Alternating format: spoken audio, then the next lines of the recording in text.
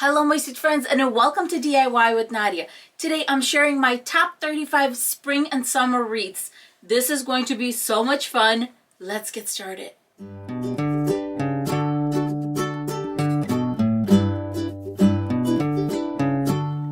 So today's wreath, we are starting with this bicycle wheel wreath ring from Dollar Tree. And I do want to make this a kind of a romantic farmhouse look. So I am going to start out with this Krylon pink color, and it's so pretty. And then I'm going to seal it with this crystal clear enamel. I went ahead and I painted both sides, and the side where everything kind of comes together, I have it all painted. And the first thing I did was I grabbed some of my Gorilla Glue, and right there where all these little spikes connect, I just put some super glue right there just to make sure I have a permanent seal. Now I'm ready to decorate my little bicycle wheel. It is 14 inches. From the Dollar Tree. It's not as big as you see in the pictures that people sell actual bicycle wheels. So keep that in mind. I always decorate facing my center. So whether you're going to, however you're going to mold it, that's the view that you're gonna get from me. We're going to overlay and then use our trusty floral wire to keep things in place. All right. I'm going to start with this fern from the Dollar Tree. It comes with 6 leaves.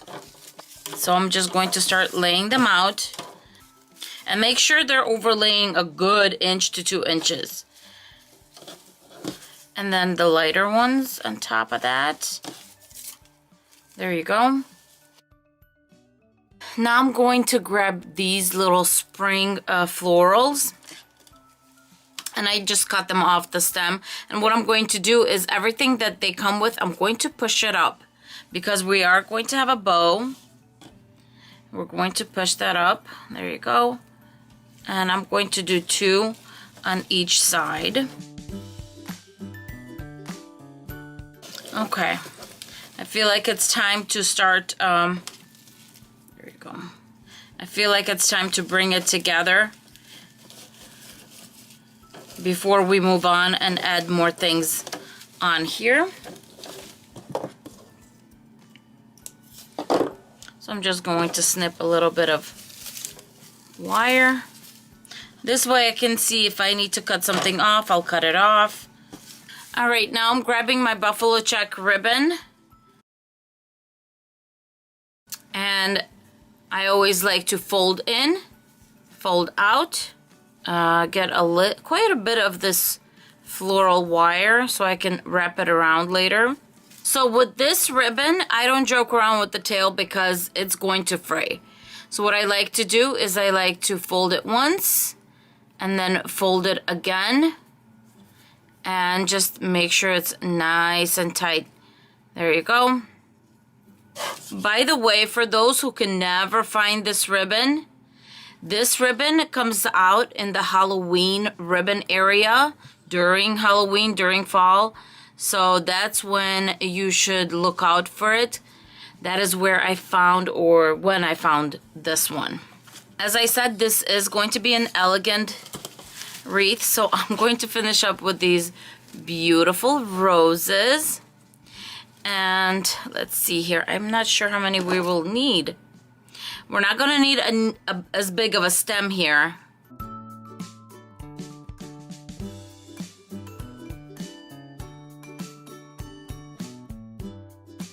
Okay, now I'm going in nice and tight. Really tight. Going back and forth in that center to make sure everything is going to stay secure. Move around if you have to, whatever needs to be moved around. Now I'm bringing my bow, seeing maybe I'm going to need a little bit more there. All right, so I decided to add 2 more loops to this bow, and it's not a problem. Look how easy it is to do that. I left a longer wire knowing that there's a possibility of that. And what I'm going to do is I'm going to loop it and just start measuring a little bit more. There you go. That's about the size. And I'm going to do 2 loops, which just happen to be pretty perfect. Bring them together. Put them right on top. Find your center, bring it in. And then just crisscross the wires to secure it in place. Now just open up your loops. Obviously cut the excess, leave about 1/2 inch to 1 inch. And secure it to our bundle here. I could attach it to my wheel, but I want stronger wire for that because that's going to hang on there, and the wire I'm using here is a really thin gauge. If you want, you could put the other tail towards the top. Just make sure it's kind of looking all pretty. Okay, now we gotta get our bigger gauge. I want to go through the center of the bow because I really want that bow to stay in place. There you go. I'm going to first do a twist here. Nice and strong. And then we're going to go on our wheel here. As long as I have my strongest one right here, then I'm going to secure the top and the bottom right here.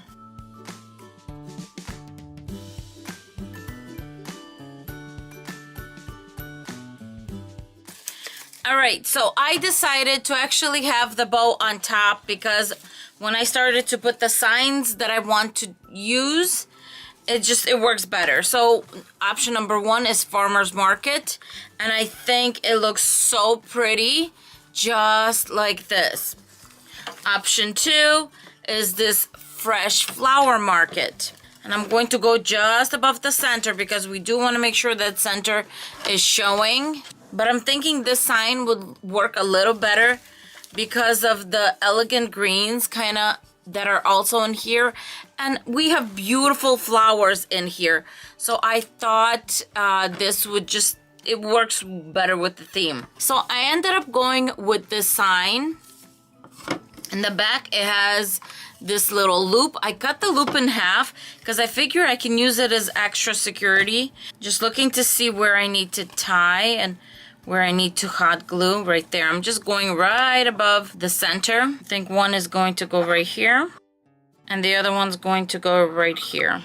I'm going to cut my chenille stem in half. I'm just twisting the sides in place.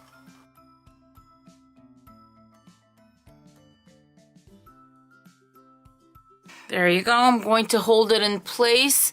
I just gave a good dollop of hot glue right here. And I think that's it. I'm just going to, as soon as that dries, I'm going to go back, poof things out here, and our wreath is done.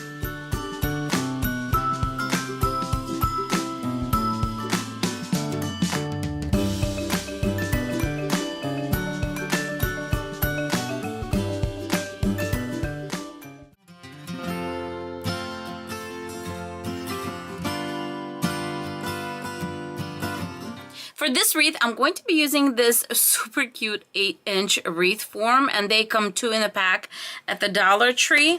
And then I am going to be using some Deco Mesh, and I'm going to be using 3 rolls. And also I'm going to be using some mesh tubing from the Dollar Tree. Before I start rolling things out, I am going to grab some of these chenille wires. And I'm going to cut these in half. So I'm just going to lay one on top of the other. Alright, so for this, I'm also going to be using the mesh tubing. This is going to be the tricky part. Okay, so I'm going to find both ends. I'm going to put them right in the middle right there. And bring everything together. And I'm going to just push everything through. Make sure it's long enough to catch everything. And my chenille wire, and I'm going to attach it, I'll show you on this side, to that middle row right here. I never ever start attaching with using 2 loops because you run the risk of having it a little bit too loose, and I'm just going to make sure that it's nice and tight, and it really is nice and tight. I'm tugging on it, and I know it's nice and secured, and I can sleep at night. This, I'm going to cut this off a little bit later. Right now, let's just get started with the wreath. For this one, I like to do 6-inch loops. So starting right here, we're going to go right here where my 6-inch mark is. Just lay this nice and flat. Bring it together.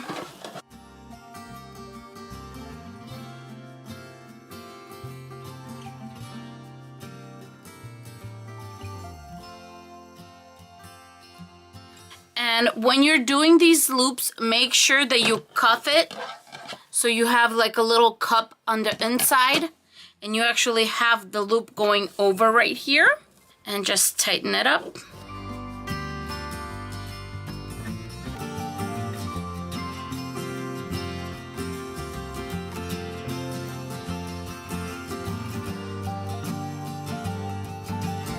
I have 8 loops on each one. 1, 2, 3, 4, 5, 6, 7, 8.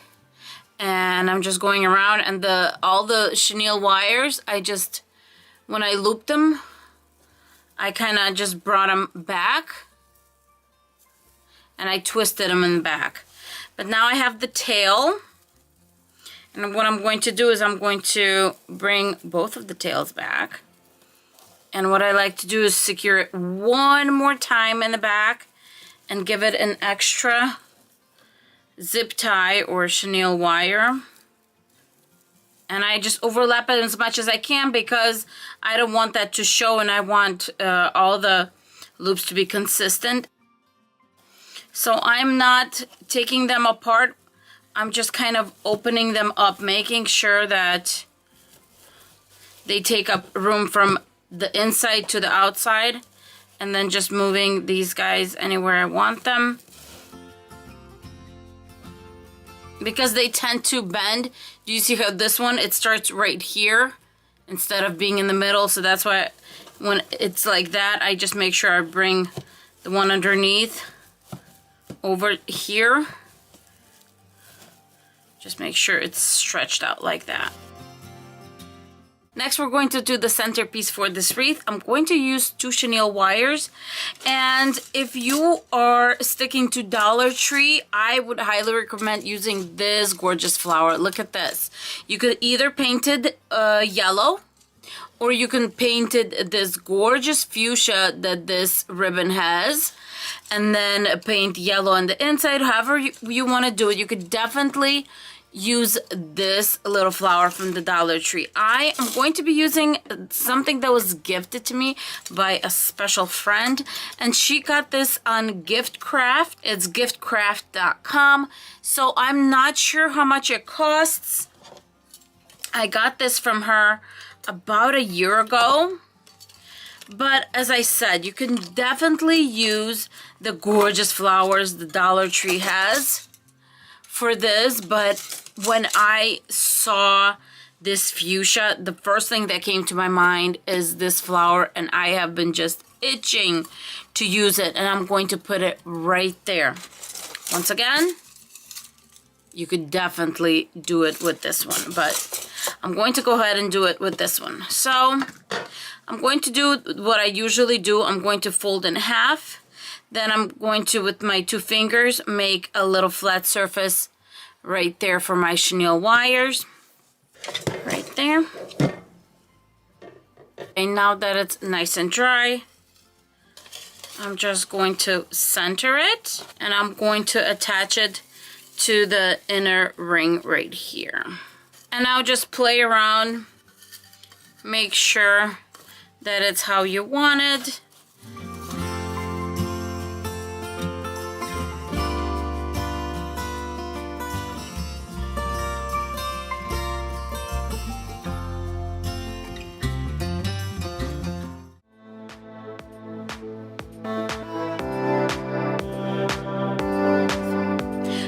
Shabby Chic rag wreath, I will be using a 14-inch wreath form from the Dollar Tree, and this is the one with 4 of the wires.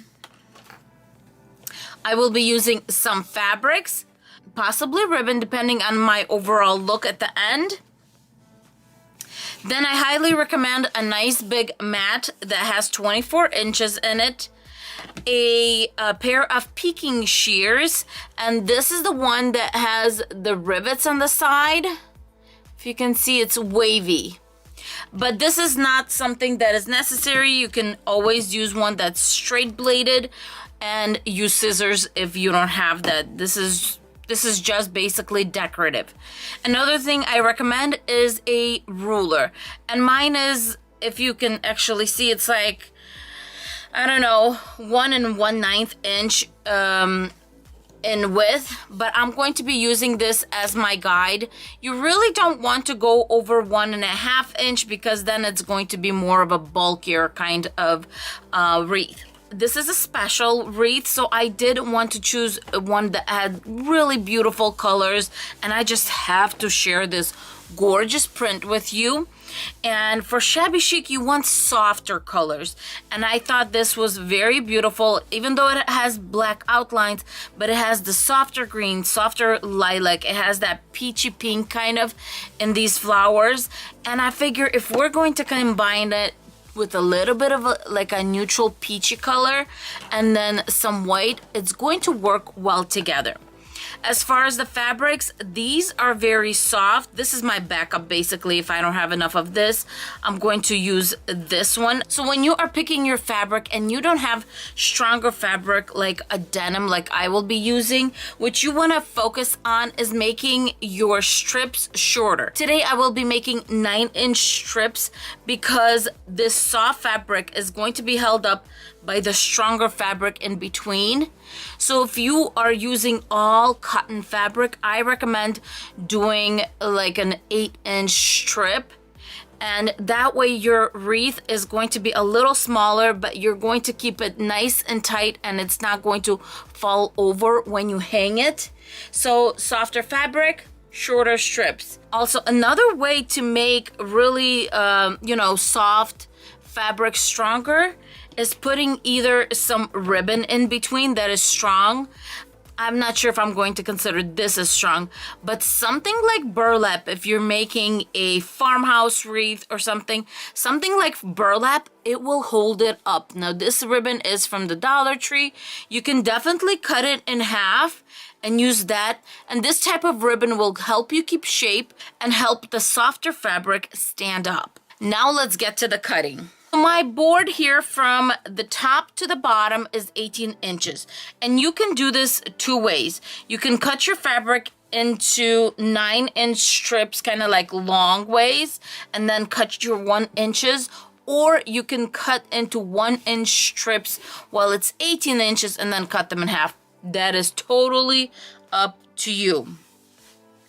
Since my fabric is kind of already done, what I'm going to do at first is I really want to cut my edge right here with the peaking shear. So I'm just going to go on the edge and cut it.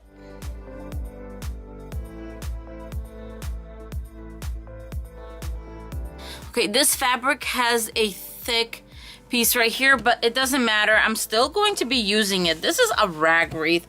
We are not going to be throwing anything away that we don't have to. So I'm just going to cut at the edge so we have a little wavy edge right here. And then I'm going to start measuring.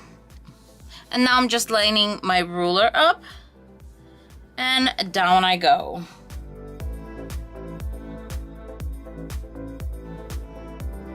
Okay, so this fabric is 48 inches in width.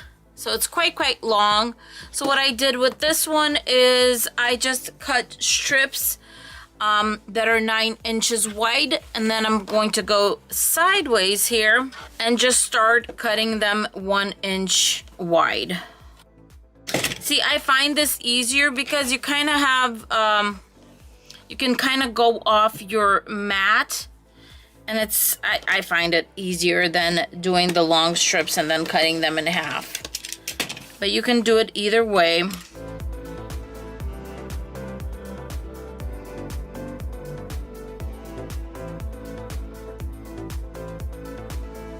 I'm just going to continue cutting and I will be right back.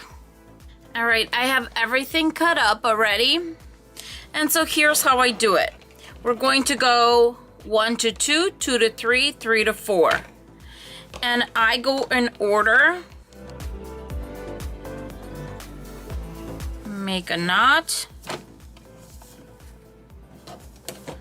The next one I'm going to do in the middle. And the third one. So this is what it looks like. It's 1 to 2, then 2 to 3, then 3 to 4.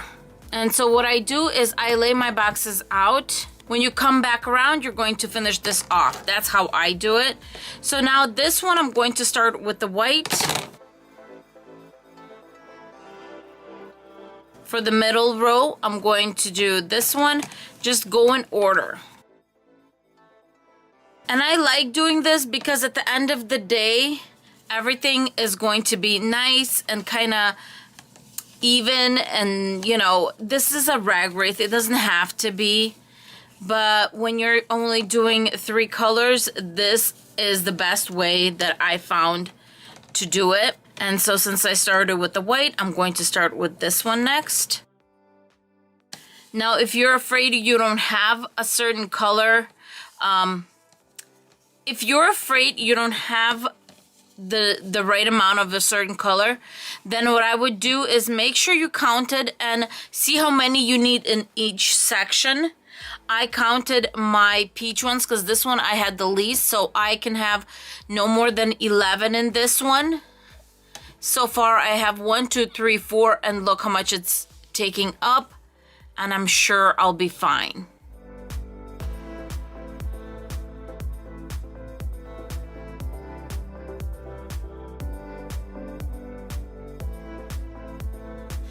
All right, you guys, I am done with section number 1. I love these shades, and here it is from the back. It's kind of important to see because you can kind of see as I'm going how they're kind of going on a slant a little bit, but you can also see that I'm going in order. So I'm basically just taking 1, 2, 2, 3, 3, 4, 1, 2, 2, 3, 3, 4, and tying them 2 at a time, and I'm going on a slant. And when you do that, this is what it looks like, and you have a nice distribution of all the colors that you are using. Okay, you guys, I'm going to continue all the way around until I'm done. And here is the wreath. It turned out so shabby, so adorable. And I ended up not using any of the lace. The pink I felt was a little too pink. This would have been okay, but I just thought it kind of almost clashed. I mean, it could still work in all honesty, but I am going to put this wreath under easy. I am so used to making bows and decorating them that at this point I'm just looking at it and it doesn't need anything. It is, you know, it's a rag wreath. It is shabby chic. It is very adorable. The colors are perfectly laid out and the back is so gorgeous. Look at this. I absolutely love it. It is like this huge mess on the front that is perfect, and then it's this clean on this side, and I'm absolutely loving it.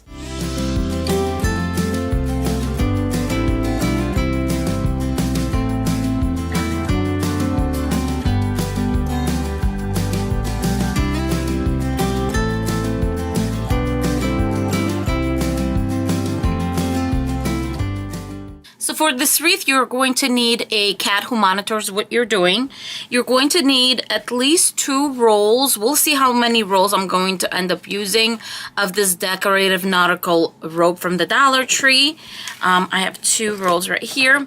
And then this is a 14-inch wreath form. You're going to need some ribbon. I'm going to be using this one that I feel very blessed to have. This is the Buffalo Check from the Dollar Tree. Then I could not find lemons. I had the worst time last year and this year. So I did find these, and I believe I got anywhere from 70 to 90% off on these little things. And they're only $4.99 at Michael's, but I got them end of season. And they're just little lemon bushels. I thought these were so cute. And then you're also going to need some sort of a plaque. Right now, Dollar Tree is putting out all the summer stuff, so I would take a look. This is from last year, and this has strawberry, lemonade, and it has something else. I don't remember, but it was like a set of 3. So I will be using this, and those are the basics. So let's get started. The first thing I'm going to do is untangle this rope, and look how big it gets. Now these are 3 little, I guess, ropes that are in one, and when they're wrapped, look how tight it is. And look at this, you get so much more rope if you untangle them. So that's the first thing I'm going to do, and I'm going to do this one at a time just to see how much wreath form one of these rolls will cover. To wrap the rope around the wreath, I recommend 2 things. One, you can weave it, where you're going to go in. Basically, you're going to go in and out, up and over, in and out, up and over, in and out, and you move on like that. And what you're going to get is something like this. And while it's beautiful, you need to keep it tight to really prevent this green from showing.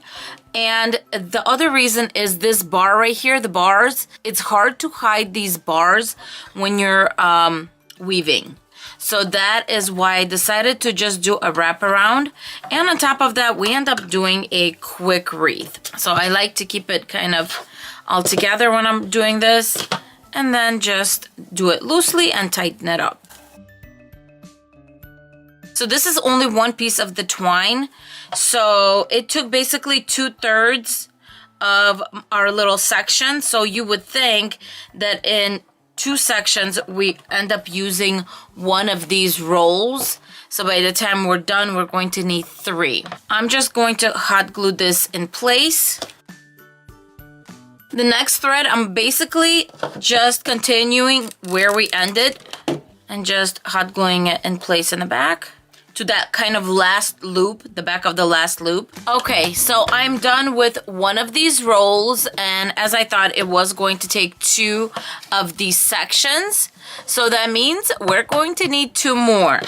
I'm going to go off screen and have to undo this and do the same thing, and I'm going to fill the whole wreath, and I will be right back.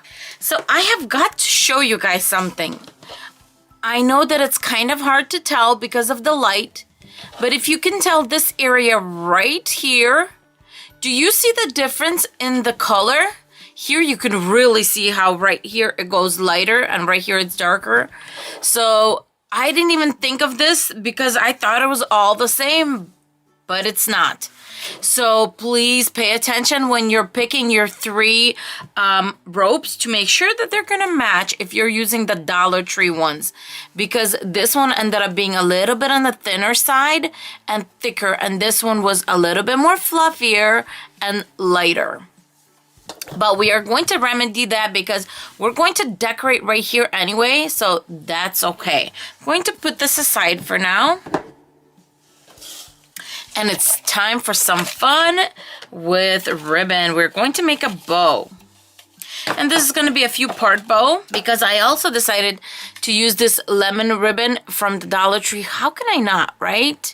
I always start off with the tail, and, you know, longer is better. And by the way, this is the Dollar Tree one. Look how much it frays. So I don't mess with it. Even if I would to burn it, it's so fragile. So I like to just bend it back. And if you want, you could bend it back twice. So the first thing I do is I measure my 8 inches. When I get my 8 inches, I make sure that the bow, the ribbon is upside down, because when we start looping over, we want that good side to be on the outside. So here's my middle, and no, I don't use a bow maker. If you guys want me to get one, I definitely can, but I've been making bows for so long without one. I feel like I don't need one, to be honest. Okay, so we're going to do 4-inch loops. And then we're going to, right here, when we made it, we're going to twist it. We're going to go to the edge right here to the 6 mark to give me my 4 inches. I'm going to go back. I'm going to twist it back. And then I'm going to make a loop again. I'm going to twist it again. And this is where I just bring it together, grab a little floral wire, and just give it a nice twist and bring it together.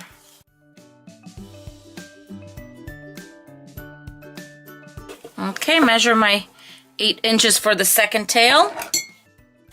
With floral wire, the nice thing about it is if you make your bow, say you made it too big, that's not a problem.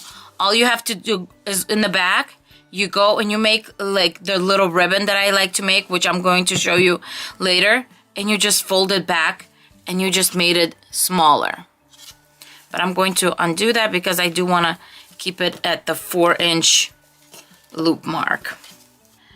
I'm going to measure my 8 inches for the tail, and then I'm going to make 3-inch loops, which means 6 inches. There's my 6-inch. And I usually do this by eye, but if you can't, you could see how easy that is. Just measure your 6 and you go for it. But before I do that, I am going to bring a little bit more of the wire. Let me just snip it off here. So our buffalo check were 8 inches, which means 4-inch loops. Then we went down to 3-inch loops for the white ribbon. And now we're going to go down to 2.5 inches for this lemon one, because I don't want it to be too much smaller than the white one. So that means we're at 5 inches for our loops. There you go. And that makes a 2.5 inch loop. There you go.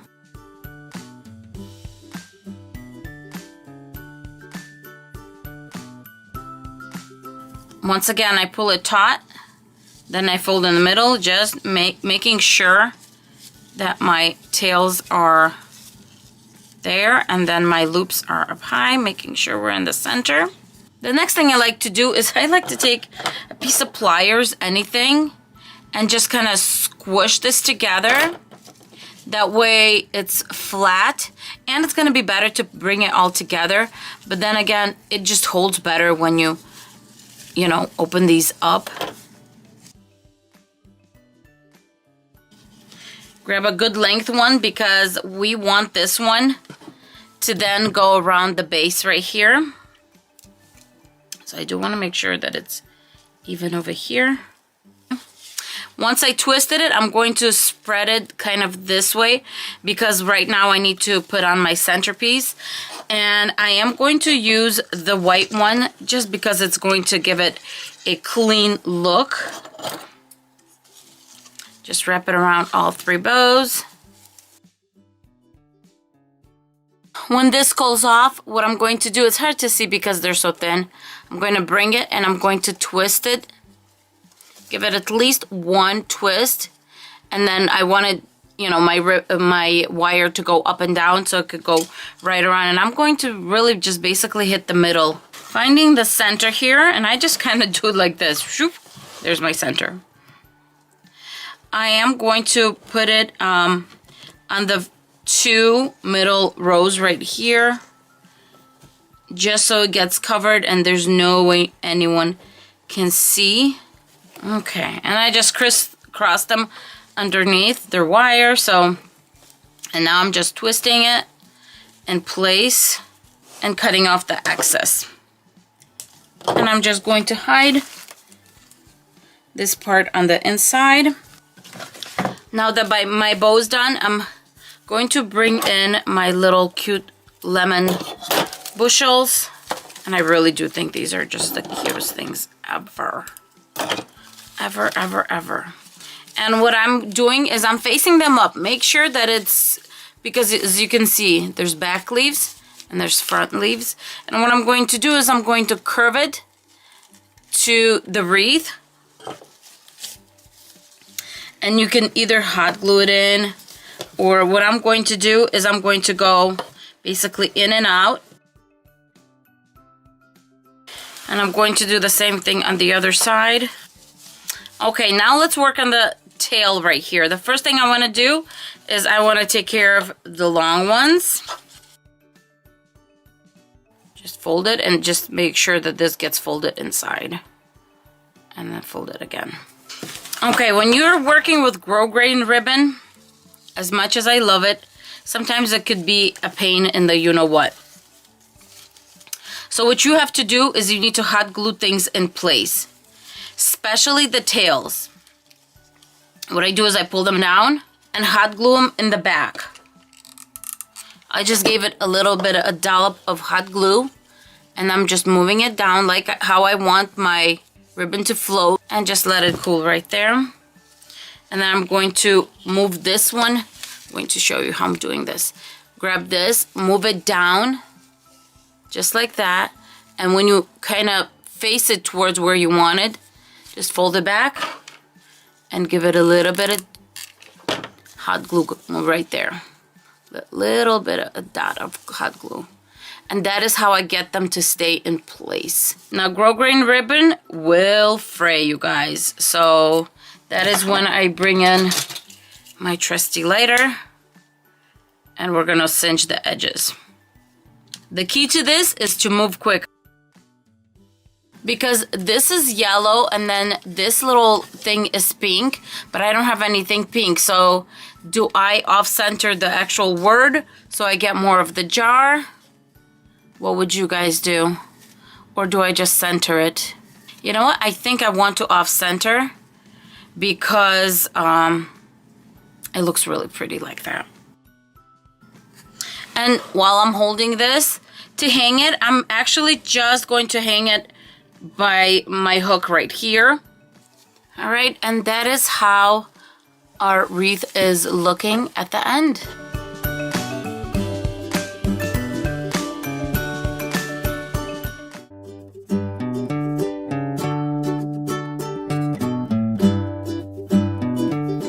This wreath, I'm going to be using a 14-inch wreath, and here is the regular one from the Dollar Tree, but I have one where the actual 14-inch, the whitest ring right here, I did not use it in one of the DIYs. As you can see, I just, you know, chopped it off right there.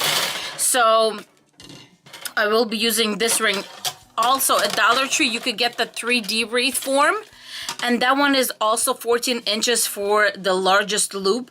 But what I've noticed is these are actually a lot stronger and thicker than our regular wreath forms that we use. I know it's probably going to be really hard to see on camera, but here is the regular 14-inch from one of those, and here is the one from the 3D. And this one from the 3D is significantly thicker than this one, meaning it'll be harder to like cut. So I will be using this one, and the first thing I'm going to do is I'm going to cut off all these extra little legs. So I found the best thing to do is to twist them off. I'm not even cutting them, so I'll just basically kind of go back and forth. Do you see what I mean? So you don't need to cut it, just twist it, go back and forth. Now I'm going to find the section where it was welded together. And as you can see, it'll spring back and we'll just glue it back together at the end. Okay, now onto the eggs. I got these for next to nothing. And I got a bunch of them at the Michael's Mystery Box, the $5 you know, bag that we get after the season. And what you want to do with these, and these are foam. I want to make sure that you can see this. Okay, so see how the egg has a little, kind of like a little button, or it has safety. I'm going to hold it really close. Don't hold it high so it doesn't slide.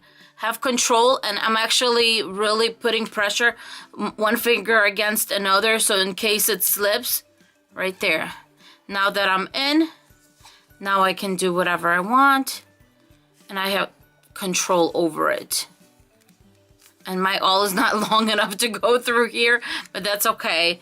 The wreath will do the job. And I'm gonna continue and do this, and as you can see, I'm just really, you wanna have control over that so you don't get hurt.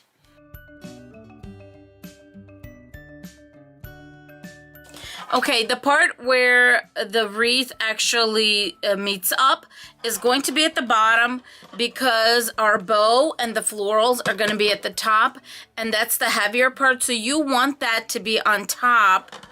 And then here we're just going to bring it together, and there's going to be an egg in the middle of this, so I'm just going to start working my way up like this with the eggs. This pack has smaller and larger eggs, so I'm just going to go along and just start pushing them on my wreath form here. And the nice thing about this, because they're foam, see the space in between them? Don't worry about it. We are just going to push them together. And we're going to push them together like this. You don't have to hot glue them or anything like that. Eventually, they'll all settle in, see? And it looks really pretty like this. And if you have a little bump like I do right here, we're just going to move it to the back. That's it. All right, I'm gonna continue putting these guys on here. I got Gorilla Glue on my hot glue gun, and this should hold a little better. I think what I'm going to do is I'm going to pull it through. Pull it in right here.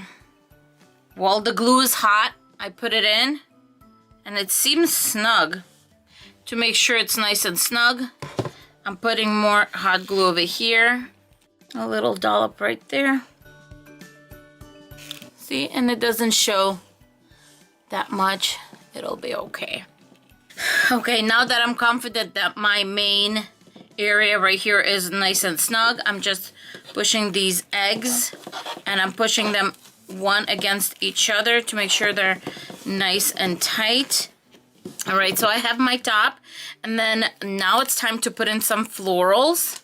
I really love this pink, so I want 4 of these gorgeous stem with the pink, and I always start by cutting them as long as possible, and then when I start playing around with it, if I need it shorter, I can always cut it shorter. But there you go. I'm going to push the greenery up. Okay, so I want it to lay down like this, and I'm going to bend it. And then there's the white one on top, and I'm going to bend them. Now I'm going to grab some floral wire, and I'm just going to twist it right onto the wreath. For the bow, I'm going to be using this beautiful egg one from the Dollar Tree, and doesn't it match perfect with the whole theme? Now for the ribbon, I want the ribbon tail to actually hang. So for my ribbon, I'm going to make sure that I have enough tail for it to hang right there. And there's my starting point. And I'm going to eye the loops. So for, just to let you know how long my loops are going to be, it looks like about 4.5 inches. So 4.5 to 5. And I'm just going to do a 6 loop bow.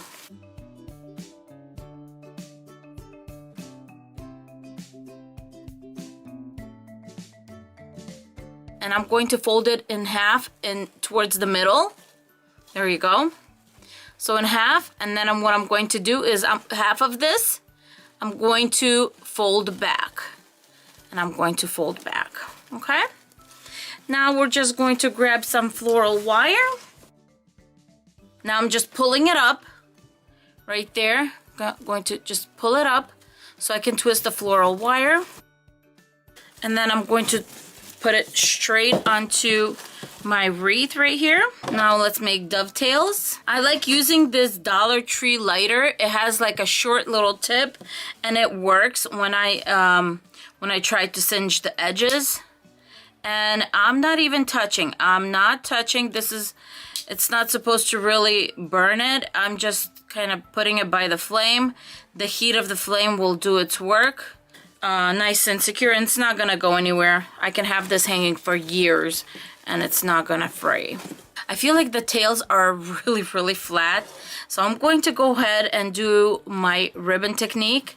We're going to fold, pinch, and fold back, and then just kind of push this part back. And there's my ribbon. And I'm going to go halfway down, fold, pinch right here, and then just push it down, and then you will see the ribbon right there.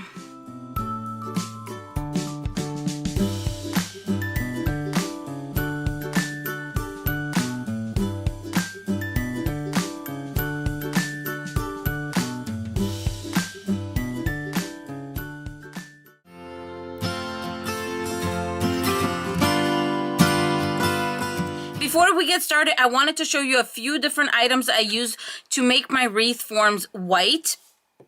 Number one, I do love using the grosgrain ribbon. I've used this in a few wreaths already on my channel.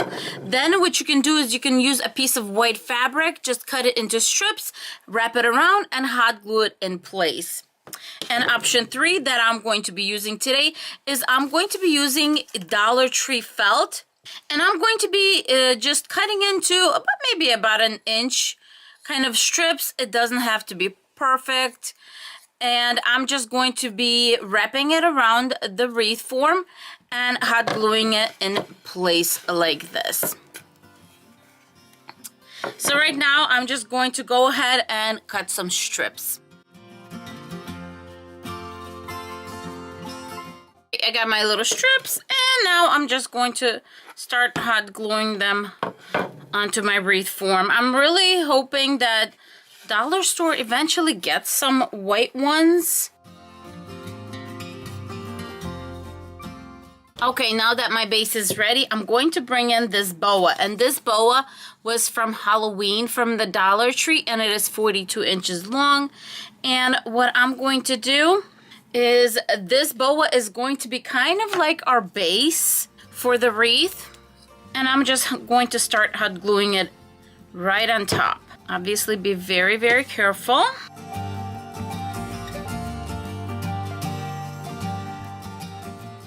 Okay, I cut off the excess. At this point, don't worry about hot gluing it completely in place because we are going to be putting things around it. You can always add more glue at the end, but I wanted to make sure that I had a base to start working with. When that's done, I'm going to bring in my favorite spring florals, and these are the ones from the Dollar Tree this year. This little part right here on the lilacs is a little bit different. Last year it was actually a little bit more elegant. It was like this, but this year it's a little, I don't know, but you could see it a little better at least. But anyway, so I'm going to be using the greenery from these greenery bushels, but I'm going to be using the ones I had from last year. So I have them right here, and I'm just going to be playing it by ear.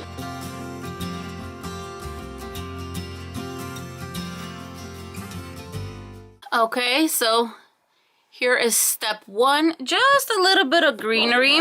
Next, I'm going to be working maybe this type of greenery. The next step here is to figure out what types of Easter eggs I want to use. I have glittery ones, I have matte ones, and these are really, really pretty. And then I have ones that have little brown specks on them. In the end, I decided to go for these pastel color ones. And I'm just going to start gluing them here and there.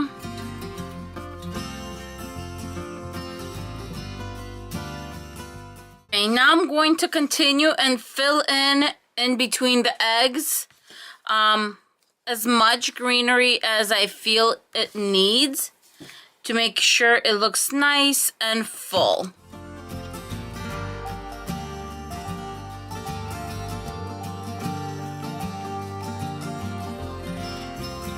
for the finishing touch, I grabbed these vase fillers from Valentine's, and I'm just grabbing the white little foam balls, and I grabbed different sizes, bigger, smaller, and just started hot gluing these everywhere. The nice thing about these is they are very, very lightweight, and you can put them on greenery and it'll just stick there without any problems and without weighing the greenery down, which is really nice. And I think I'm going to stop right there with this wreath. And you can make this from Dollar Tree items. The only items that weren't Dollar Tree were these eggs. I got these at Michael's, but Dollar Tree has such a variation of Easter eggs right now. I'm sure you will find something to substitute these eggs with.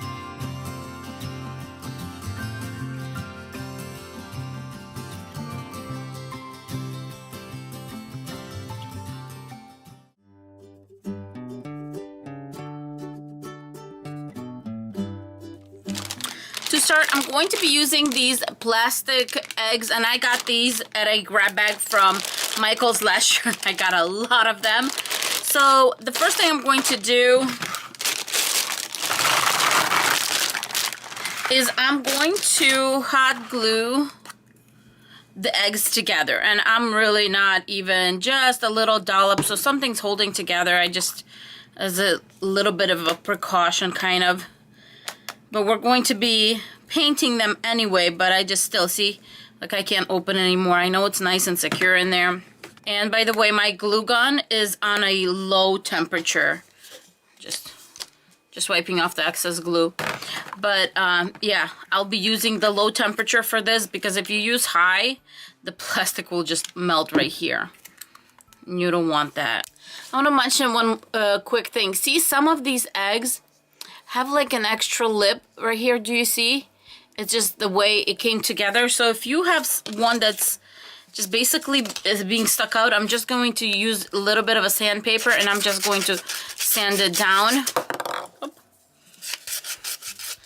Just sanding that down to make sure that I don't have anything sticking out. Because I know that the lip where it's going to meet, that's going to stick out. So this is the part that's going to lay down on my wreath.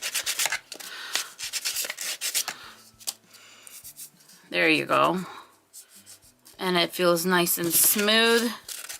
All right, now that all of these are hot glued, I'm grabbing some sandpaper and I'm just scratching the eggs a little bit, not too much, but this is just so the paint has something to stick to when you start painting the eggs. Just a little bit here and there. The plastic is really, you know, light, so you don't need much to actually scratch these up.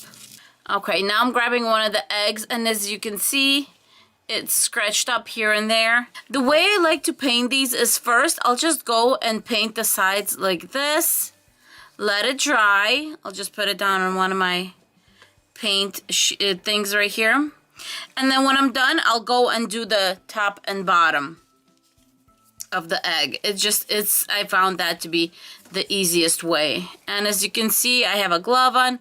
I usually just have one glove and keep my other hand clean and paint with that one. All right, you guys, I have the eggs right here, and I have decided on the colors I'm going with. I'm not sure about the ivory yet, but I'm definitely going with the blue, light blue, and the yellow. Okay, I'm ready to start putting the wreath together.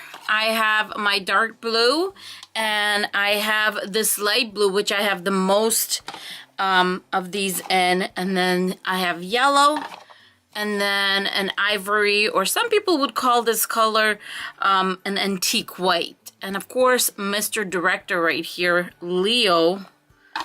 Nothing can happen without him around here sometimes. So the first thing I want to do is I want to cover the inside, and nope, I'm not doing anything to the wreath. I'm just going to start grabbing eggs and just hot gluing them to the edge right here.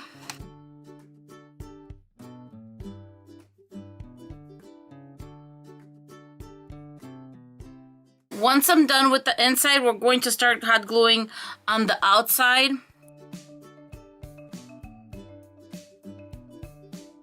As you can see, I am not stingy with hot glue, and I suggest using strong glue like Gorilla Glue for this. The fact that we have a little hole right here, that's fine. We're going to end up covering it at the end. So right now, we're going to continue working on top. And since, for example, here to Ivory, I'm obviously going to move this one over here. And this is where I'm going to start doing them kind of not straight, kind of trying to really like lay them out differently. And at this point, I really want to see kind of what I have to work with.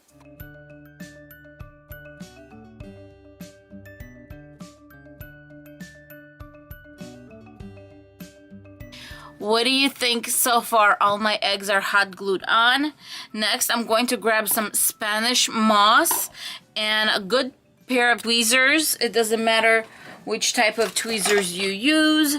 Just something kind of longish that you can go in and insert the Spanish moss in. And so how I usually do this is I would put a dot of glue wherever I needed, and then I grab my moss and shove it in that area so it gets glued on. In the areas where on top there's glue right there, you could see it. You see the glue right there? I'm going to put moss right there to cover that area. So it basically acts as a filler in between your eggs, and also to cover anywhere where you have hot glue showing like that. And I'm just going to work it around.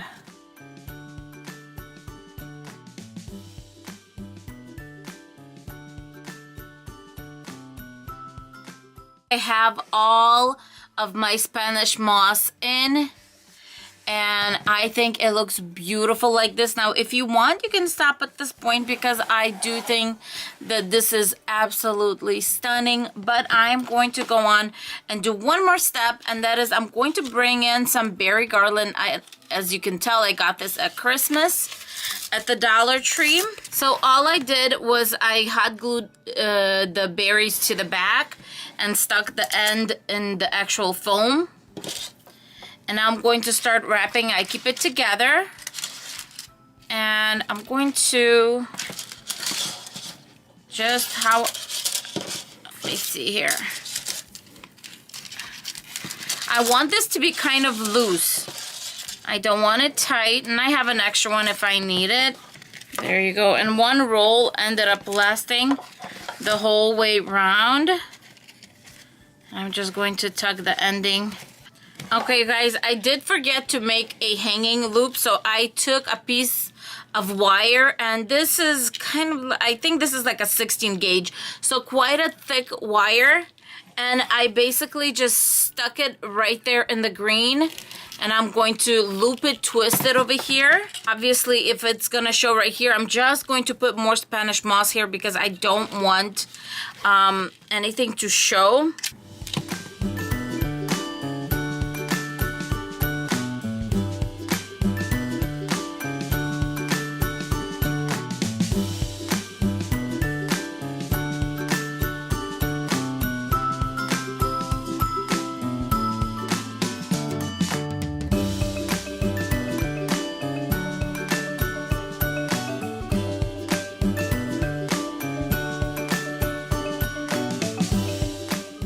Here's what we are going to need to start our ruffle wreath. And the first thing we're going to need is a 14-inch metal wreath form from the Dollar Tree. Then we are going to need some chenille wires or stems. And then we are going to be using 6 rolls of Deco Mesh from the Dollar Tree. Because this technique is new to a Dollar Tree wreath, I am going to be giving you some new measurements. Each Deco Mesh roll from the Dollar Tree is 5 yards, and this is obviously the 6-inch roll. And what I'm going to do is I'm going to cut it into 22-inch strips. And when you do that, you should have 8 of these elongated strips per roll. All right, so I'm going to cut all of my mesh up, and then we're going to make little flowers. And this technique, I promise you, it's kind of like the curly one, but it's like, oh, it's not even half the time, it's even more, because this is going to be a quick and easy wreath. We're not cutting this into 6-inch strips after all. We're cutting it into 22-inch strips. So that'll tell you right there that it's going to take you way less time to roll all of these. I will be right back, you guys. The next step is to grab some of our chenille wires, and I'm going to be folding these in half, and I like to use wire cutters. We're going to unfold each roll, but the roll, I want it to fold inside. See how it's rolling naturally on the inside? I'm going to put a piece of scissors or something so it doesn't roll up so I can work on it. And then here is what we're going to do. We're going to make one little roll. That's it. I made one little roll, and we hid all that loose mesh, I guess, on the inside. And then as soon as I have my little roll, I'm just going to bring the mesh together. And I'm just kind of like an accordion kind of thing, and bring it together. Now, I'm not going to bring it together to the end. Towards the end, I'm going to let this piece also roll in. And as soon as I have a little roll, I'm going to bring it together. So we're kind of hiding both endings of it. Then we're going to grab our little chenille wire, and I'm bringing it together. And what I do is I like to go from the bottom up, and then I twist. Okay? And we have our little kind of flower, or whatever you want to call it. If you want to fast forward, that's fine, but I'm going to show it one more time. We're going to roll. Make a little simple roll. Little scissors where they belong, and then we're just going to bring them together. Bring it together. We're making the pretty little ruffles right now. We are just wreath experts at this time. Telling you guys, this is so easy. You'll be like, oh, Nadia, I can do this with my kids.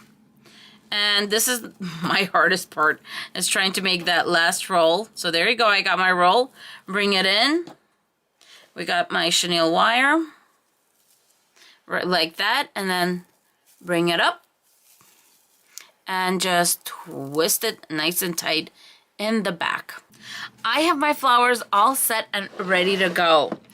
I'm going to put 4 flowers on the second row and 4 on the third one. So we're using just the 2 middle rows of the wreath. And just to make things simple, it's going to be nice and full. I have tried this before with 7 on each one. It's just not full enough in my opinion, but it's all up to you. I will be doing 4 on each of the middle rows. As you're doing this, still zigzag it. Go from top to bottom, meaning third row, second row, third row, second row, just because the way these flowers are going to be coming together. And this first one, it doesn't matter because this one's still kind of loosey-goosey over here. But as the wreath starts filling up, you will see that that's important to do that, because it's just going to fill up the wreath really nicely, and you know, you're not going to have too much here or too much there. It's just going to go here like this and just get filled up really nicely.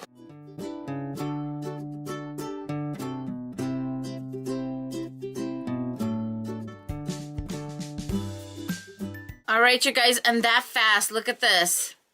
I did already 3 sections of the wreath. This was so fast, and so it's coming together really nicely. I'm grabbing this M, and I got this on clearance at Michael's. You can also get it without clearance, and I don't think it's that expensive. It's maximum of $3. Option 2 is I was going to do for an N. This is from the Dollar Tree. And then these were $1.47 for 2 of these. So they come up to what, like 75 cents or something? Not bad at all. So, yeah, this could be option 2 because, yeah, see, there's 2 of them in there. But, yeah, so I'm using this big old letter. And the first thing I'm going to do is I am going to paint it white.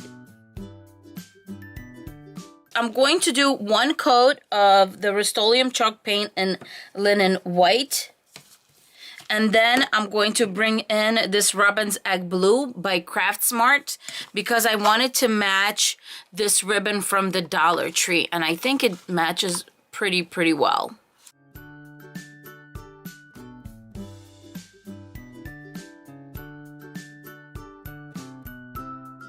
Next, we're going to make a bow, and I will be using these 2 ribbons from the Dollar Tree. I'm going to start with the blue. And the first I'm going to do is I'm going to measure 14 inches for the blue ribbon. Here we go, at 14 inches. And that is going to be my starting point. Now, before I start making the tails, I am going to grab a chenille wire and just put it at the bottom. I ran out of the white, so I'm just using a silver. And so this does have a top side and a bottom side. So I'm going to be just turning over because I want my tail to be right side up. So I'm going to be turning it over. And I'm going to be making 12-inch loops, which means I'm just going to measure to my 6-inch line right here.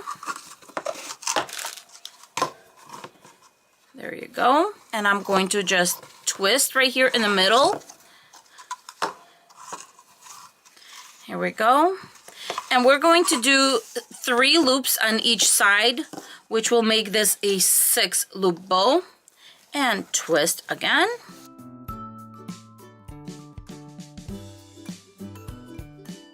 This is the 3rd loop right here.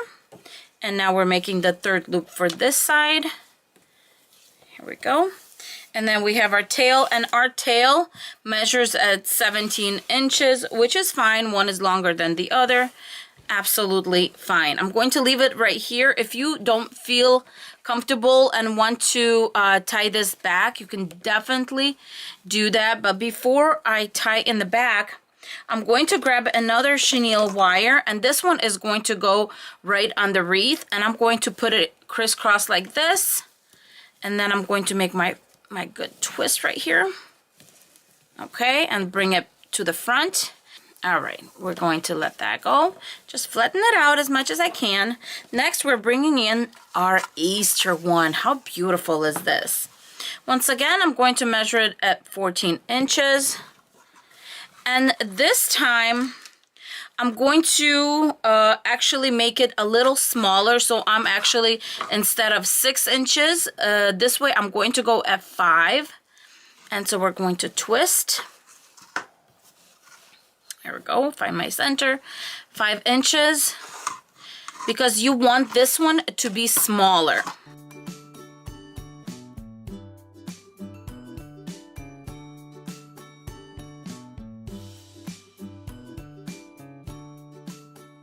Even though I have 3 loops on each side, I still have room to make 1 more loop right here.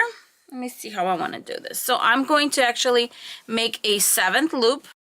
I'm going to twist this, and then I'm going to make a little loop right here. That'll be my center loop. So I'm going to bring it in, and I'm going to twist it in my hands right there. And then just kind of pull it down. So twist, and I'm just hiding the twist right inside. So I have this sweet little loop, and what I'm going to do with this one is I'm going to bring it through. And this is where I make sure that it's nice and tight. And bring this one this way. And you can make this one as big or as small as you want. I decided to make it just a little bit smaller right there. Okay. And this is why when I did this one, I just put it to the side because you don't know which one, you know, to grab. But this way, I know this one's on the side, and it was easy to grab the one I wanted. Make it nice and tight. Twist, and I'm going to bring it in again and just kind of do this right here. And then I'm going to twist. Okay, now that our bow is made, I'm going to pull my tails down. And now I'm going to just start making the poofs and just bring them around.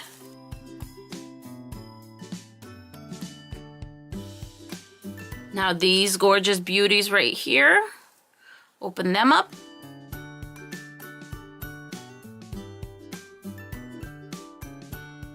And what I do with these ones, because the tails are all right here, I'm going to push my 6 blue ones up a little bit. Using the side ones, I'm actually going to just pick a side that's kind of maybe, I don't know, you can, oh, look at this. I can actually move this aside, which is awesome.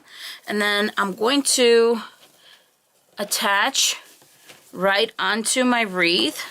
There you go. Because I do want to sink it in a little bit. So I just move these guys aside. And I just went all around all of my form right here. All my rows.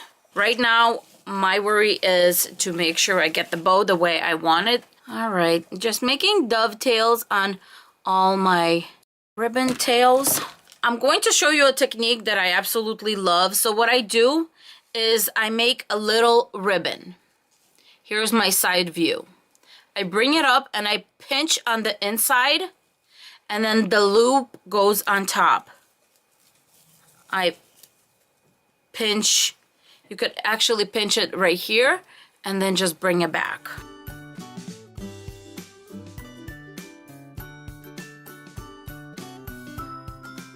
All right, my beautiful M is all ready, and I'm going to take 2 chenille stems, and what I like to do is I like to bring it together like this, and then with my 2 fingers just hold it up like this, and I kind of make a little bit of, I don't know, like a little bridge or something. And I like doing this because it gives me more surface space to put my hot glue on. So first, let's protect the little fingers.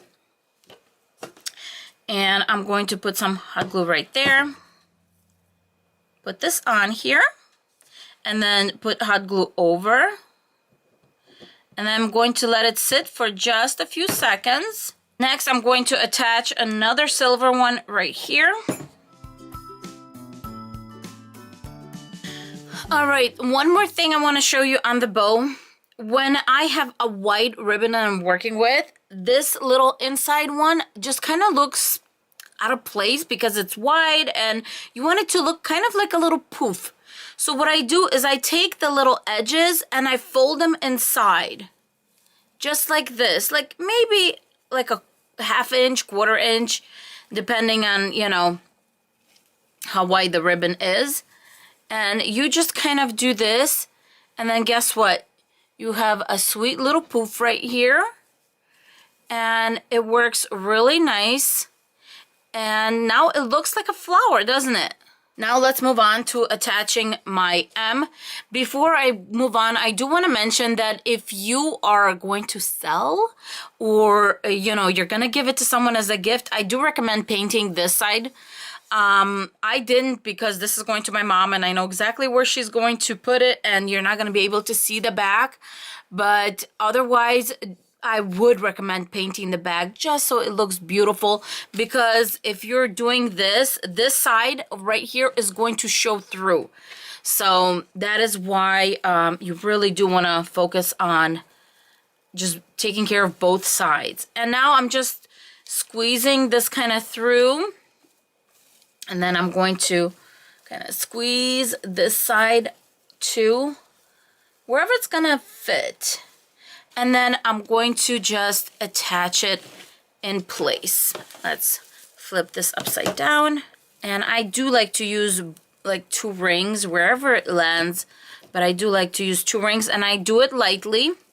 And then when I feel like it's in the right spot, on the front, that's when I go back and just really seal it in.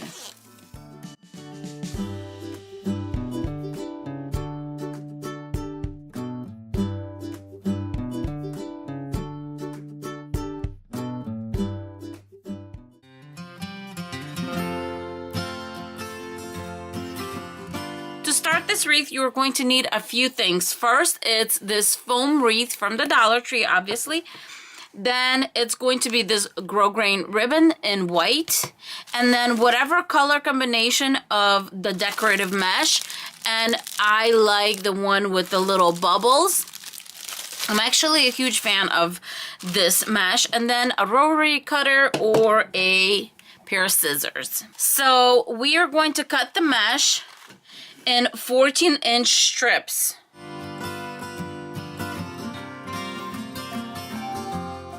The first thing I'm going to do is grab my grosgrain ribbon and I'm just going to hot glue it all around. All right, apparently this one wasn't exactly 5 yards or something, I don't know.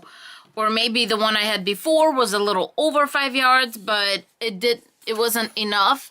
So I'm grabbing another one I have, and hopefully this little leftover piece is going to be enough. And I'm just going to continue where I stopped and finish this up. Okay, so it took about 1.5 rolls of that ribbon. So I don't know why, but this time it didn't last for me. And obviously, you don't have to use the ribbon. You can use fabric, cut into strips, and put it around. You just want something white because of what we're gonna do here. Otherwise, it's going to look kind of bad, I guess. All right, so here we go. I'm just grabbing one, and I'm going to tie it once.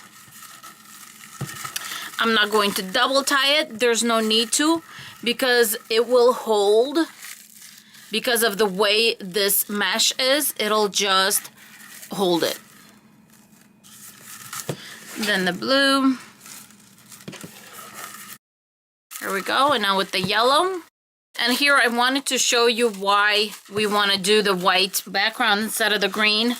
And it's because it's basically a netting. So it's going to be see-through.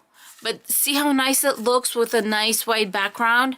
It just looks very clean. I'm going to continue grabbing the pink, blue, and yellow and just keep on going.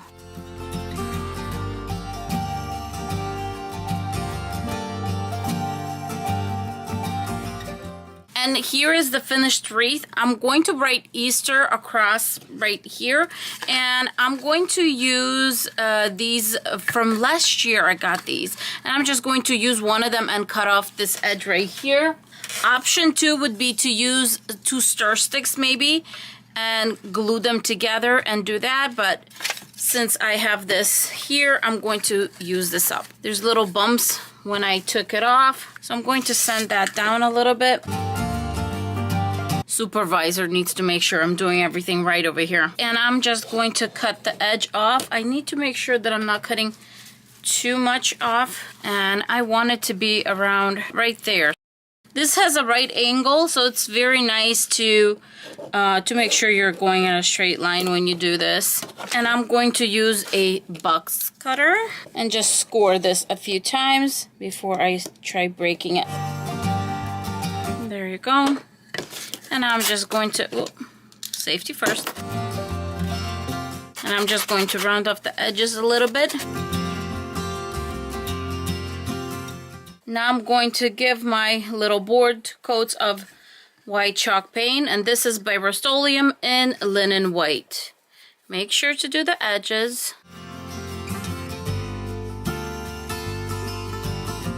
Okay, to write Easter, I'm going to be using these wooden letters, and they come only 26 in a pack, but because there's 2 E's in Easter, I did use one of the E's from a previous pack. I have Americana and Craft Smart here.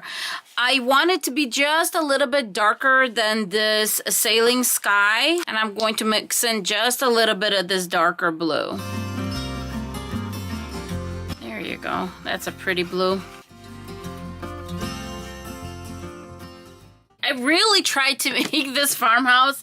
I tried some jute cord on here. It does not work. So we are going to go with these pearls from Crafter's Square. And what I'm going to do with them is make a little border.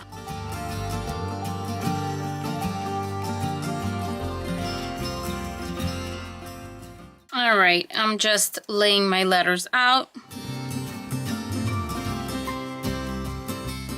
And I'm just going to hot glue the letters in place.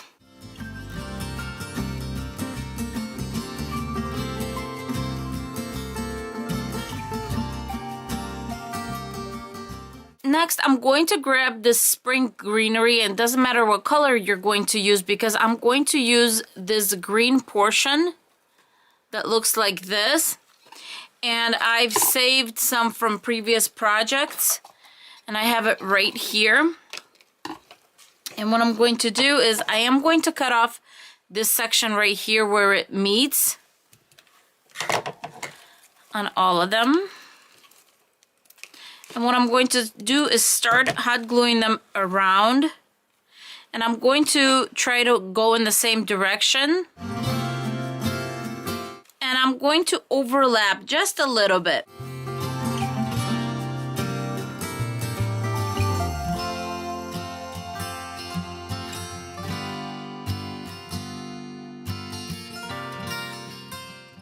I think this is enough greenery, but if I feel like it's not enough, I still have extras left over. Now for my Easter sign, I'm just going to hot glue it right on top.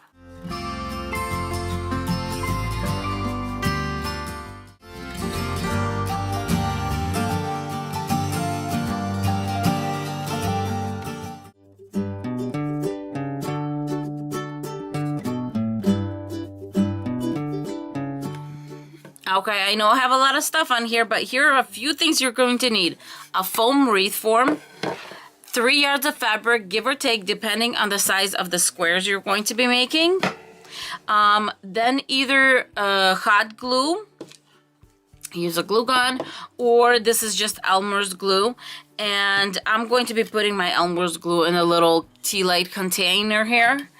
And then you need something, either a pencil or something sharp to push the fabric into the foam. I'm going to be using a letter opener. Then to cut the fabric, you have 3 choices here. You can either use these Pin King scissors, and these are actually vintagey. They're from my mom. I borrowed actually from my mom. So you got those. Then just regular scissors or a rotary cutter. All right, let's get started. I chose 3 main colors for my wreath, and that's yellow, white, and blue. I absolutely love this print. And then I found this one at the Dollar Tree, and of course this one's from the Dollar Tree too. So I wanted to utilize some Dollar Tree fabrics and some scrap fabric that I had left over. I'm cutting my fabric to about 2 or 2¼ inch squares. They don't have to be exact, but I did the best I could to keep them at 2 inches.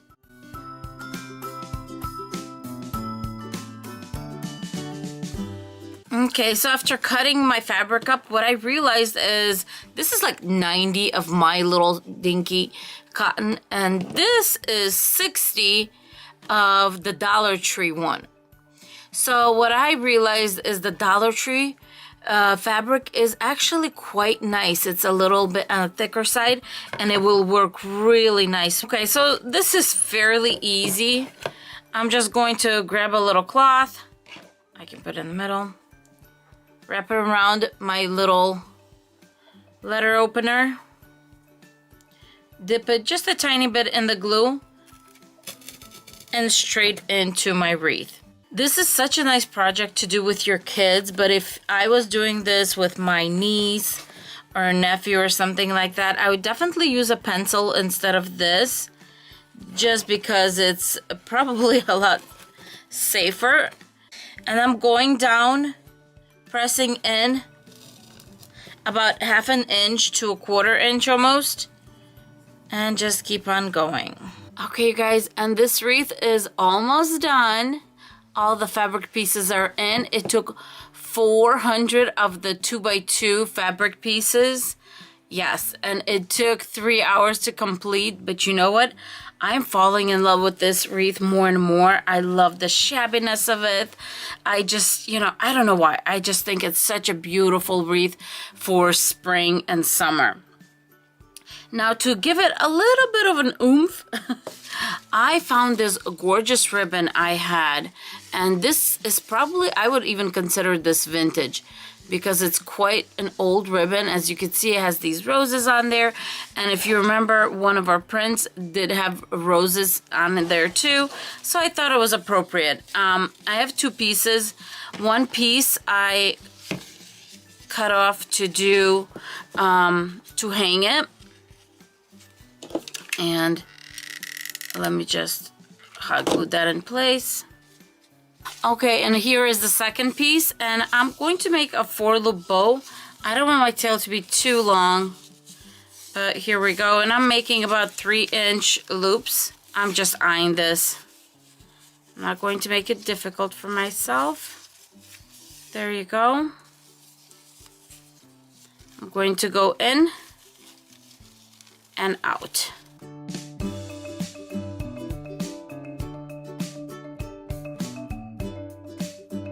And I'm just using some floral wire from the Dollar Tree here. Grabbing these leftover pieces of wire, and I'm going to go right there where we met, right on top of there, and bring it together.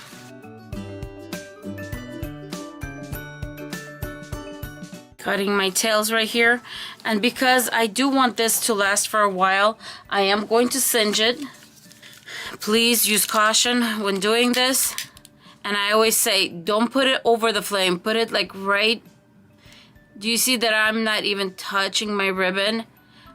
The flame has heat all around it, so you don't even need to touch it, because when the flame touches the ribbon, that's when it's going to turn black, and you don't want that. So when you're doing this, there you go. Just right next to it. I know that this silk ribbon doesn't really scream farmhouse, but this does. So I am going to grab a little sweet button. I don't have a blue one that's like a dark blue, but I do have a yellow one, and I'm just going to hot glue it right on top right there. Let me see, making sure that it's big enough. Oh, that is going to be so cute. Yes, that's what we're doing. And just hot gluing it right on top. And I absolutely love it.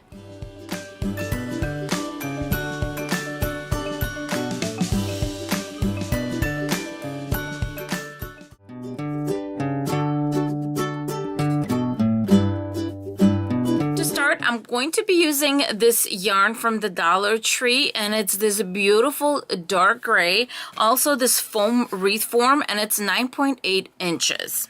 So all I did was, just to get started, just tied it to my wreath form, and I'm going to go in and out just like this until my whole wreath is covered. You're going to have a nice clean look. I am going to give it just a little dot of glue, and this is going to glue my beginning and end right here. Now we're going to put this aside and get started with the decor. The first flower we're going to make is just a basic flower. Let's do 5 inches. I'm going to fold it. I'm going to cut my square, and I'm just going to round it off right here. As you can see, I started cutting, and I'm going to keep it at about 1/2 inch and going all the way around. I'm going to leave about 3/4 of an inch of a circle inside.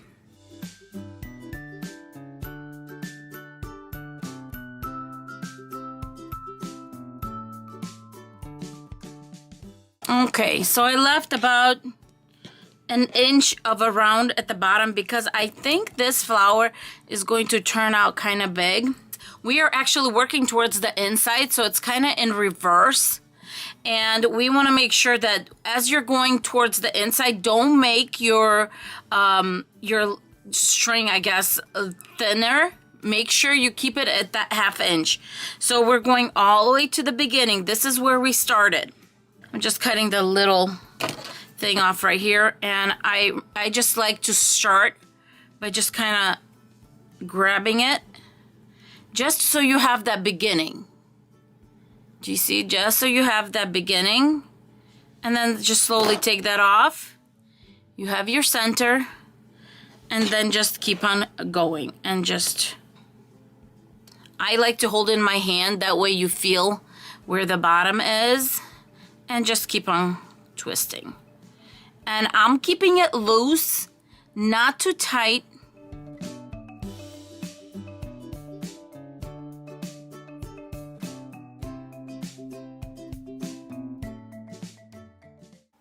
As you come to the end, remember the circle that we left? We're going to just put some hot glue over the bottom, and we're going to hot glue that in place. This is what's going to keep our rows together. Next, we're going to make a smaller one.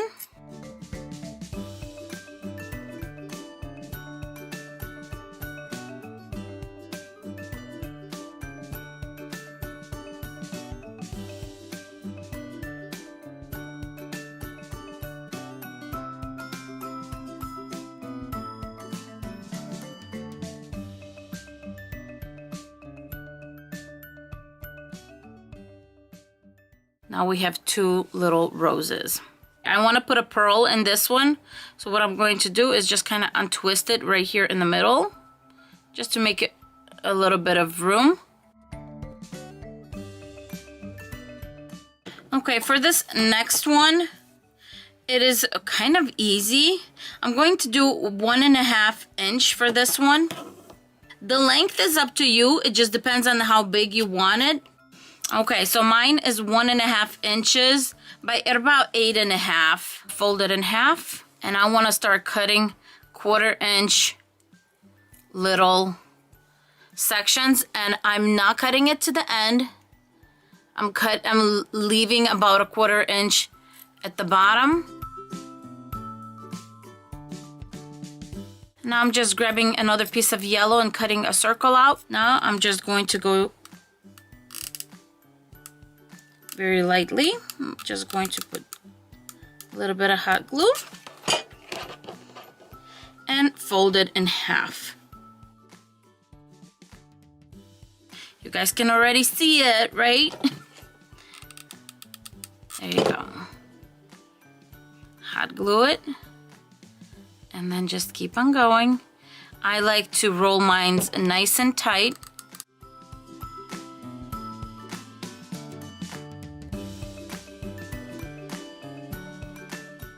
The really cool thing about this style of flower is if I wanted to make it longer, I just add another piece and keep on going. You can never tell. Now I'm going to grab that circle that I cut out. This way I know my flower is nice and secure. And I just think this is one of these super easy but absolutely stunning flowers. For this one, I'm cutting my felt to 4 inches. And then I'm going to grab my gray fabric and also cut it to 4 inches. Okay, now I'm just going to lay my white over the gray. Now I want my white on the outside. The gray is going to be on the inside. And we're going for 1/2 inch on this one.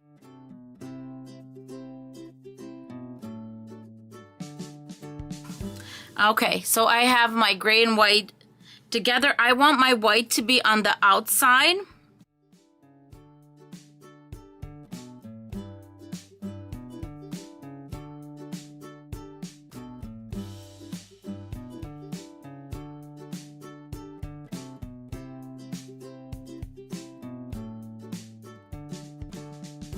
Going to make a room for a pearl, and for this one, we're definitely going to be using the bigger one. For this one, we are going to just grab, let's see here, we're going to do 1 inch of this gray, and I want it 4 inches. There you go. I'm going to fold, and this is going to be a mini version of this. And I'm going to just cut tiny little slivers without hitting the end, leaving a little bit towards the end just to make sure we don't cut it off, and keep on going. Okay, so for instance, because this is a mini one, this one has a really good chance of being cut off accidentally, and which is fine. That's the really nice thing about this one, is even if you get cut off, you can just add the other piece on without anything showing.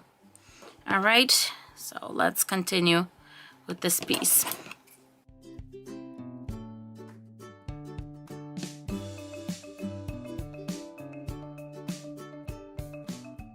And we're going to roll this one quite tight because this is going to be a center of a flower.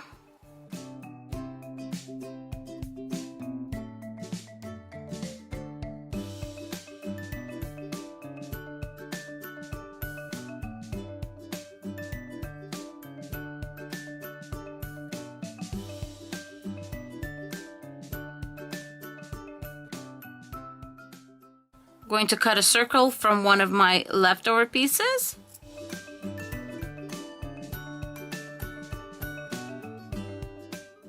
All right, so I'm going to cut about 1 inch. So what I'm going to do is I'm going to make little squares. And now I'm going to just cut circles. And you could either do circles or kind of like a teardrop, because what we're going to do is we're going to add it over here.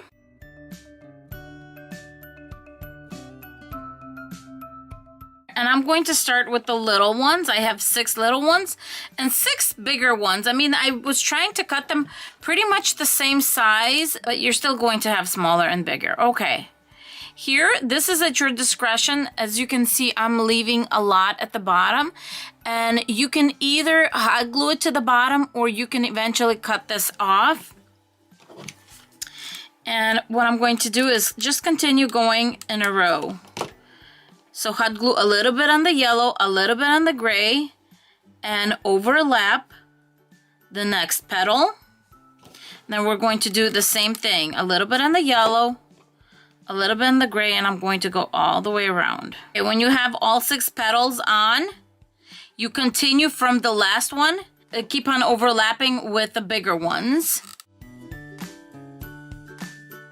I'm going to move these up just a tiny bit just to make a second row. So you have these inside and these on the outside just a little bit. And I decided to just hot glue the petals to the bottom here. And if it looks messy, just put in a little circle. But don't forget, this is the part that's going to be hot glued onto the wreath. And you got your really pretty flower. Now I'm going to do the same thing with a white center.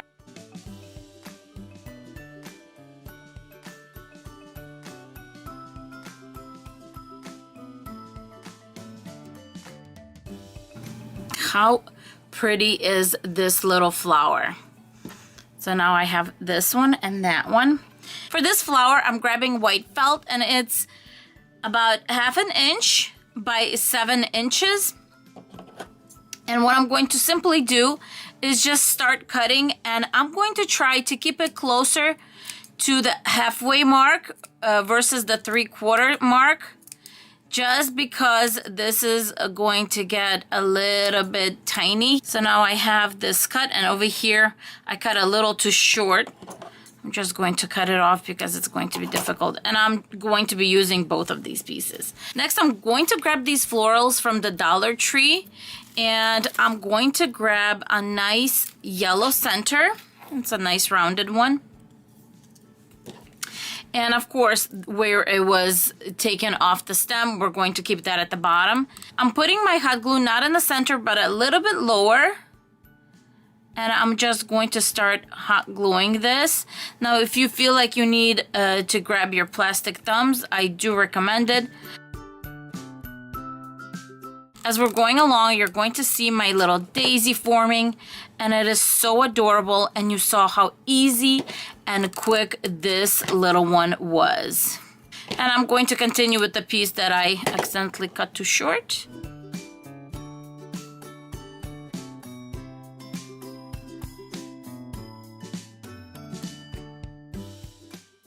All right, and here you go. Here's our sweet little daisy, and I think it turned out super, super cute. Here are the flowers that we made. I just made a couple more to fill in the space, but I think these will be really pretty.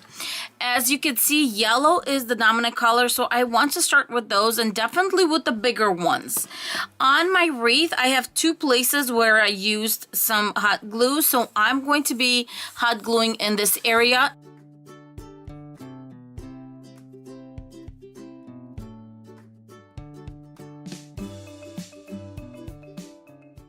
As I'm doing this, I'm going to grab my finishing touch, which is this gold finch.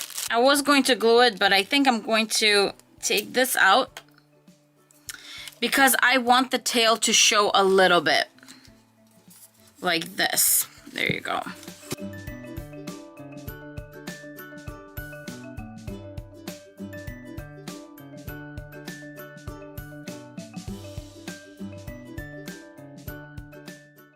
Now I'm contemplating whether I should do some leaves, and this is the Dollar Tree one. This one's really bright. So we're making little footballs and then just cutting 1/3 of it down.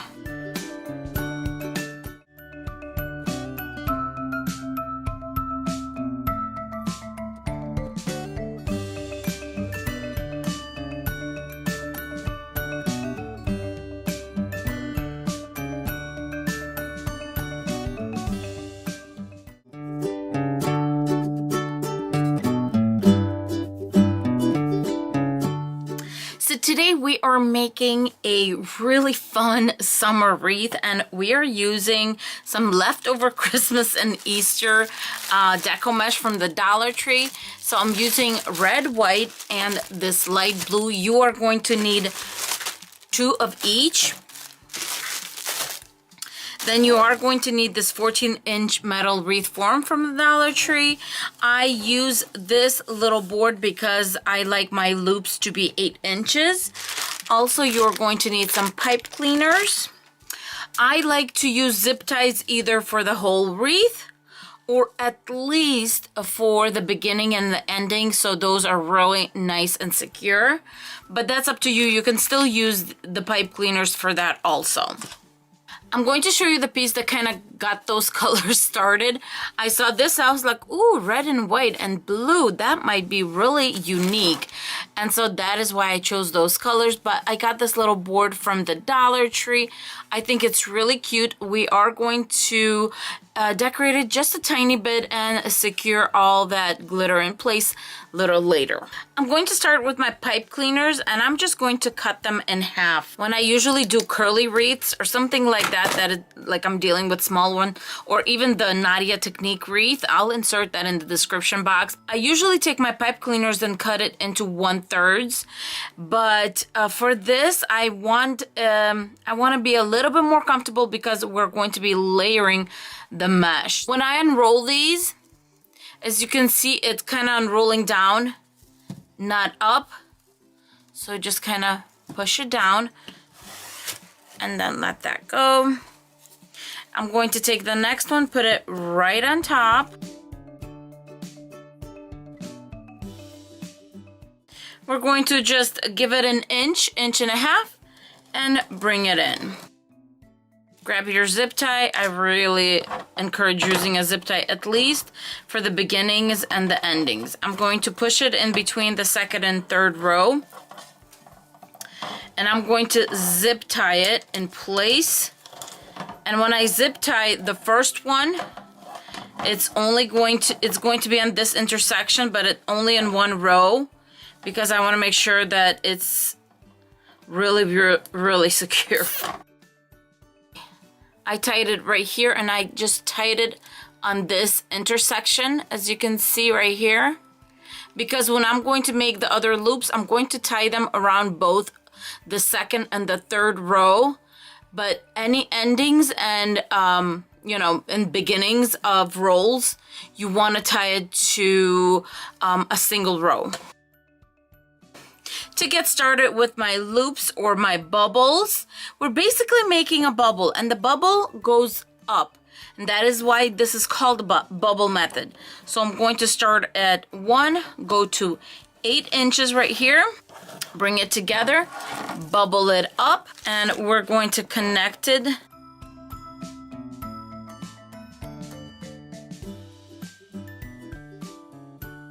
Here are the numbers you need to remember. Each one of our bubbles is going to be 8 inches long, and in each section, there are 6 sections in this wreath. There's going to be 6 bubbles. Usually a roll is enough for half of the wreath, so 3 of these sections.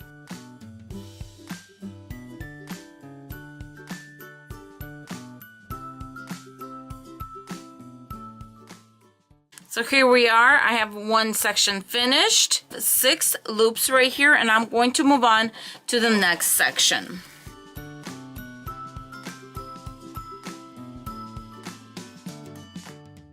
I'm just securing the bubble in place with a chenille wire or with a pipe cleaner.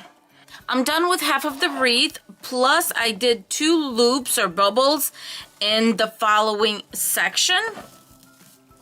But now I'm going to cut it off, and I'm kind of generous with this. You want to give it like 2-3 inches.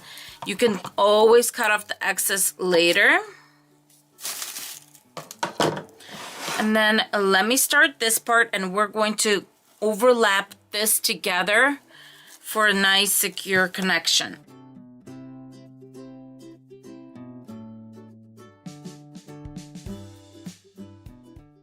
Going to bring it together, and I'm going to put this one on the inside, and basically we're going to crisscross them, you see, and then around the third row or the second one, it doesn't matter, just put a zip tie through it and tie it down.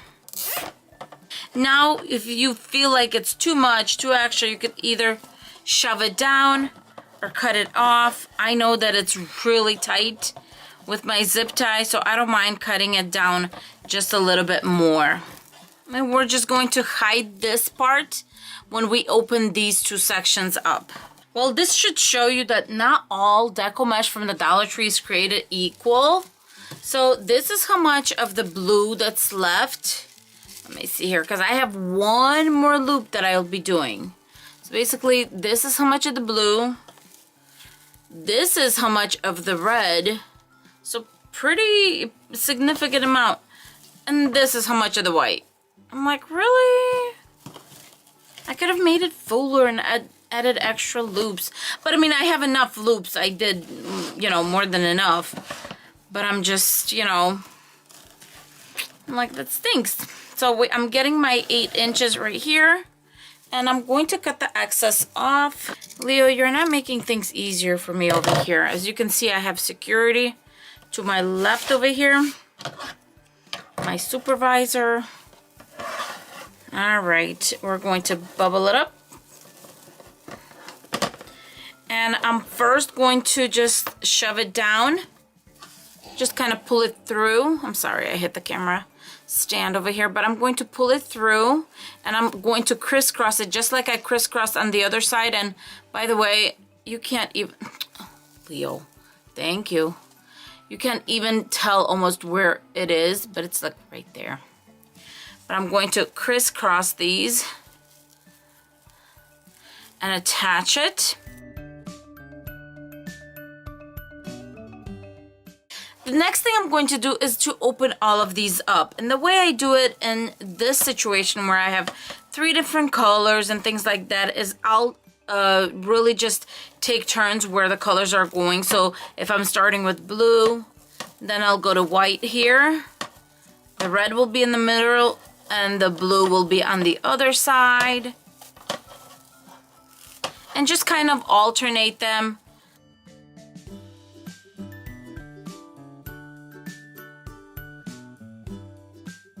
All right, now let's work on the sign. I'm going to take this part off right here. Move that to the side. And the first thing I want to do is I want to grab a brush that's kind of, I don't want to say it's rigid, but it's not the softest brush. And what I want to do is I really want to just kind of brush off any of the excess glitter that's around. And then when I'm starting with my Mod Podge, I'm going to start with the areas that don't have the glitter, because that glitter is going to catch on and go everywhere. So I'm kind of just doing the areas without the glitter. I already see that I'm picking some up. All right, and now it's time to Mod Podge all that glitter, and I'm gonna go nice and thick.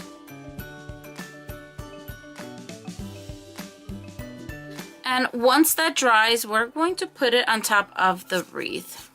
Now I'm going to let the Mod Podge dry, and I'm going to add one more element to this sign before we put it on the wreath. All right, my Mod Podge is nice and dry, and I'm grabbing some nautical rope. There is this beach chair that has brown in it, and I don't know, I just wanted to make it just a little bit more beachy, I guess, or nautical. So I'm grabbing this rope. First thing I'm going to do is measure how much I need. And I'm cutting off about 1 inch more than I actually need. I'm going to start and end on a side. Now I'm just making sure that my craft space is safe. I'm going to grab my lighter over here. This is more of like a torch. I'm putting it down all the way down. And I'm just going to cinch this off. And what this does is it gets all these loose little ends. Please use caution during this part or just skip this step. Grabbing my rubber fingers for safety, I'm just going to put a little bit of hot glue right there. And what I do is just kind of twist it, so it doesn't get loose when you're trying to hot glue it.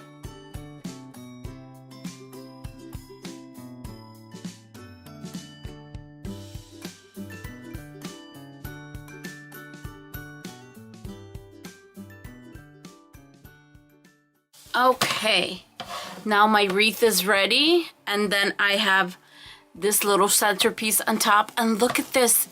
It is going to look so good. I'm so excited.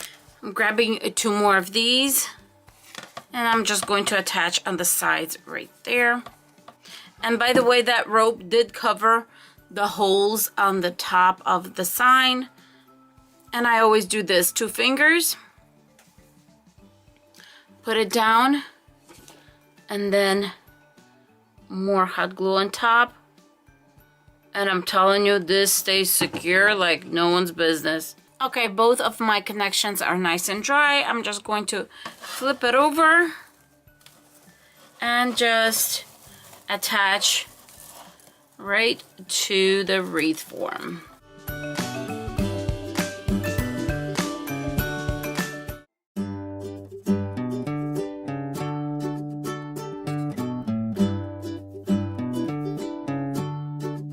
Today I will be using a very different medium for my wreath, and it's this diamond braided rope from the Dollar Tree, and I used 3 packs for this full wreath.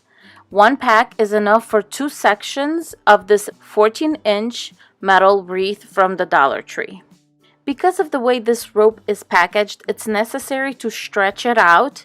So I just grabbed it and just stretched it out from one end to another.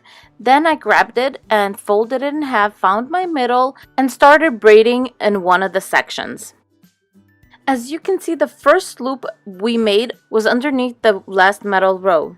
So then I'm grabbing my rope and then I'm going over and under, and it's hard to see because the rope is so long and I'm just threading and threading through.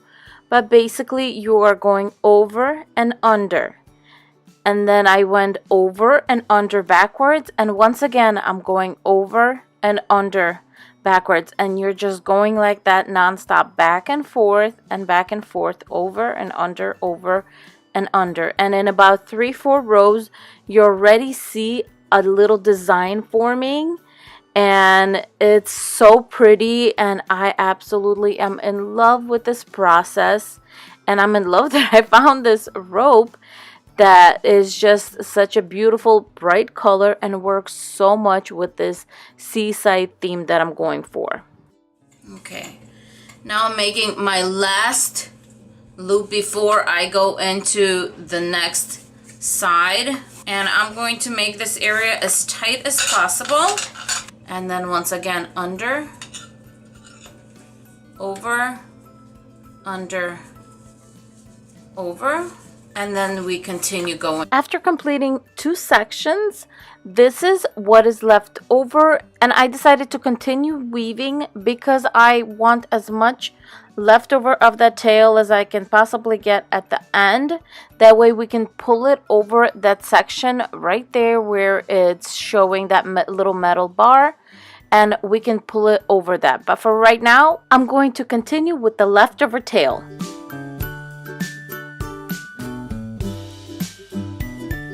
When you're done with your rope, it's time to hot glue the endings. The most important thing here is not to pull your endings towards the inside of the wreath, but more or less towards the direction that you are braiding. Meaning, don't do a 90-degree angle, just pull it, and in the same direction that my rope is going, that's the direction that I'm hot gluing that last ending.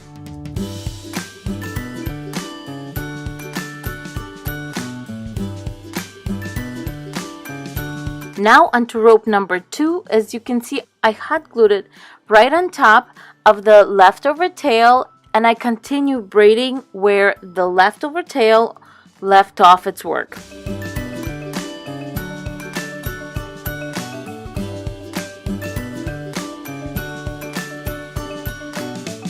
Here's the progress with 2 ropes completely braided onto my wreath.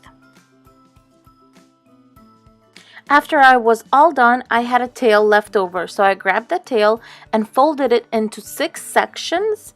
That way we can cover those metal bars all around where the black is peeking through, and there's a total of 6 of these section bars. Now all I'm doing is I'm grabbing my glue gun, putting my little ropes over them, and just hot gluing in the back.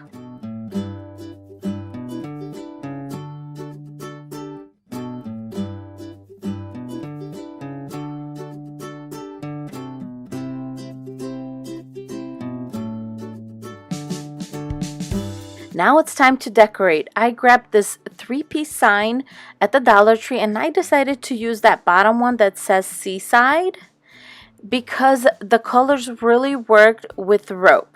Here I'm just making sure that the sign is nice and centered, and then flipping it over and hot gluing it in place. To make the waves, you're going to need 2 different Deco Mesh rolls from Dollar Tree. One is blue and one is white, and if you have some left over, that's perfect because you do not need much at all. I think you at the most will need about 30 inches of each Deco Mesh in total. To start off with, I'm grabbing my blue Deco Mesh, and on top of it, I'm layering my white. Then I'm bringing both together and tying them with a little zip tie. You can also use a pipe cleaner, you can use a little floral wire, whatever you have on hand is fine. I am just more partial to the zip ties. Now I hot glue my zip tie ending to one of the sides, and what I'm doing next is just adding 2 more zip ties to make a total of 3 waves.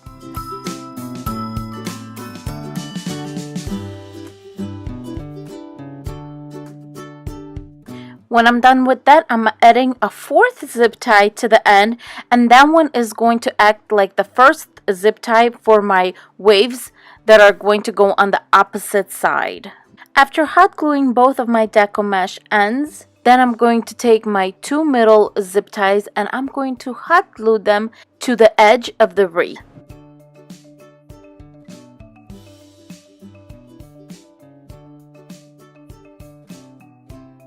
I'm repeating the exact same process on the opposite side.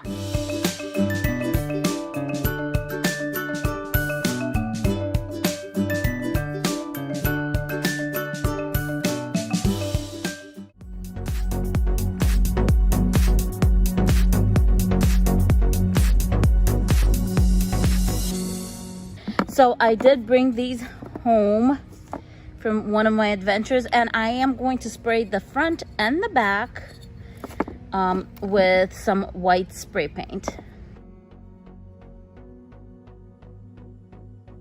To cover my Dollar Tree wreath, I'm using this amazingly gorgeous blue burlap ribbon from the Dollar Tree.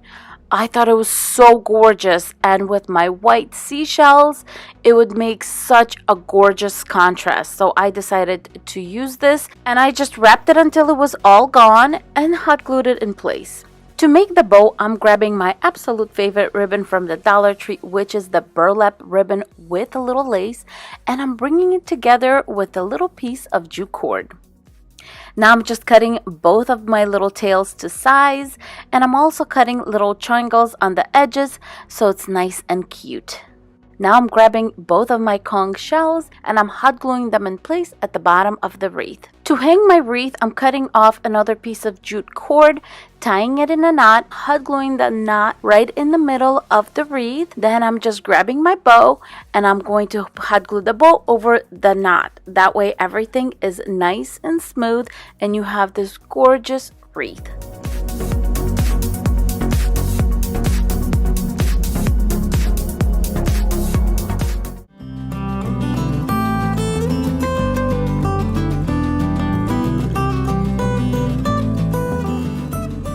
For this tablecloth wreath, I will be using these 6 tablecloths from the Dollar Tree, and I chose this lime green, pink, and yellow.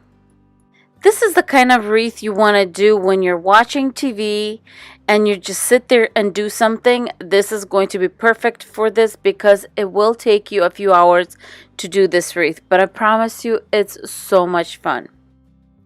The first thing I'm doing is taking the tablecloth right out of the package. Don't unfold it, nothing. Cut it down the middle. After that, I'm going to cut those 2 pieces in half once more. The side pieces that you have, make sure you unfold those straight down the middle and cut those in half so all your strips are about 1.5 inches or 1.25 inches. After that, I'm taking my long strips, folding them in half, and cutting them once more. Your finished strips should be about 6 to 6.5 inches.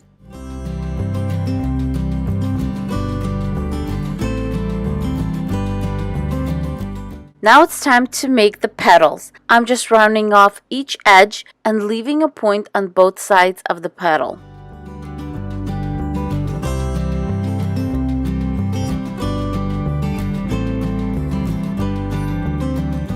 Okay, and here are all 6 tablecloths cut into these little petals, and I will be using a metal Dollar Tree wreath form for this wreath. So what you want to do now is decide what pattern you want to go in. I am going with pink, yellow, and green in that order. And what I'm going to do is I'm going to tie them just like you see me tying it now. And I'm going to do 2 of each color at a time. So 2 pinks, 2 yellows, and 2 greens. And I'm going to repeat the same pattern on every row as we go along.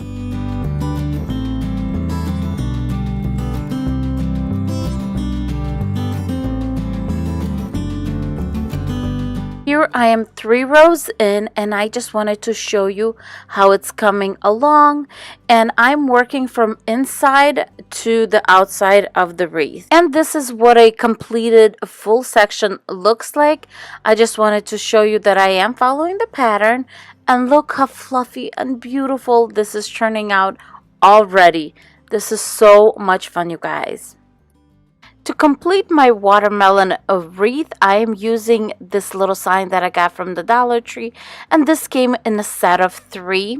I did not want that arrow on the sign, so I decided to just cut that part off, then sand it down, and to finish it off, I did use some Mod Podge just to make sure no sparkles are going to fly off and to make sure that it's going to be nicely sealed and nothing's going to peel off in the long run.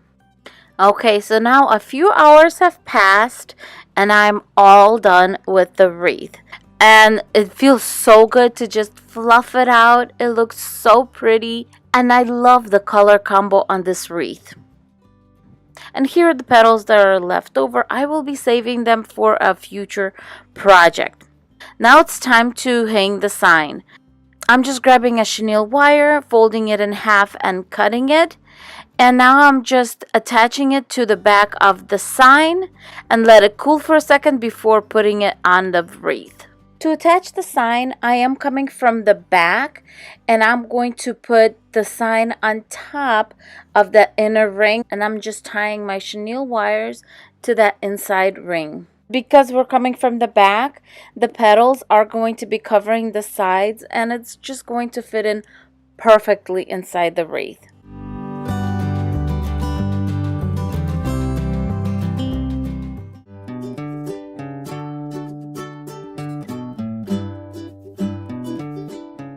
To get started on this frame burlap wreath, I'm using an old frame. As you can see, it's kind of dinged up. It has been sitting in storage for a while, so it's dusty. So the first thing I'm doing is giving it a good clean. Now I'm just removing all that backing, and I could not stop cleaning this thing and gave it another wipe down and then, of course, dried it. Now I'm going to give it 2 coats of the white Rust-Oleum chalk in linen white and let it dry. And now here is the burlap that we're using. Isn't this absolutely stunning? I got it at 50% off at Hobby Lobby, and the frame that I'm using is a Dollar Tree frame, and this is the little one. It comes in a pack of 2, and I'm just using obviously one of them. This is a cream lace burlap ribbon, and it is 15 feet long, and the width of it is 5.5 inches. All you have to do for this is just feed it through the wreath, just like I'm doing, in half, and just keep on folding it in half and feeding it up. This is one of the easiest burlap wreaths you can ever make. It does not get easier than this. You just feed both of them through, and because this is a smaller wreath form, it'll work, and it's so beautiful and it's so simple. Let's talk about the burlap you can use here. As long as it's over 5 inches, you will have a beautiful and full wreath. And obviously, if your burlap is one-sided or does not have print on either side, you can just pull it through. It doesn't matter. But if you're using one like me that either has a print on one side or maybe like mine has a lace on it, I would put that on the inside. So I'm folding that kind of in, because when you fluff it up and kind of like open it up, that little print or the lace is going to peek through and it's just going to show a little bit of the elegance. And this is another reason why I did not do anything to the frame but keep it white, is because of that lace peeking through. It's just going to balance everything out. And this wreath, this type of wreath, I can use year round in any room, in any style. I mean, obviously because of the lace, it's, a little bit more elegant. So, but still you can use it year round. It's absolutely stunning. You gotta try. If you haven't done one of these wreaths, you have to try at least once, because you're gonna do it and you're gonna be like, Nadia, I don't even want to do any other wreath. This is it. This is it. Because it's so simple. You can make it with your kids or grandkids. This is absolutely one of the simplest and prettiest wreaths you can ever make with burlap. Once you feel your first section is nice and full, you don't have to do anything but just feed the burlap through the next section. Pull it up nice and tight so it, it kind of tugs right there between the sections, so there's not too much, fluff in the back. And then that's it. I just very carefully pull it up and then continue doing the same thing, folding it in half, pulling it up, and just scrunching it to the side. Here it is, all complete. All I had to do was just fluff it up a little bit, and it's all done. Now I'm grabbing a leftover piece of burlap ribbon from the Dollar Tree, and I'm hot gluing it to the back of the frame. Obviously, use caution here. And then just feeding it through the outer ring of the wreath, going around, and again, hot gluing it in the same spot in the back so it's nice and secure. And that's it. You are done with this wreath. And I'm going to be standing this up. I'm not going to be hanging, but if you're going to hang it, you could either use more burlap ribbon or maybe some jute cord to hang it. And that's it. You're all done. And I think it turned out so beautiful.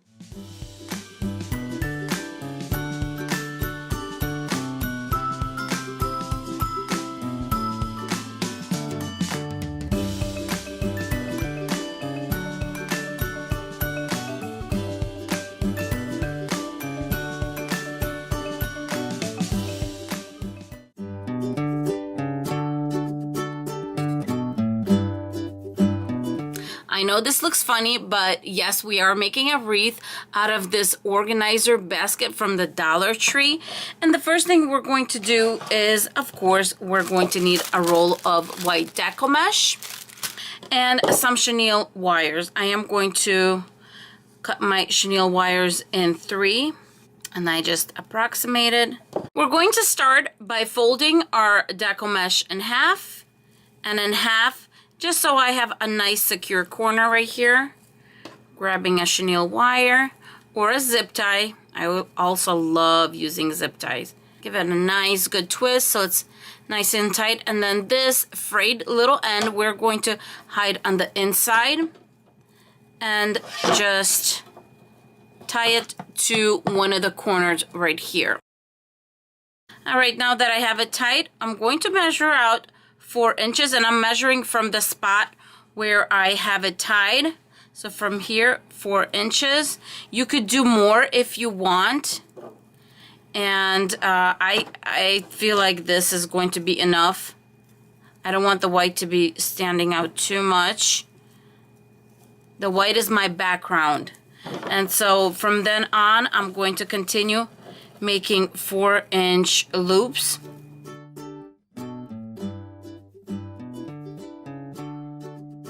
All right, so here we go. I have the full roll done, and in this roll I have 36 4-inch loops, and I'm going to show you what I'm going to do because it's going to be hard to see while my hands are on top of it. I'm going to go every other intersection, so I'm calling this an intersection where 2 of the rows intersect. And here's the game plan. I'm going to go all the way around to the center, and then I'm going to go down and up.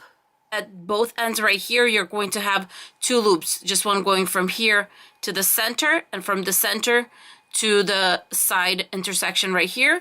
When you're starting these, make sure your loop is inside and you're looping it.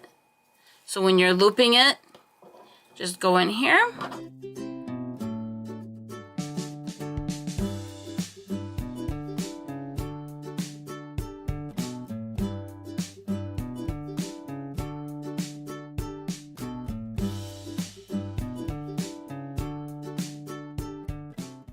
Okay, let's look at the progress. We have every other right here. And then right here I have on the edge. Then in the middle, and then this one. And then I'm going to turn around and go back. And then we're going to keep on snaking. I went all the way around, and I decided to actually do 3 rows instead of 2, like I said in the beginning, because I realized I was going to have a lot more mesh than I thought in the beginning. So I'm going to be using 3 of the middle rows right here. And I'm going to be attaching every other just like I did, but instead of the intersection, I'm going to be doing it straight on the flat lines because this is the middle. We can move it and it's okay. On the sides here, you can't do that. You need to be on the intersections on the sides. Otherwise, it will slip down, and you don't want that. That's why it's so important to have it on the intersection all the way around. You guys don't have to follow me.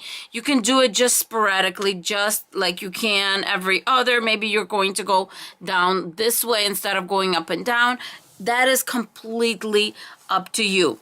All right, here I am. I finished right here, so I'm going to go right into the middle one where I had it before, and then I turn this around.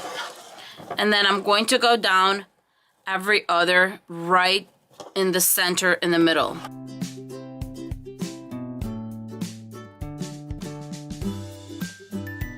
Okay, I made it down. I'm going to go straight to the center one where I attached my outside one. And do you guys see how full it's getting? Okay, I have 3 left over, but I refuse to cut it off, so I'm just going to fill it in kind of wherever I feel like it. Just going back up towards the middle.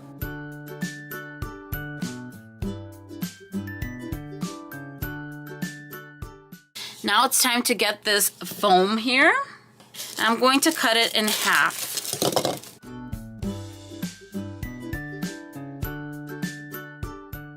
And then let's see here, maybe a piece here. Yeah. And I have another piece right here. Well, for this part, I'm going to be using 6 chenille wires, 2 for each one. The first thing I'm going to do is find my center. Once I do that, a big dollop of hot glue.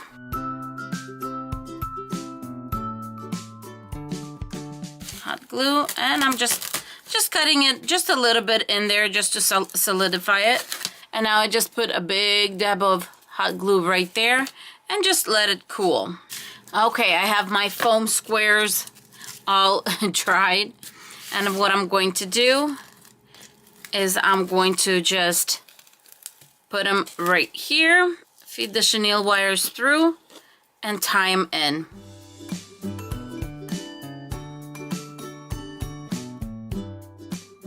And as you see, this is where we're going to put our flowers.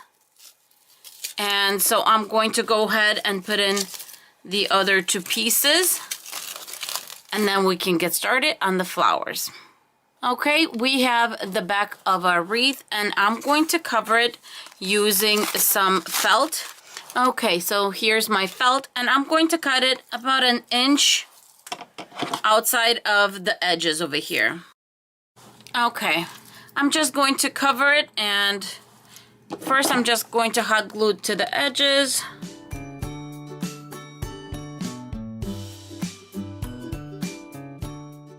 Now that the bottom is hot glued, what I'm going to do is I'm going to put hot glue straight onto the felt, right there, and I'm just going to roll it and pinch it right there.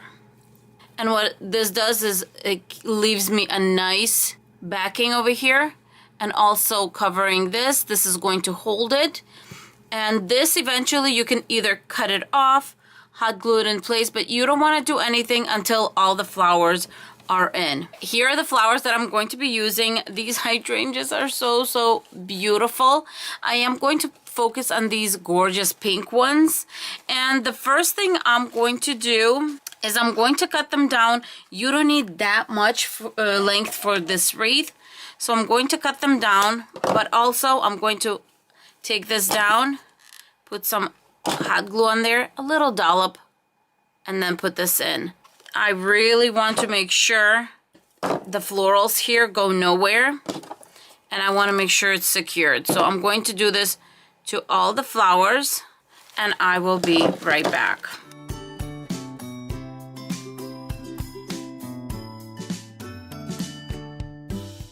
Okay, I have all my florals ready, and I'm going to start with the beautiful pink one.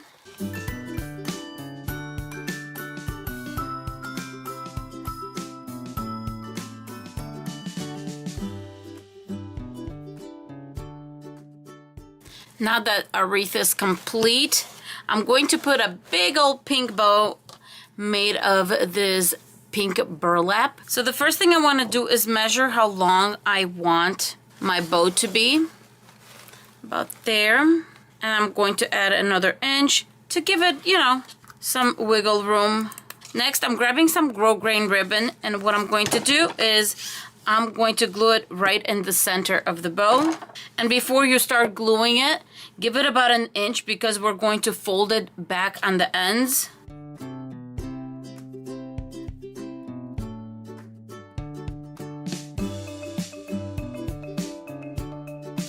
I absolutely love this burlap, and I do like it frayed just a tiny bit, so I'm going to take one row down from each side. Actually, this looks good, or let's do 2 rows. All right, now we have our little piece of burlap left. I'm going to find the center, and I'm going to put something where my center is. It doesn't matter what. This is just so you can eye it where you want it. And just see if this bow is a little too big. It's looking a little too big for me. Oh, I actually like that. See? You never know. Okay, let's bring it together. We have our 2 tails. Make sure they're a good length. Crisscross them. Get your center. Bring it in. Grab your floral wire. And this is the one from the Dollar Tree. Any floral wire will do. You can also use, I've used twine before. I used thread before. You could definitely use some of those chenille wires for that. Anything you want. So twist it, put it in place. Okay, I'm grabbing a long piece of wire. Got my center, and I'm going to twist it. This is how I'm going to attach it to the wreath or the wall hanging. Now I'm going to get some more of the white and cover the center.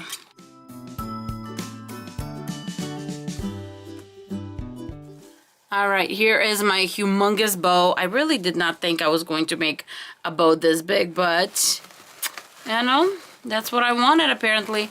So I'm going to find somewhere to loop it and bring it back. I'm going to make a little V. Make sure that it's in the center. Bring it up. And I'm going to do the same thing with the other piece. I'm just going to, just so it doesn't go back down while I'm doing this one. I'm going to make a little V.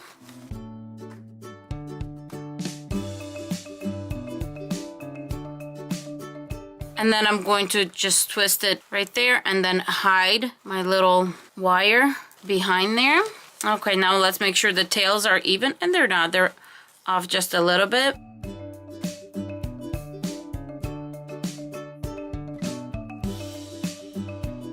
Going to hot glue that in place, and I'm going to do the same thing on this side. Just fold it back. By the way, if you feel like it's too big, but you thought it was big and you wanted to make it small, just grab the backs and you could just kind of fold them back. And there you go, look at that. I could definitely get away with making it smaller, but I'm really liking it a little on the bigger side. And there you go. I know this is a wild one, lots of flowers, big bow in the middle, but what do you guys think? Something different, something for the summer. And by the way, I know like there's a space right here. This is the time you go around, move those flowers, get that mesh up, work it in, back and forth, make sure everything's nice and pretty. I wanted to mention one more thing. When I was putting the flowers on the edges, I did not tell you guys that I did not put them in straight. All the flowers I put in towards the table so they are on an angle. So even if this is hanging, the flowers are more secure when they're on an angle. If you have any doubt, just dab a little bit of hot glue wherever you want it. But as far as the edge over here, the flowers are kind of holding up the felt. So I'm actually not doing anything. I'm going to leave the felt as it is. It's covering the edges here. And then the rest, the flowers are covering. So it turned out really nice. And I didn't have to cut anything. I didn't have to glue anything. I'm going to leave it as is. I'm just going to poke a hole right there, because I have a little hook where this is going to go on, and this is just going to go on a hook right here.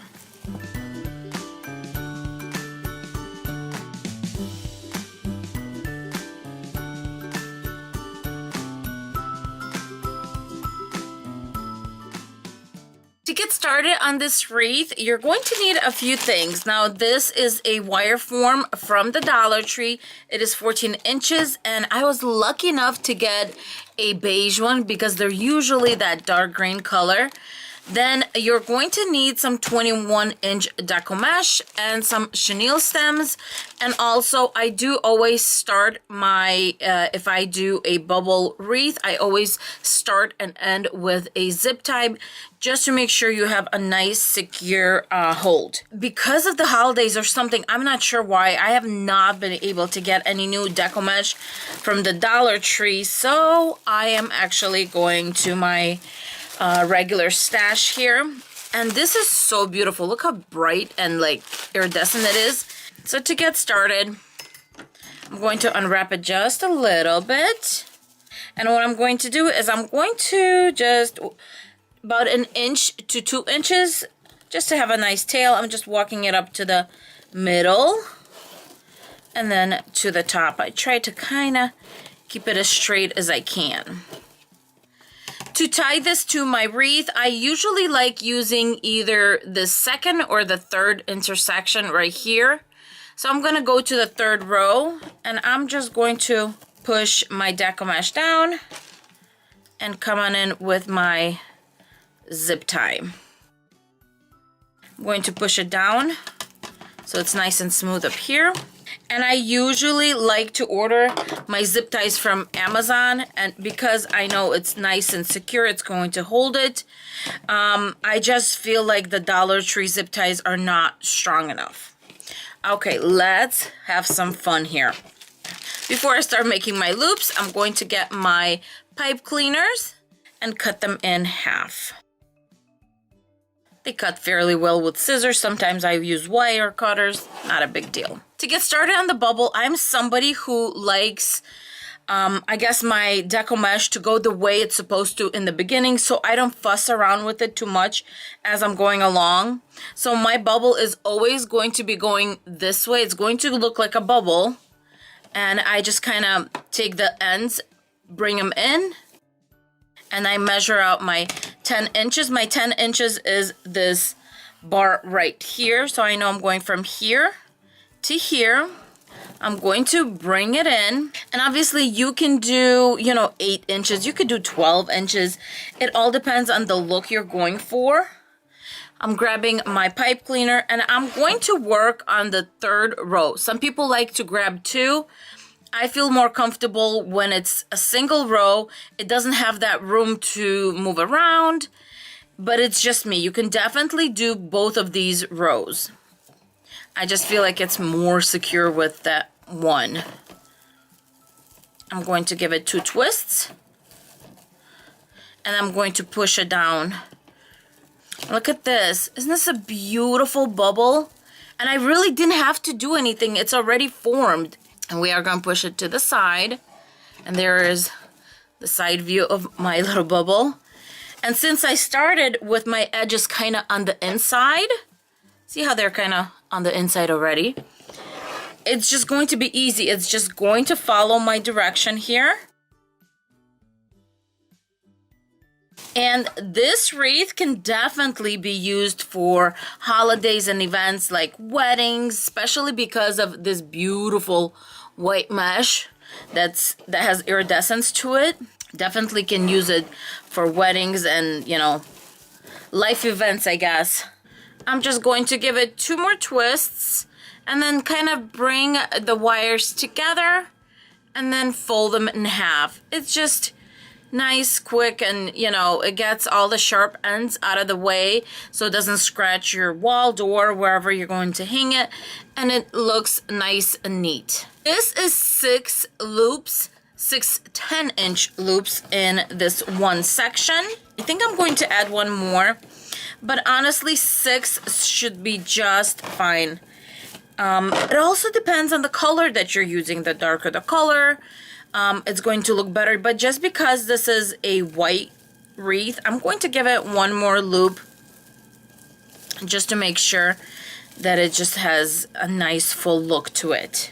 You can do this any way you want, but what I like to do is after I'm done with a particular section, I just go back and fluff out that area.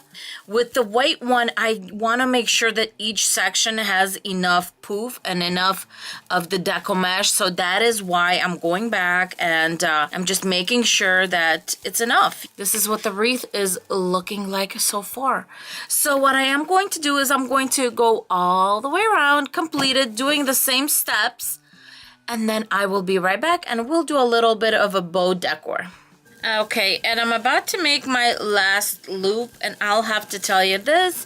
If you are going to use the Dollar Tree Deco Mesh, the 5 yards, you're going to need 2 of these because my my Deco Mesh was 9.1. It would have been better if it was 10 because I'm like down about 2 loops, not enough, but that's okay. We're going to put a bow and we'll make it work. But if you're going to use the Dollar Tree one, definitely you will need 2 of these rolls. And yes, I did use a pipe cleaner, but I'm also going to go ahead and use a little zip tie. With the pipe cleaner I have left on hand, I am just going to take both of these ends and kind of bring them together. And so obviously my bow is going to go right in this kind of emptier section, but we're still going to fill them up. And so what you can do is I do these kind of twists where it goes from one end to another, and then I'll take them and I kind of do like almost like an S right there, and it fills up that space. And what it also does is, you know, it's going to get thicker in that area, so the nice thing about it is it's going to cover the wire form, especially if you can't find this like beige one and you're using the green one. This is what I was talking about when I was saying that I have my own little spin on it, and it's doing these. You usually don't find people doing this, but I feel like when you do this, besides getting full and stuff, it has this beautiful kind of overall look on top of it. And yeah, I just think it helps the wreath. It's just, you know, I think it's prettier, honestly. Let me know what you think. I think it's a cute idea, but you know, wreaths are so much fun and you could experiment with them, and I definitely do, and I enjoy it. And you can go different ways, by the way. Like if I'm doing the S this way, I'll do it this way. It doesn't matter. You just kind of, I try to conform to the Deco Mesh, see where it wants to go, utilize that, you know, 21 inches and to your advantage, you know. That's my take on it. And it's kind of going to look like there's little rosettes almost. Today we're going to be making a loop bow. This bow is amazing if you have ribbon that's left over, like I have this Easter one.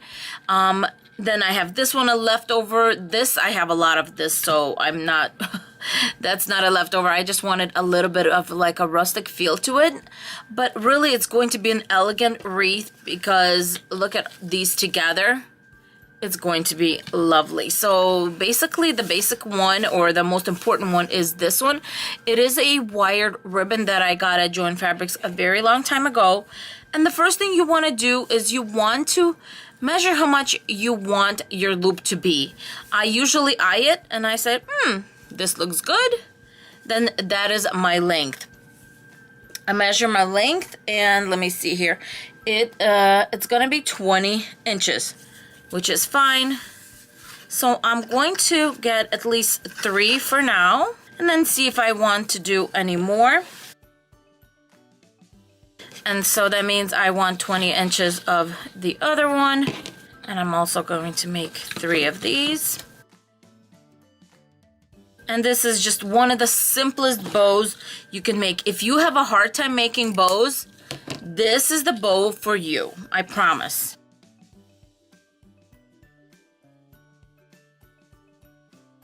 Next thing I'm going to do is I'm going to make ducktails everywhere. And I just fold it in half and do this. I'm going to go to the other side. And I'm going to do this to all the ribbon.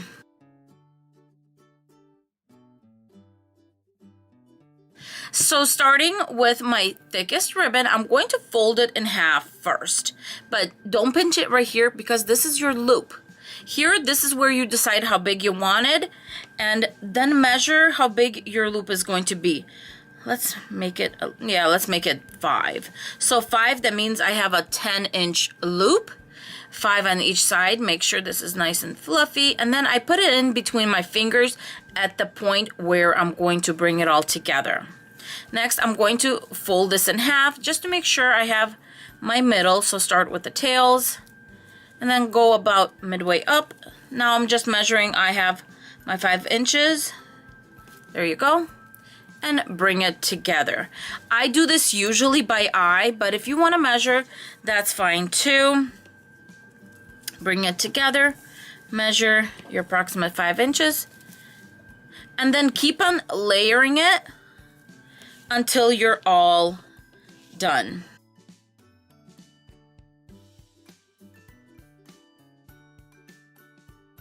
So this is what it looks like when it's all together. And what I'm going to do is I'm just going to kind of zigzag it together.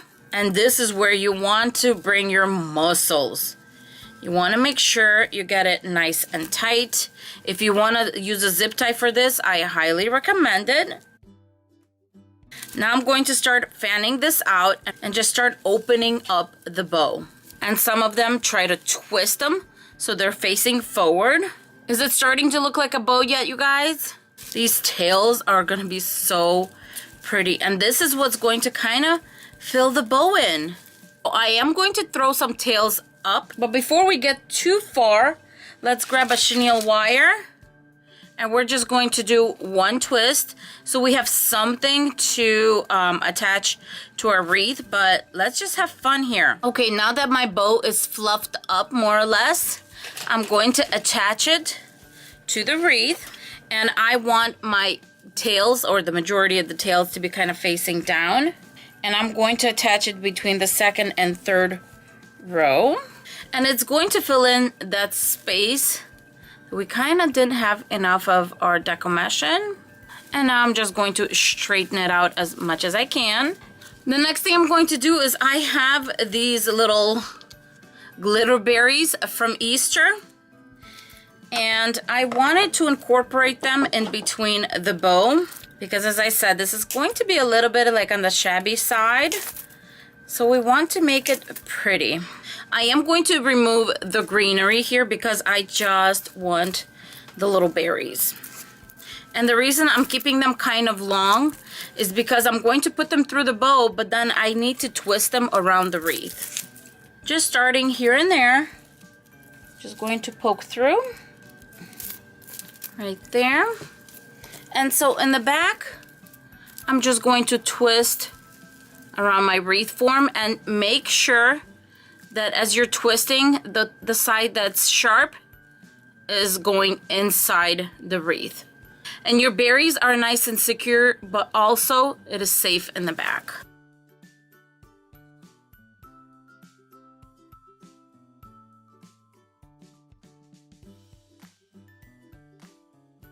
When you have a mess like this, and if you were to sell it, I highly recommend getting some white ribbon and just putting it right here, some whiter obviously, and just covering this area and just hot gluing it or something. But this is a bit of a mess to just leave it like that if you're selling this or gifting this. Okay, now that our berries are in place, our bow's in place, the first thing I like to do is focus on connecting this right here. Because the bow will automatically push these sides apart, I'm going to take a pipe cleaner, put it through a little bit of the Deco Mesh on both sides, just like this. I kind of loop them on, and I'm going to loop it around that last row. That way I know it's going to be secured and in place, and it's not going to pull apart. And then just work a little bit of the mesh right here in. Do you see? And now it's fully covered. At the bottom is not going to be a big deal because we do have all of the tails right there. And now let's just Play around, make sure you have the loops the way you want them. Make sure the berries are in the right place that you want them to be. And that's it.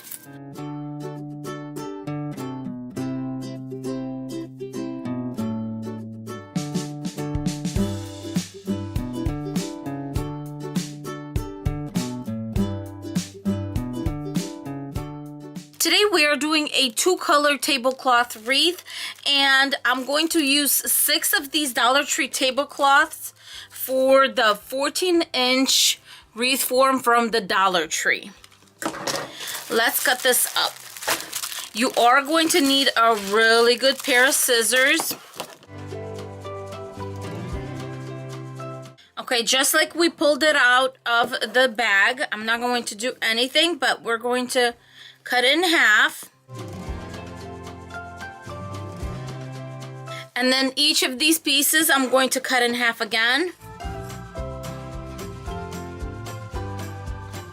And then the side pieces, I'm going to make sure I get the middle. And I'm going to cut those in half too.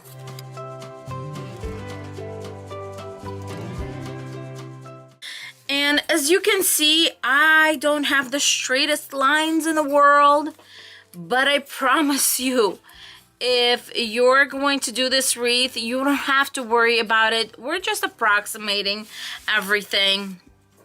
So then we are going to make these strips that we made, and we're going to cut those in half.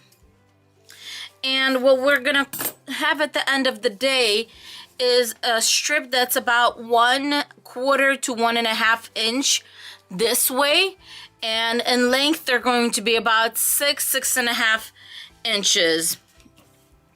As you can see here, this one is pretty much 6 3/4.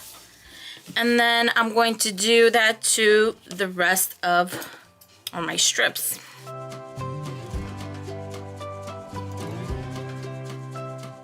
What I'm doing now is just basically making little points, and I'm using about maybe, what is this, you guys? About 2 inches. So I'm starting like 2 inches in, and I'm making that little point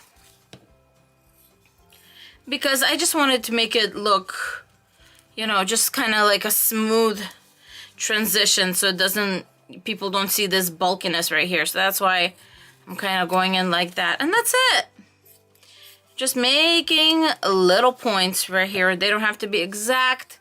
I have made a few of these wreaths, meaning I have made quite a bit of these wreaths, and I'm telling you, they're easy for storage because this is just tablecloth, it's plastic. So they're easy to store. They don't wrinkle, crinkle. You cannot go wrong with these. I don't know. I have never done one where it looks silly or anything like this. This is just a no error kind of wreath. Everything is cut up, and see how I have little petals. They're fairly similar in size, so it'll be just fine.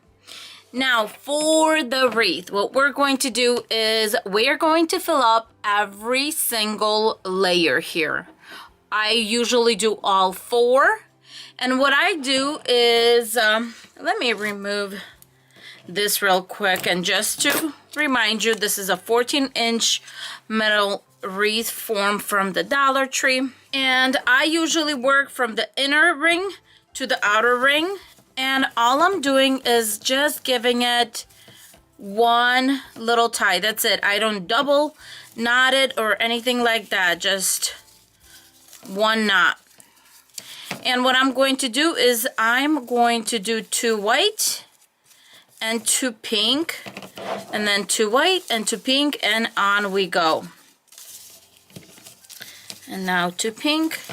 And in the beginning it's going to look a little sparse, but don't worry about it. It's going to fill up really, really nicely. And it's going to look gorgeous. So I have 2 white, 2 pink. Back to the white. If the tips sometimes, see, this one pulled something. It's alright, just cut it off. And away we go.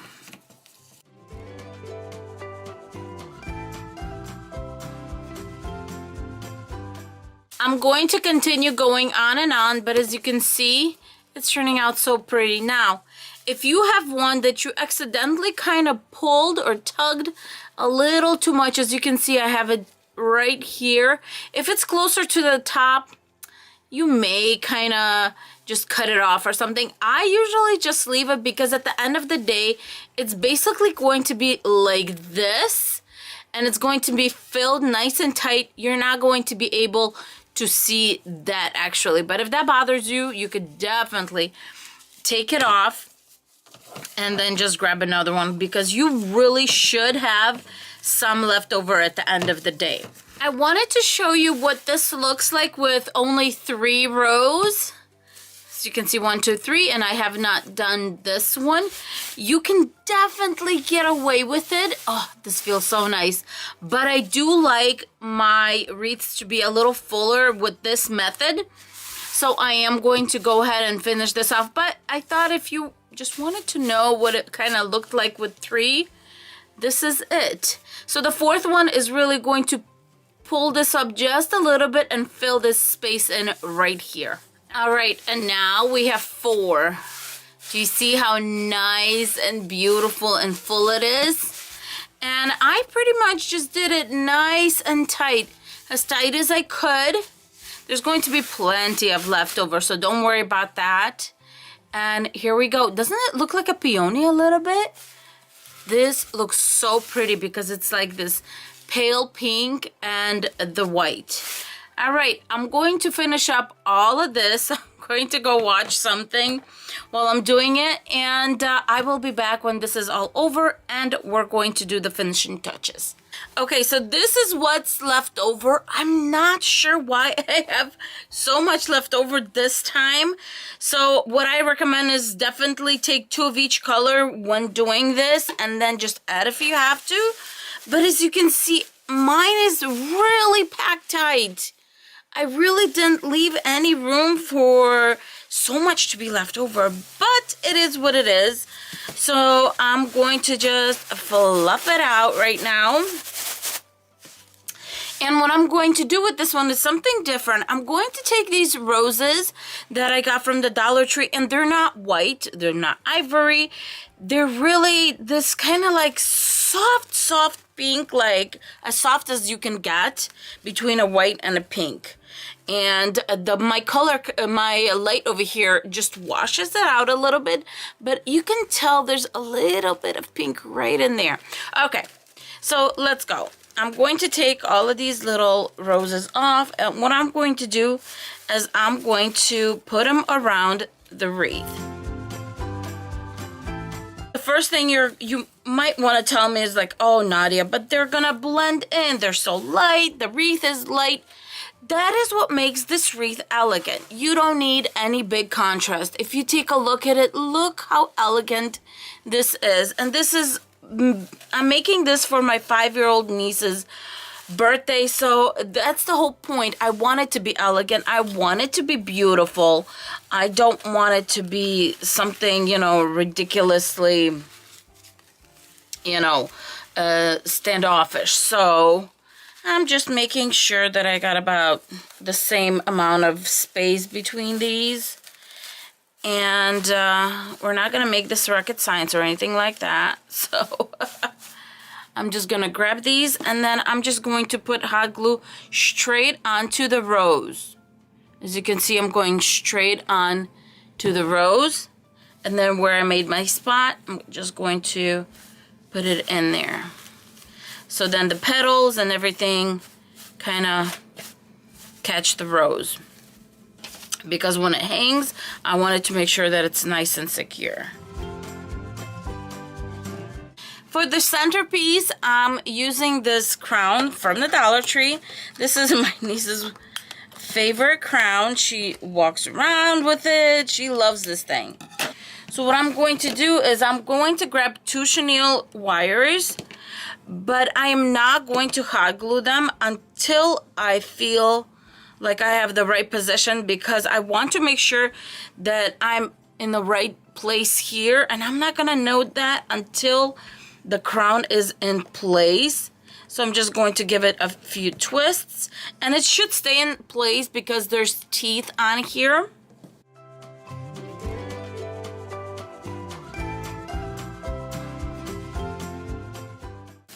Okay, before I go on, because it's hard to tell because I can't put it flat, I am going to cut a little bit of the headband.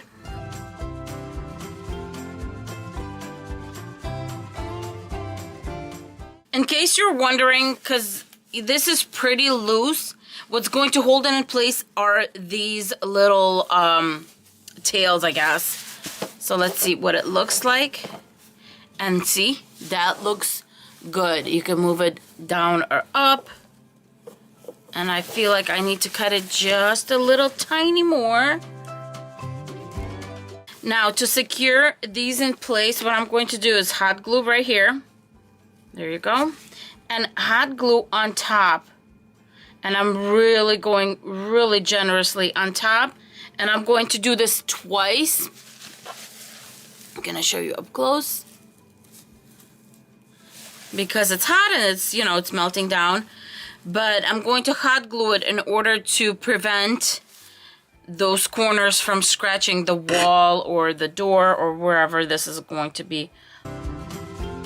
Going to let it cool, and then I'm going to give it a second touch on these corners right here on the edges to make sure that this does not scratch anything. And then I'm going to make sure that I pull all my little tails through so they're all on the other side.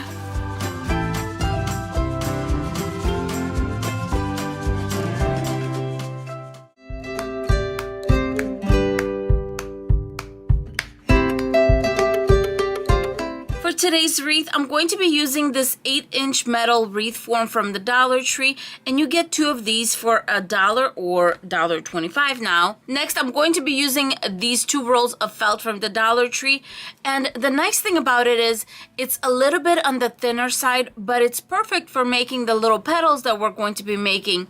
But it is still felt and it'll stand up when we put the whole flower together. We're also going to be using zip ties for this wreath. Now you can definitely use pipe cleaners or chenille wires for this, but I find that zip ties are going to be easier for this. I have a link to these in my description box and also in my Amazon shop. I'm going to start by unrolling my felt all the way. I very carefully folded it in 2, and then I'm going to fold it in half once again. So these are 12 inches in width, and we're going to get them down to about 6 inches. Before you start cutting this in half, just make sure that it is aligned really nicely. And then I'm just going to grab my scissors and cut it in half. And now I'm going to cut all of these into 6-inch strips.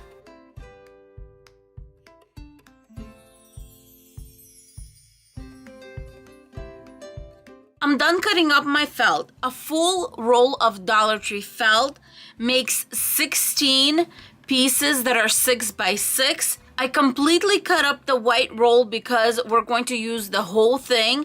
Plus we're going to need more for the inner circle. So I'll cut that up later.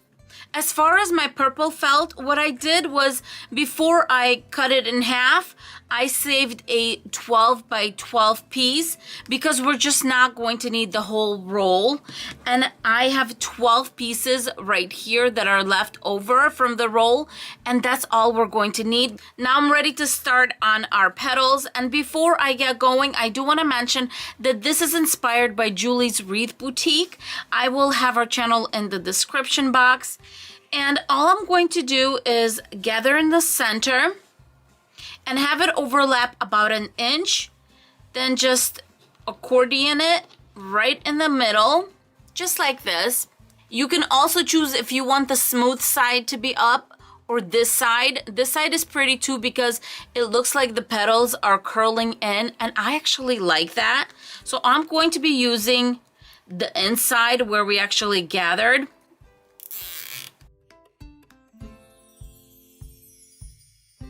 Overlap it about an inch, gather it in the middle, grab your zip tie, and before you pull it tight, make sure you're in the center.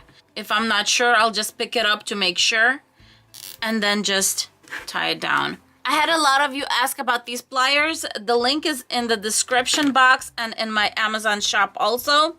And these are called end pliers. They are really nice when you're working with zip ties.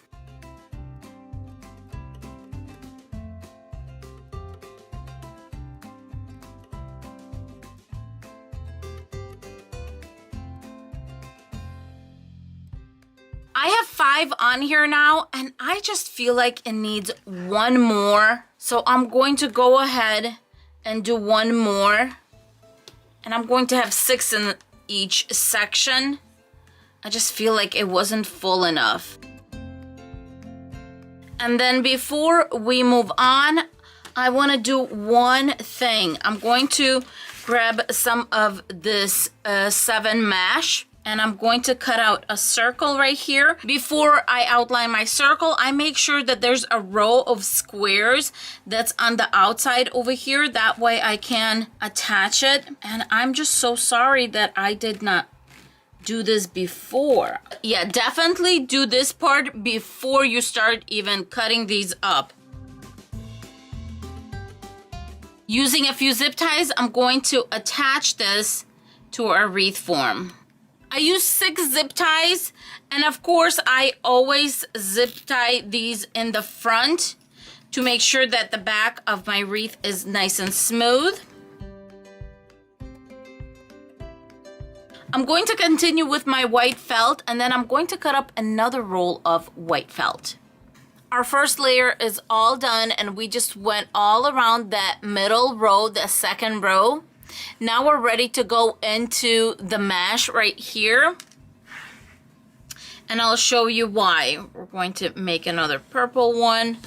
And here, this is where you kind of assess where you want it, how far away you want it.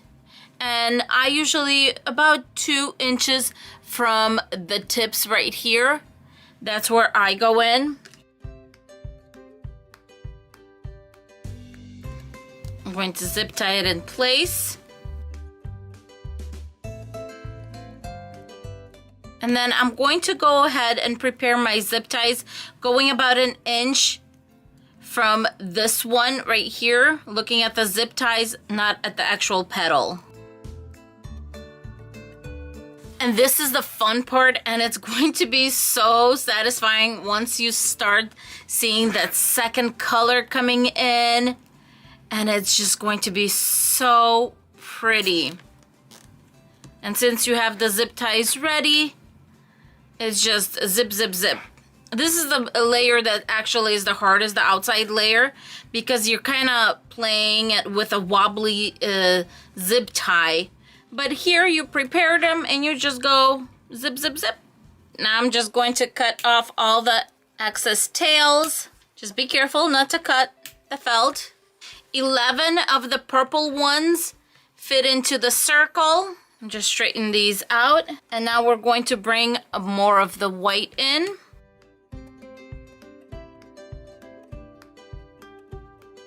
Just kind of see where I wanted. That looks really good. I would like to fit 5 in here so it's nice and full, but we will see.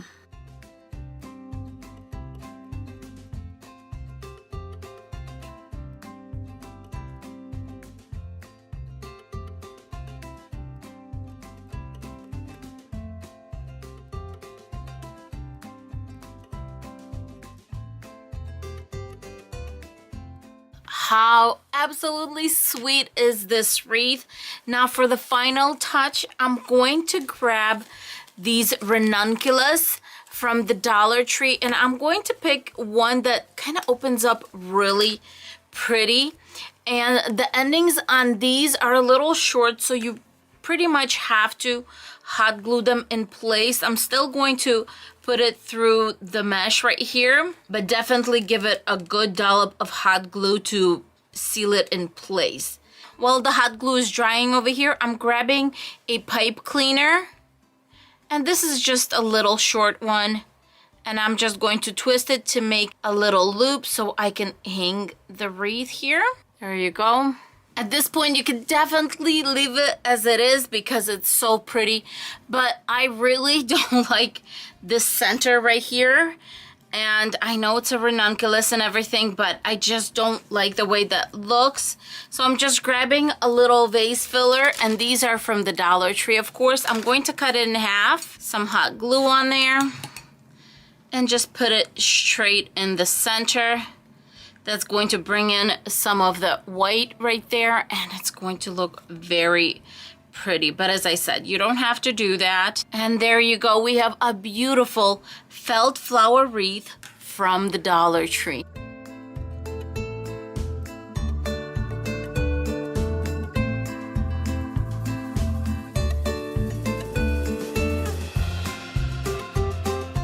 Today I'm using another one of these bicycle wheels from the Dollar Tree, and I'm going to start by giving it 2 coats of this Krylon paint and primer spray paint, and then I'm going to seal it with this crystal clear enamel, and this one's by Rust-Oleum. All right, not all of these wreaths are created equal.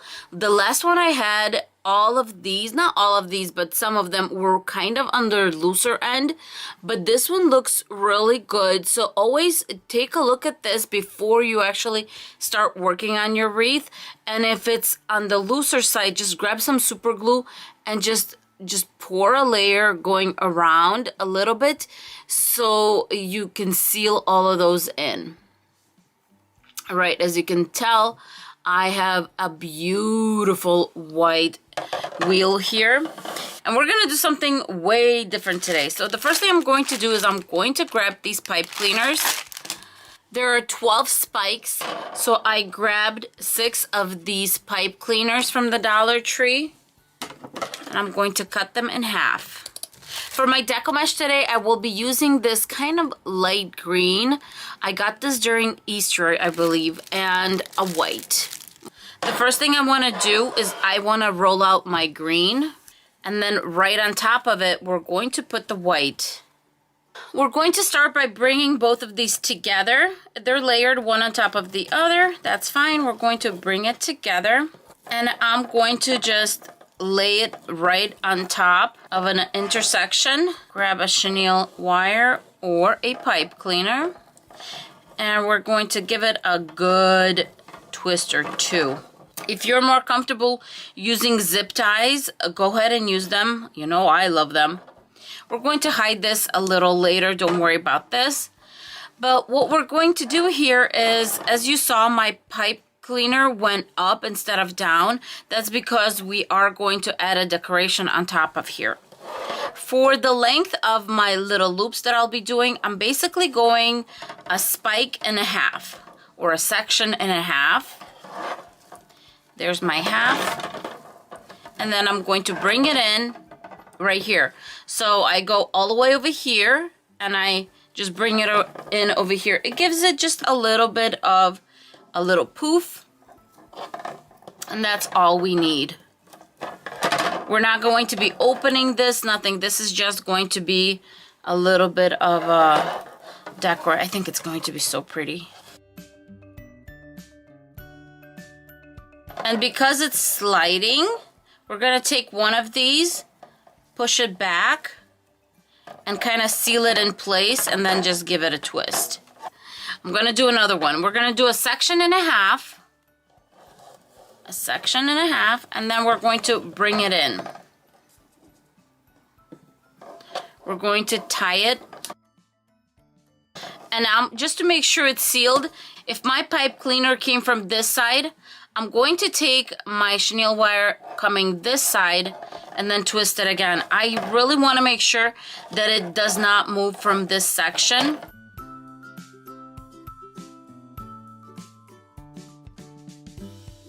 So you could see it better. I have it on both sides, kind of. Do you see? This is to secure and to make sure that it's not going to be slipping and sliding.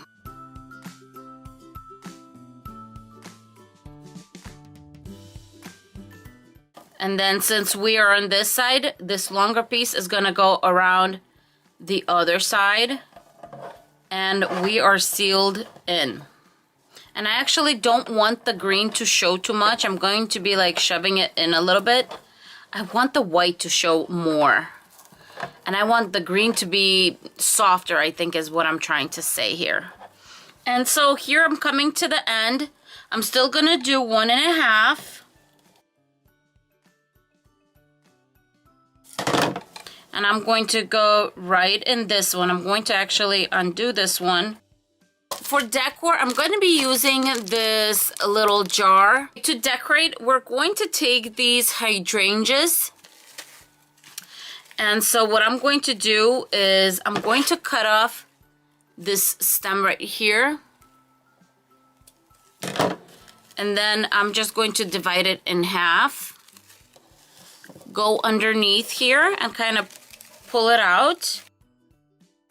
And then with these pipe cleaners, I'm going to crisscross one in one way, the other one the other way, and then in the back.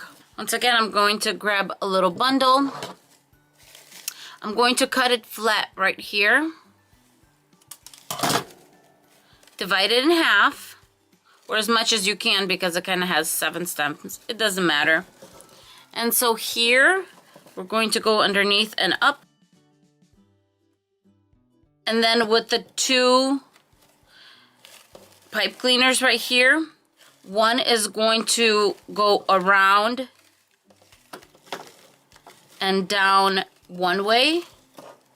And the other one is going to go around and down the other way. And then in the back, we're going to tie it.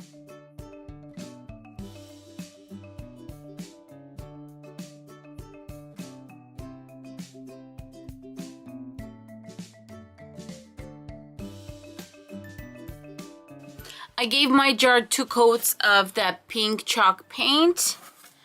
And now I'm going to grab this Artist Loft silver. And I'm basically going to do the cap with the silver.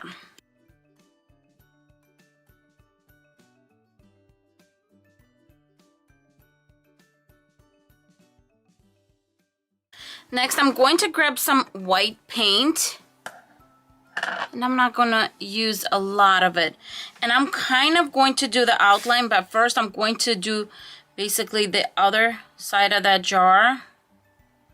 There you go. And I'm going really lightly. This is supposed to look like glass, that's all.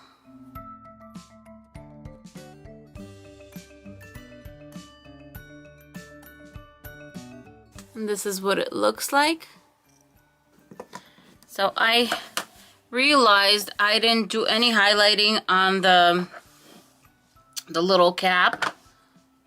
And I'm just going to go in from one side, here from another side here. Maybe from this side over here. Doesn't need to be all the way, it just needs to give that illusion. It's very, I'm sorry, it's very hard to show with this light in here. There you go. For the final touches, we're going to grab some of this beautiful Dollar Tree ribbon that we have all seen. And hot glue it in the back. And I do have these stickers from the Dollar Tree. And I wanted to use this sticker, and I think it's so beautiful. It says, cherish every moment, love every moment, embrace every possibility. And I love the fact that it's green, and it's going to go along really nicely with the green that's, you know, kind of peeking through. We're going to grab another bundle of these hydrangeas. And I'm going to cut them down to about 2 inches. So I'm going to grab the greenery and remove all the plastic. Okay, so if both of these are facing up, I'm just going to kind of twist them and lay them over. A little dab of hot glue there. And I'm going to put some of this greenery right here. just so there's some greenery. And just start hot gluing them in place. In the back, you could use ribbon, obviously. I'm the kind of crafter that grabs whatever's in her hands. And so to keep these in place, I put a little leaf right on top of the hot glue. And it gives it kind of like an extra security. I think what I'm going to do is I'm going to wrap one of these around one of these. So we have some flowers going to the front. I'm literally grabbing, like, dividing it in half. There you go.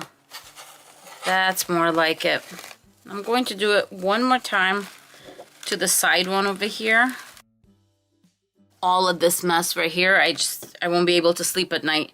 So I'm going to cover it. It doesn't matter with what.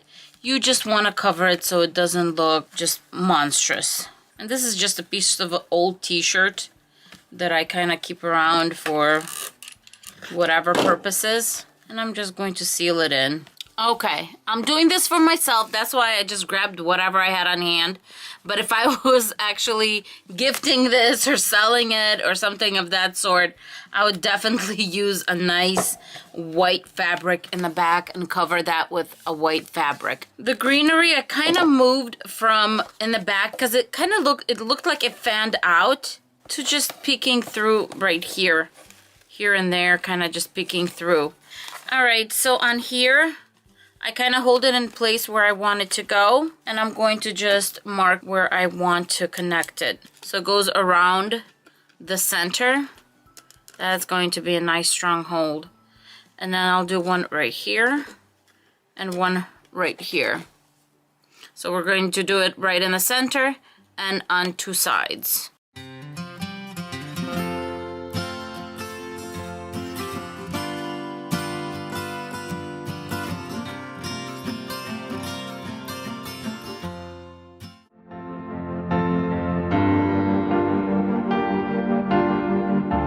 For this wreath, we're using a foam wreath form from the Dollar Tree, and also I did get this from the Dollar Tree. This is 20 yards, 18 millimeters, and it's a little bit of a thicker kind of twine.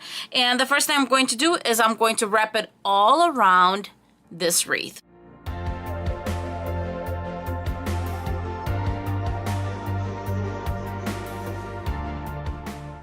Alright, I'm done wrapping all the way around, and this is what's left.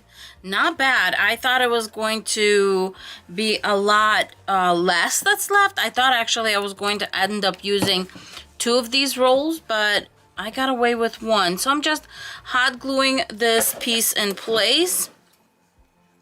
I'm going to cut this off, this little tail off.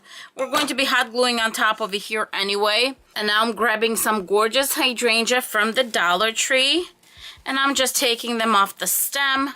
So I'm going to start from the middle and just hot glue out.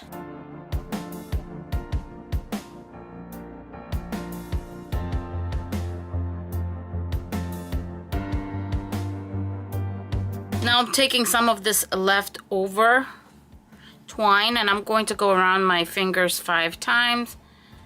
Find that center. And I'm just using a leftover piece of jute cord here. Okay, next thing I'm going to do is I'm going to take these little ends and I'm going to tie them, leaving about 1/2 inch. Just going to take tweezers and just kind of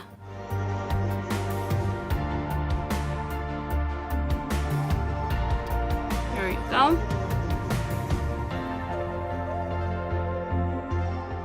Hot gluing it in place. Then I'm just going to get a little pearl, put a little pearl right there. And this is the 14 millimeter pearl from the Dollar Tree. This is a Dollar Tree little divider that I got, and all of these are from the Dollar Tree too. You don't have to, you know, worry about keeping them in little bags or whatever. So this is actually a really great idea to do with your little pearls. All right, there you go.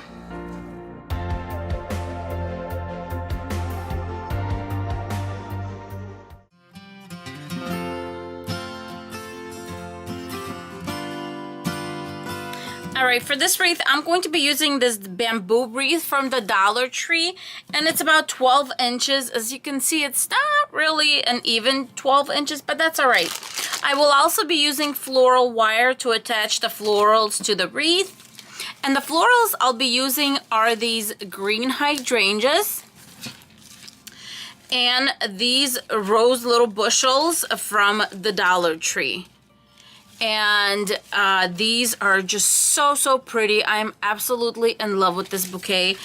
But when I was trying to design or figure out how I wanted this, the thing is, when you're making a bouquet where there's already so much color, we have brown, green, red, I wanted something to bring it out but keep it country, and I decided to use the green.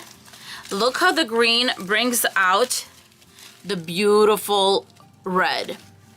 All right, so what I'm going to do is, well, first let's remove the little tag, and then I'm going to grab wire cutters because I do want to attach the greenery. So what I'm going to do is I'm going to attach it right here. We're just kind of making the little bushels. So 1, 2, 3, 1, 2, 3. That's perfect. See, there's 6, and we can use 3 of these bushels per each. And I'm going to get one long one to put on top, and then another shortish one. Okay, so the long one I'm going to put on top right there. Then I'm going to put one short one right here. And that's gonna bring out that rose right here. And then one right here. And the next thing I'm going to do is I'm going to grab a piece of wire and just wrap it around. Now that I have it how I want it, what I'm going to do is, obviously this is not straight, figure out where I want my center to be. So because it's almost like an egg shape here, I'm going to make this my bottom because the flowers are going to fill this area up right here, and you're not going to be able to tell that it's kind of, well, crooked. So the next thing I want to do is I want to shape it to the wreath, and we're just going to bend it. We're just going to bend it whichever direction this is going. So for example, right here. And for now, I'm just going to shove it in between the twines. We'll attach it later. And then I'm going to work on the second one. All right, now I'm grabbing more wire, and I'm just attaching the florals straight onto my wreath. All right, my flowers are nice and secured in the back with some wire. Alrighty, now we're going to decorate the area in the middle with a bow, and I wanted to keep this farmhouse, so I am going to use a burlap bow.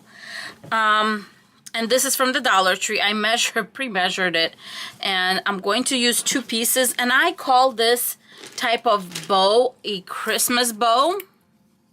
And I'll tell you why. It's because the way I put it together. I did want to shabby this up a little bit, so I'm going to take about 2 strands from the edges. I have another piece for the tail. And the next thing I'm going to do is I'm going to take all of these 3 pieces, and I'm going to grab my favorite, my current favorite ribbon from the Dollar Tree. And if you've seen my bows, you know I absolutely love doing this.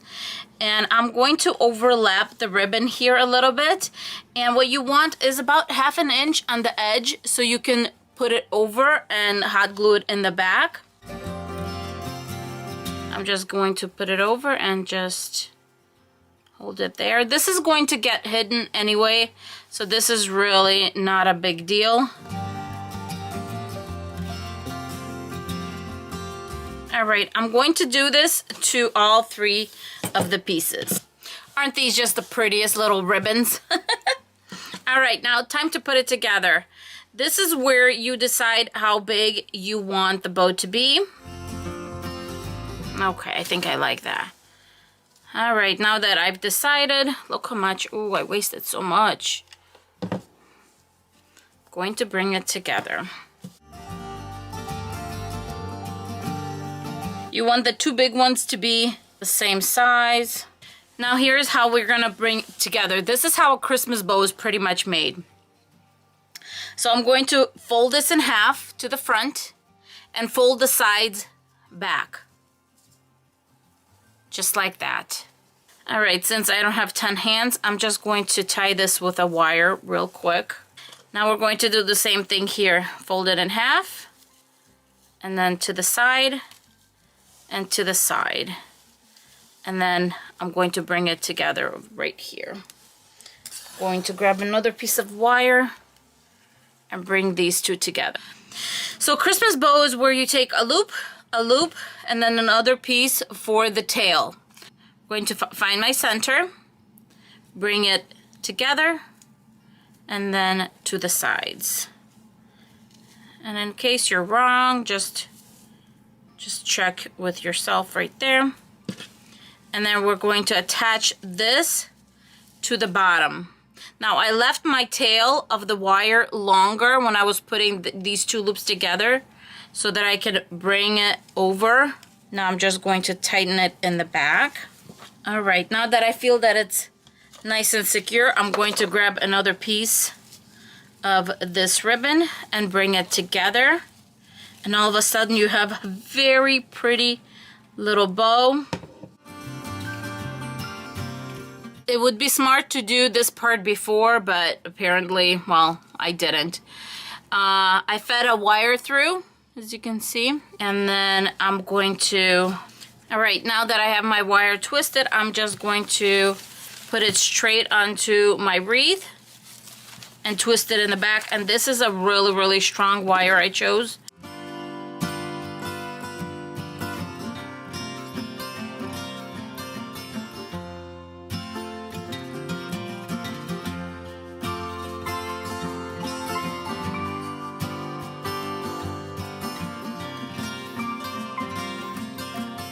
For this wreath, I'm going to be using this Premium Home Raffia from the Dollar Tree, and this one has been colored pink, and this seems kind of sturdy.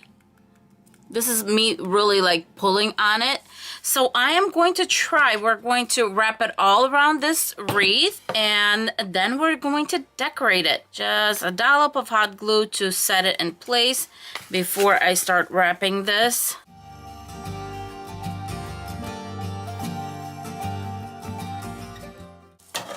I think to make my life easier, I'm going to do this in pieces.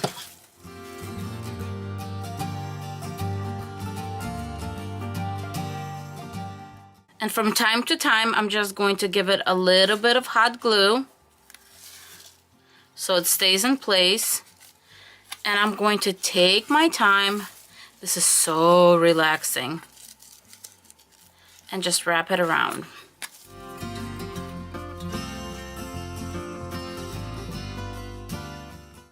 All right, so here is what I found out about this quote-unquote raffia. This is not really raffia, as in, you know, the original kind of raffia. This is paper. I mean, and the cool part about this, it's strong. Look at this. I did this whole thing right here, and it was so easy. And by the way, when you're going around, make sure you pick a side where you're going to have things that are kind of ending. Now, this is my very last one. I tried to hide as much as I could behind, so you could actually not even really tell, but you know, the last one, there's so much you can do. But, you know, this was so easy. And look how much I have left over. If you can actually see right here, between the you see layers right there, this is all that I have left, which is pretty cool. Next time I'm going to see one of these, I'm definitely going to pick more of these up. All right, I kind of opened up the raffia right here, and then I'm going to take a piece of jute cord.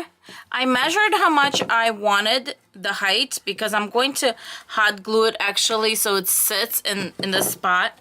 But I wanted to hide the fact that this is a jute cord. Very quickly, lightly, I'm just going to hot glue the jute cord and kind of hide it. just kind of like this. So I'm just doing it in the middle. That way we can like wrap it around.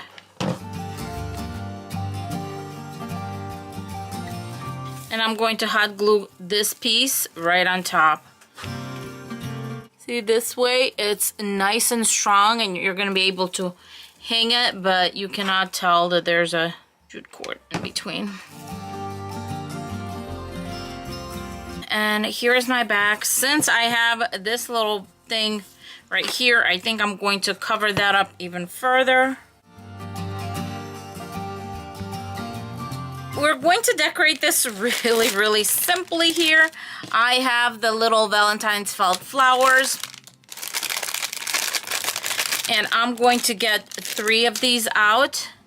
I'm going to put the pink ones on the sides right here. So I'm going to flatten them out a little bit. And then the purple one is going to go in between. This one's a little bigger. Maybe I'll use this. Oh, that's pretty, you guys. It is that simple, you guys. How pretty is this? Oh, I'm so in love with this.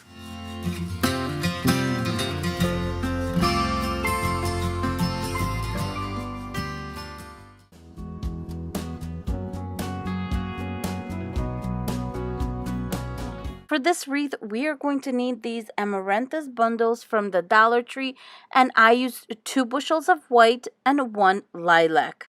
The wreath form I'm using for this project is fairly new to the Dollar Tree. It is made up out of thin, flexible bamboo pieces that are just laid out in a circle and brought together by a jute cord. These amaranthus bushels do come with 6 pieces of those white bundles, but the thing is, I wanted to make sure that mine were kind of just long and not too deformed. So that is why I used 2 bushels, but you can definitely use 1 if you want. I was just picking out the straighter ones, so I used 2 bushels to do that. You will need 6 of the white and 2 of the lilac. I'm laying out my stems. First is going to be 3 of the white on each side, and then a lilac one is going to go over. I'm not cutting the endings of my little stems because when we put a wire over that middle, that is what's going to hold those little stems in place. I'm overlapping both sides in the middle, and then I'm going to use a floral wire. Here's one from the Dollar Tree, but I did have some of these brown ones that I'm going to recycle because the wreath is brown and I thought it would be good and less noticeable on the back. So at least for the middle part, I'm going to be using the brown. Just bringing it together and tightly attaching the white. Now I'm adding the little lilacs and I'm going to also attach it in the middle. Now I'm just laying out my branches how I want them to stay in place. And then using a little wire, I'm going to wire it to the wreath. If you're worried that any of the wire is going to show, we're going to fix that towards the end of making this wreath. Now I'm just twisting and tying that piece of wire to the back of the wreath. For the bow, I will be using this beautiful Farmhouse ribbon that I just got at the Dollar Tree. And the first thing I'm doing is making sure that it's long enough. I wanted the tail to be long because the wreath is kind of thin and simple. You needed something to fill that middle portion of the wreath. And so I decided to make sure that my tails of the bow are going to be quite long. And then I'm just making a simple bow. I did decide to make a 6-loop bow. And then just brought the bow together with a little piece of wire. Grabbing another piece of wire, I'm attaching the bow to the wreath and then just cutting my little tails on an angle. Now I'm taking those leftover branches and I'm cutting off pieces of the berries. Then I decided to hot glue some purple pieces to the middle of the bow. And then anywhere where I felt like that wire was showing, I'm grabbing pieces of white or lilac berries and I'm just hot gluing them over the wire. That way our wire is hidden and our wreath looks absolutely stunning and perfect.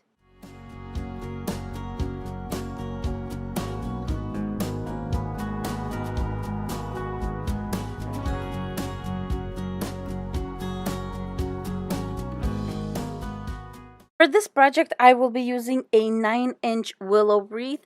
And the first thing I'm going to do is I'm going to give it a coat of white chalk paint. And I'm using the Rust-Oleum in linen white. And I'm going to set it aside to dry for a few hours.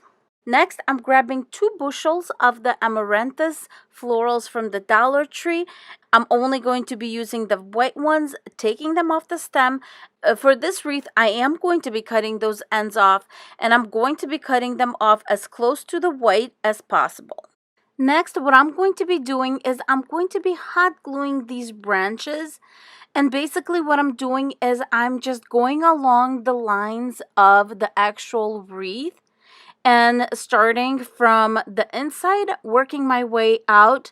And basically what I'm doing here is making it look like this wreath was put together along with these branches. So I'm just following the twists of the wreath and hot gluing the branches, going around and around. If I was using this wreath somewhere in a wedding, I would just leave it as is. But this is a Valentine's wreath, so I decided to grab these vase fillers, and I'm going to be using just the pink ones and the white ones because I wanted to keep it elegant and sweet. So all I'm doing is just grabbing different sizes of the pink and the white and hot gluing it all around the wreath. For the finishing touch of this wreath, I will be using this boa that I got at the Dollar Tree during Halloween.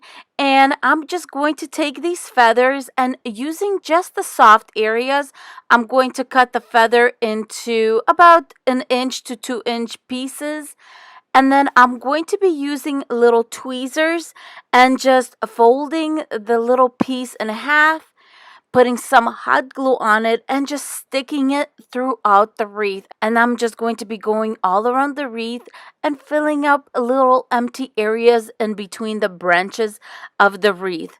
This gave the wreath such an elegant look, and I feel like in person it just looks so complete and beautiful. I don't think it shows like that on camera, but I promise you guys, in person, it looks absolutely stunning, and it looks like it does not need anything else.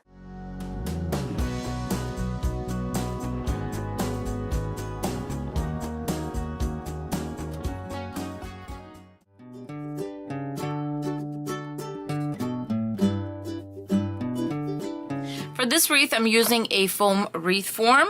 Then I'm using 2 rolls of this burlap ribbon from the Dollar Tree. This is the one with the lace, so pretty. Then I'm using a little bit of jute cord and something to cover the green on the wreath, so you can use anything from felt to fabric to whatever you have on hand just to lighten it up. If you don't have anything white, then I would cover it with burlap, maybe another roll of this. First, I'm going to take the jute cord and I'm going to cut it into 12-inch strips, and you're going to need 12 of these. Leo. Next, you're going to take your ribbon over here, and I like to cut just a little bit because usually it's frayed just a little bit and it's kind of uneven and maybe the metal's coming out, so I just like to trim it. This you're going to be trimming down to 18 inches. Let me just move this so you can see this part. And so 18 inches right there. And you should have 6 bows. So that's why you're going to use 2 rolls of this ribbon. And altogether you're going to have 12 bows. And it's just enough, and you could see that literally it's like that this frame part is basically the leftover. And where it's folded, I'm just going to nicely straighten this out. To make these simple bows, the first thing you want to do is to make sure that they're all even. And the way we do this is, here's my bow, and I'm going to twist it just like this. Here's my ribbon, and I'm twisting it. And when I do that, I'm going to find where I have 3 here. So I have 1 to 3 inches, 1 to 3 inches. And I'm going to basically, there's my tail, okay? So this way you just find the top, bring it in, And then here we're going to fold it in half towards the inside, and then take these sides and we're going to find our halfway mark and fold them out. Now we're taking our pieces of jute cord, finding the middle, and I'm just squishing this in and tying it in the back. Let's do this again. Here's our ribbon. We're going to twist it, just like that. And then when I'm looking for 3 inches from here and 3 inches from here on the inside, on this inside. Find my center, bring it down, flip it over, fold it in half, and then fold these sides in half. Then we're going to grab our jute cord, wrap it around, and when you squeeze this together, that's when it's going to get all cute. And I'm just going to squeeze it down, kind of. There you go. And double knot it in the back so it stays nice and secure. At the end, you're going to end up having beautiful bows, just like this. I'm just grabbing my fabric and I'm just going to hot glue it in place. So I made my strips about 1.5 inches. You can make it to 2 inches.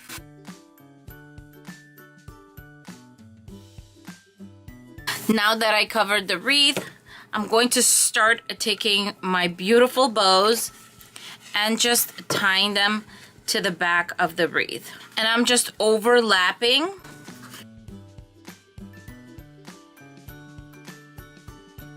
I have all my bows on, but because this is a jute cord, this will have the tendency to maybe get loose, and even though I tied it and everything. So just for security, I'm going to put like a dab of hot glue, literally like a tiny little dab right there so it stays in place. And before you start hot gluing everything, just make sure your bows are spaced out nicely. And mine ended up being about 1.5 to 2 inches. And you're all done. To hang the wreath, I'm just going to grab another piece of jute cord and just tie it to the wreath form.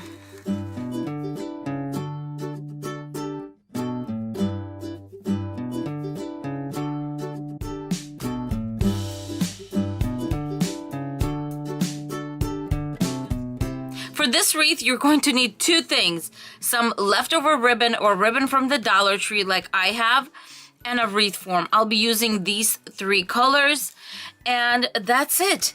We're going to get started. I like to start with the darker color, and especially because I'm not going to be covering the wreath form because we're using green and it's so close to the color that it'll blend in nicely. And for this particular project, I like to cut my ribbon into 11-inch strips. So just measure your 11 inches and I just fold it like this. And now I'm going to just go ahead and make all these strips. First I started with 1 roll each, except this is about 1.5 rolls because there was not much left in the first roll that I started to cut up. All right, I'm going to start with the darker color. And then usually I end either with the lightest color or the prettiest ribbon. And in this case, I'm going to end with the lemon one. So I'm going to do green, then white, then lemon. All I'm doing here is grabbing each one of the ribbon and then double tying a knot.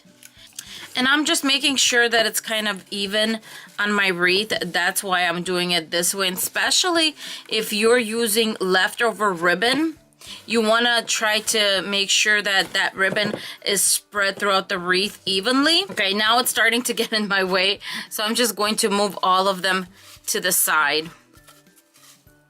And as the wreath fills up, these guys are going to come up, so don't worry about the fact that they're not looking that nice right now. Now moving on to the white. I want to do the lemon one just to see how it all is going to look. I think it's going to look beautiful. We can add overlay on top as much as we want.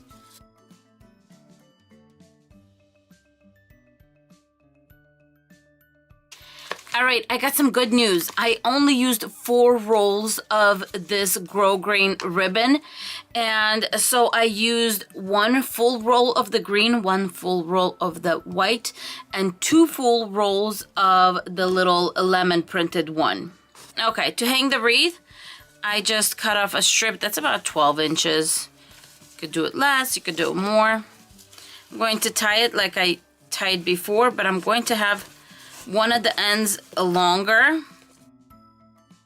The longer end is going to go in the front, and it's going to go like this, so I can just glue it in the back. It's beautiful. It's shabby. I think this turned out so super cute. Just make sure all those knots are kind of like on the same level where you want them to be. I'm just kind of folding to make sure everything's at that level.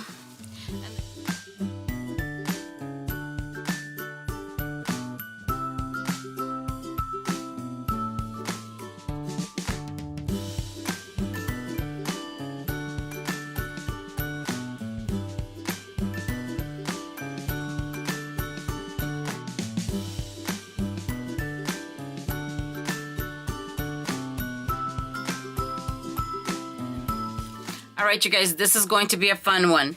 You need 4 of these bows from the Dollar Tree. And the reason I went with the green was that's because the only color that had 4 packs, they had some beautiful, like, iridescent purple and pinkish kind of, oh, so many gorgeous, gorgeous ones. But I am going to go with this one. And so I got 4 packs of that.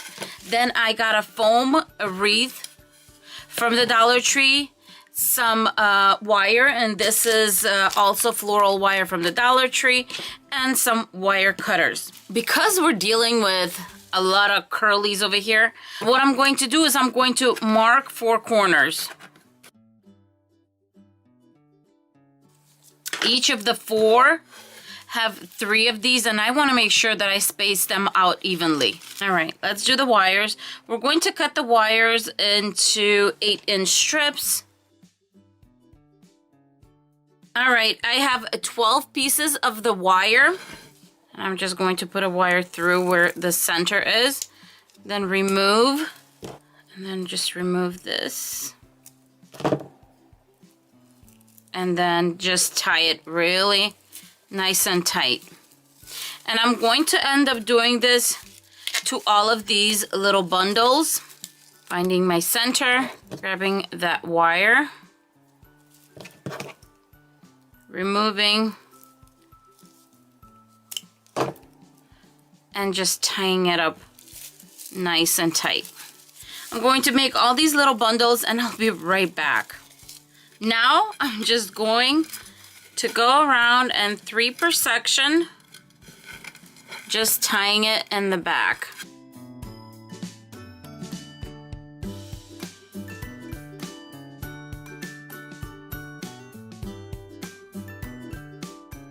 I tied a long piece of wire once again, and what I'm going to do is grab my bundles. We know that they're in half.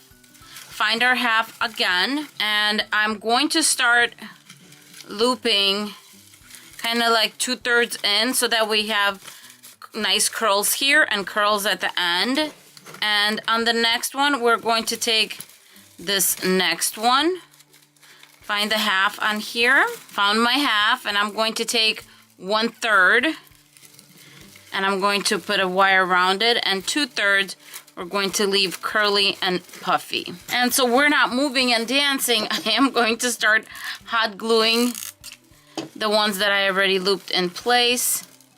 And I'm hot gluing the center of them and just spreading the little curls around. This is so much fun. All right, so right here I have basically almost half of it done, and it's starting to form. I know on camera it's not turning out so nice, but these are very iridescent. I wish you could see. They're very iridescent, and they look so, so pretty. All right, I'm going to finish up the whole thing, and then I will be right back. Okay, so I decided to use this surf and turf sign. I know it's very hard to tell on camera, but this thing is blue with like green little accents, and it matches the little, you know, the curls. So it will work. It basically kind of looks like kind of sea foam. I don't know. I'm thinking very rough waters over here, and there's this little crab. So I kind of try to stretch where I'm going to put it. I'm just going to turn it upside down to mark where I need to attach my little, there you go, my little pipe cleaners. All right, if you watched any of my wreaths, I care about the back as much as I care about the front. And so I'm just grabbing some felt from the Dollar Tree, and it's this bright green. And the reason I'm doing felt is because felt you can kind of move around and stretch around.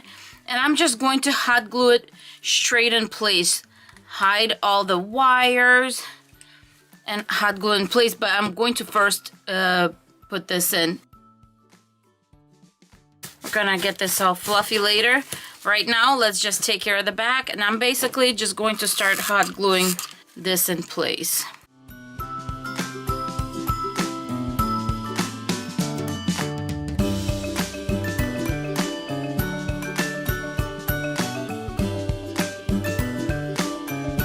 All right, let's go over what we're going to need. I'm going to be using a 14-inch wreath, and everything I will be using today is from the Dollar Tree.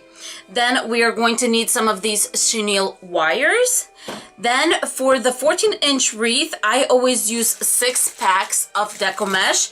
So if you're doing 3 colors, just 2 of each color. For this wreath, I'm doing 2 colors, so I'm going to need 3 packs of white and 3 packs of pink. So my pink ones, as you see, are already pre-cut, and I just do this when I'm watching TV. When I'm bored, I'll just sit there and cut them up, and I have them ready to go because this process can take a while. So that's why I find, like, when I have time on my hands, I'll just sit there and cut my Deco Mesh up. For my Deco Mesh, I will be doing 6 to 7 inches. I like using this board because this board is side to side 7 inches this way and then 9 inches this way. And for this, I like to keep it about 6-7 inches, so that's kind of easy. You just put it down. If you're going to use one of these, you could just roll it right here. Or if you're going to use scissors, sometimes I just do what I feel like. I'll go and make like little notches and just cut it pre-cut like this. So let me just do one of each here so we can put one together. So let me get 1 pink one and 2 white. So how we're gonna do this is we're going to do in 2 types of bundle. We're going to do white, white, pink, and then pink, pink, white. And here is what it's going to look like already made. I made a few to get us started. So on this one I have white, white, pink. And on this one I have pink, pink, white. And I just kind of do every other so I keep it even. And then before I start putting them together, we are going to get our chenille wires, and you could fold them in 2, fold them in 3, whatever. I find folding them in 3 is just fine. I'm going to roll my first one. All right. And then I'm going to take it and put it in between my fingers, just like that. I'm going to take my second one, and usually a different color. Roll it. And if you're doing 3, you obviously are going to have just bundles of 3 different ones. And what I like to do is I kind of crisscross them. There you go. And then let's get the third one. We're gonna roll the third one. And since the white one is on top, I'm going to have the white one on the bottom. And I kind of make almost like a little flower here. Take my little chenille, bring them together, pull them up, and really just kind of do it tight, you guys. Do it like nice and tight, like Show them who's boss over here. And then you have a nice solid bundle. All right, so once again, we're going to just take the first color, roll it, and put it between your fingers. If you are having a hard time with this, you just take a big one of these, or even a clothespin, and just clip it. I feel like it's not, sometimes, you know, you want to give different options because other people, maybe somebody has arthritis and, you know, this is hard for you. Just use a clothespin, that's fine. It should hold it in place. Because I know this is kind of, you know, it's kind of hard to press. So then we take the second one, crisscross it, grab your pin or clothespin, whatever you have, and then we take another white. And also, if you have arthritis, don't deal with cutting this in 3 pieces. Just cut it in 2, make it easier for yourself. Okay, we have our little flower. Then we got our chenille wire. Fold it up and give it a good few twists. Okay, you guys, I'm going to start by explaining how we're going to do this. On the second row, we are going to have 4 bundles on the inside and then on the crisscrosses, okay? So that will be a total of 30 bundles because we have 4 in each section and then 1 on each cross section.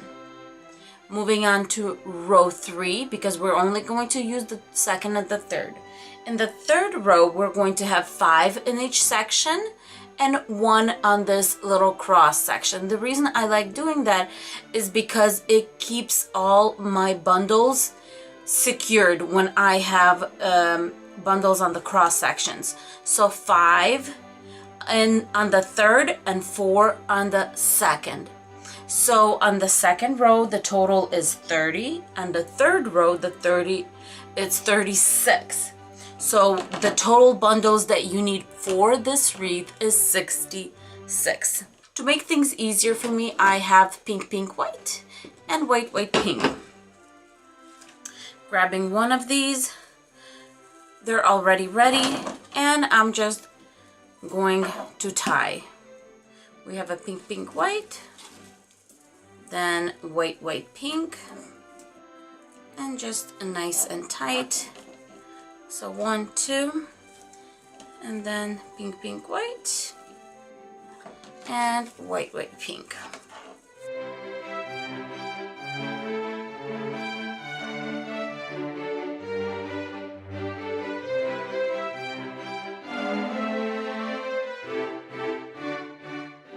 I just did 2 areas just so you see how it's done, and then I'm going to, and these later on you can just wrap them around your little row right here, and that's it. It's not a big deal. And then these you could wrap around. And I know you're probably worried about this being seen. Don't worry, because when this gets filled up, you're not going to see it, because all the ones you're going to have in row 3, they're going to be pushing these guys down. And so this is really going to be covered. See how it's covered? So that's why I want to do the third row right now, just to show you.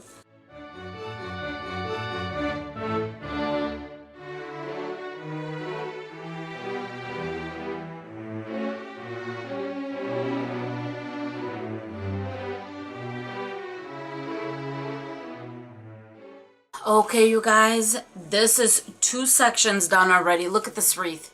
Look how full and beautiful it is already. And this is literally just 2 of the sections done. That's it. Okay, you guys, I'm going to finish the whole wreath up, and then I will be right back. We are all done, at least with this part. And so here is how it looks in the back. And so now you just go around and they're like, if there's anything loose, just trim it down, make it look nice and beautiful. So for the ribbon, I will be using this polka dot burlap ribbon and also this grosgrain white ribbon. I want to keep this nice and simple. So here's what I'm doing. I want my ribbon to be about 8 to 9 inches. So I'm just going to, because this is 9 inches right here. So I'm just wrapping it around this. And this is basically how many I'm going to get. We're going to do the same thing with this one.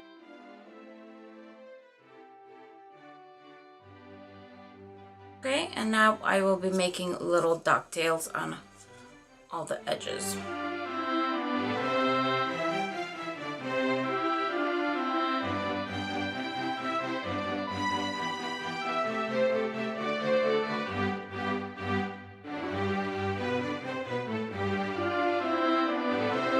Okay, so the next thing I will do is basically bring these guys together. I have my thick one, my little one. Bring them together, make sure you find the middle. And we're just going to make banners kind of like this.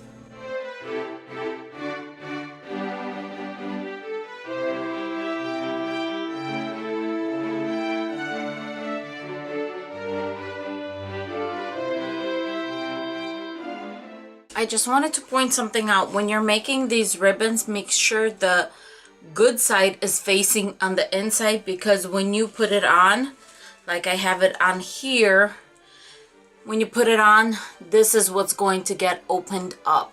So if you do it the other way, you get the opposite side. Okay, so at this point what I do is I take all of my little tails, especially if you have an odd number like I do. I have 11 instead of 10. I have a little extra on, so why not?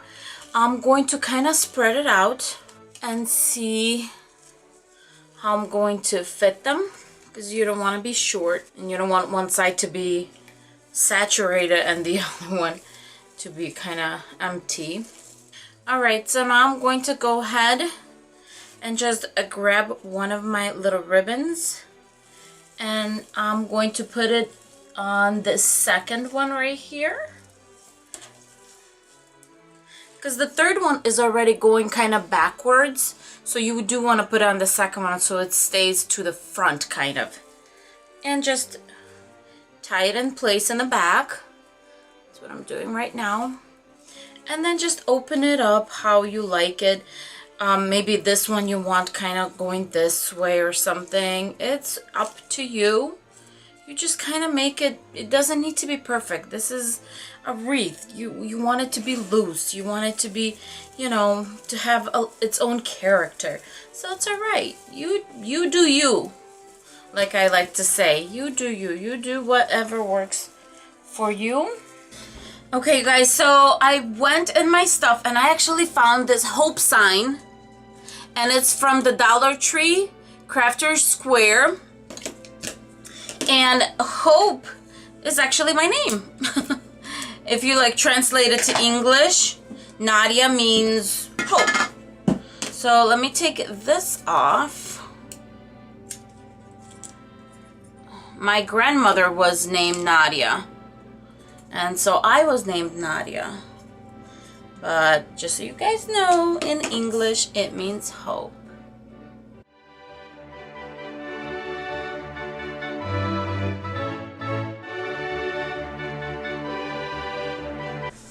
Okay, you guys, I gave it 2 coats of white chalk paint, and now I just need to add my chenille wire to it. And I was trying to figure out the best place to do it, and when I put it on the wreath, it looks like this area kind of is the midpoint, or like that's where it would be good if it was attached. Okay, so I'm just putting my chenille wire, I'm thinking like this. And then I'm just going to add some hot glue over it so it seals it nicely. And then we are going to attach it to the wreath. Alright, so there's an area in my wreath where I just kind of moved my ribbon, and I felt like it was kind of sparer than the rest of it. It wasn't as even, so I thought it would be perfect to put the sign right here. And I kind of want the sign to be like on the side. So this would be, I think, really, really nice here. And when I have a sign, I like to put it between two of the wires. So let's make sure it's how we want it. Oh, you guys, this is beautiful. Such an elegant addition to it.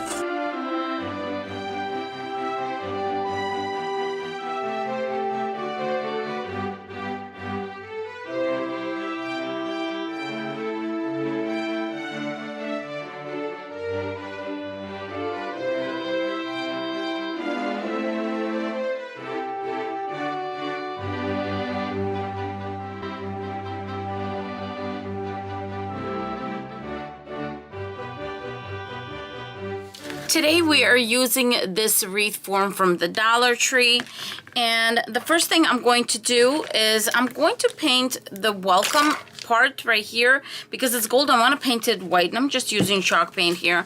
But before I paint, I'm going to grab some sandpaper, and this is the P80, and give it a good scrub.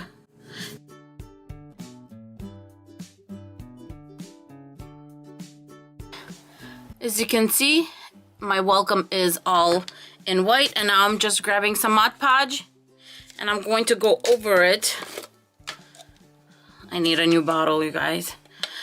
And I'm just going to go over it, kind of not sparing it, kind of being nice and thick, because I want to make sure that it's going to stay there for a long time. Our welcome sign is done, and we are ready to have some fun. I promise. I don't do anything difficult on my channel. I don't do difficult macrame for sure, because this is supposed to be fun. As always, I do want to mention that there is a ruler right inside here. And using this ruler, I'm going to let you know that this is actually a 1/4 inch in thickness right there. Or in centimeters, it should be 1/2 centimeter. Grabbing my yarn, the first thing I'm going to do is I'm going to take the end and I'm going to tie it. And of course, you don't have to do this, but I know that this one could really unravel, so I don't worry about it, you know. And I'm trying to unroll it. I come to the end, and as you can see, the end is fraying already too. So I'm just going to tie it off. Grabbing both of my ends, I'm just going to find the center. When you find your center, either start working with it or just tie something loosely so you know where your center is. Something like this. So now that we have our center, I'm going to start with one of the ends and just start kind of rolling it.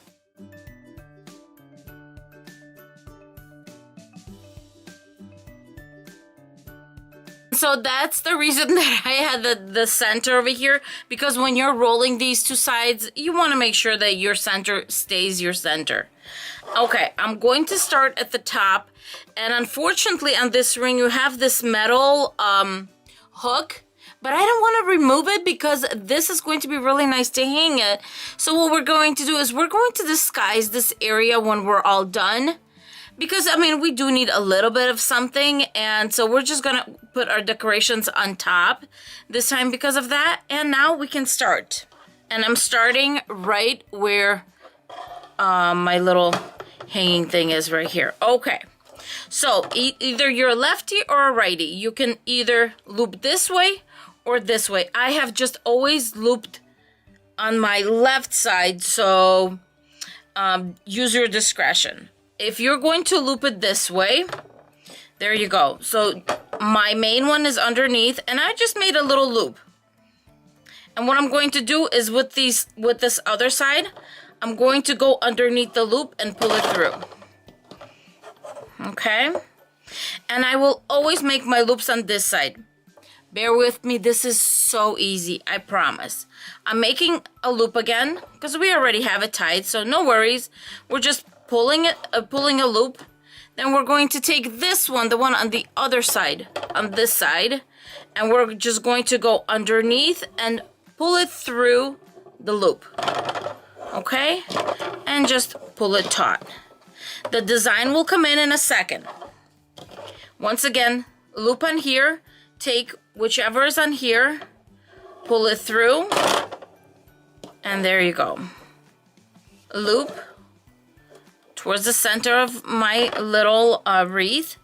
Then I'm going to take the other one, I'm going to put it over this one and underneath. So I mean, to make it easier, I just say keep it just like it is, make your loop, and then take this one and put it inside the loop from down to the top.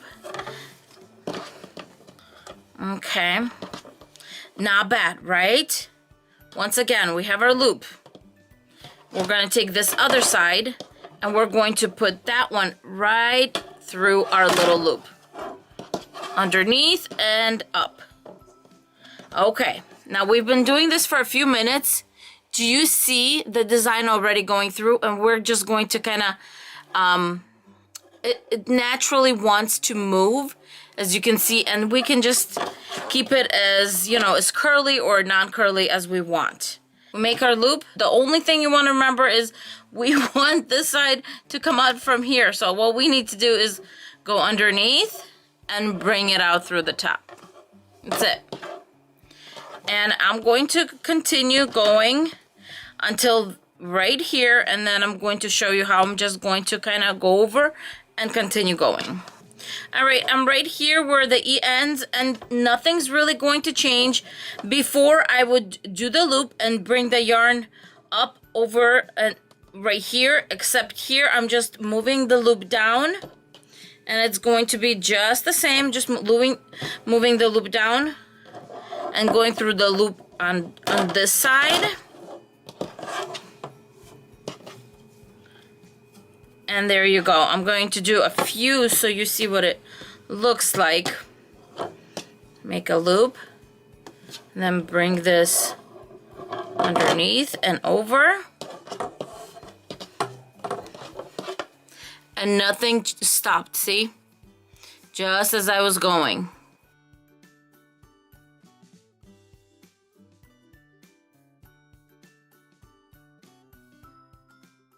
Okay, now I came right to where the W it ends, and I'm going to continue on.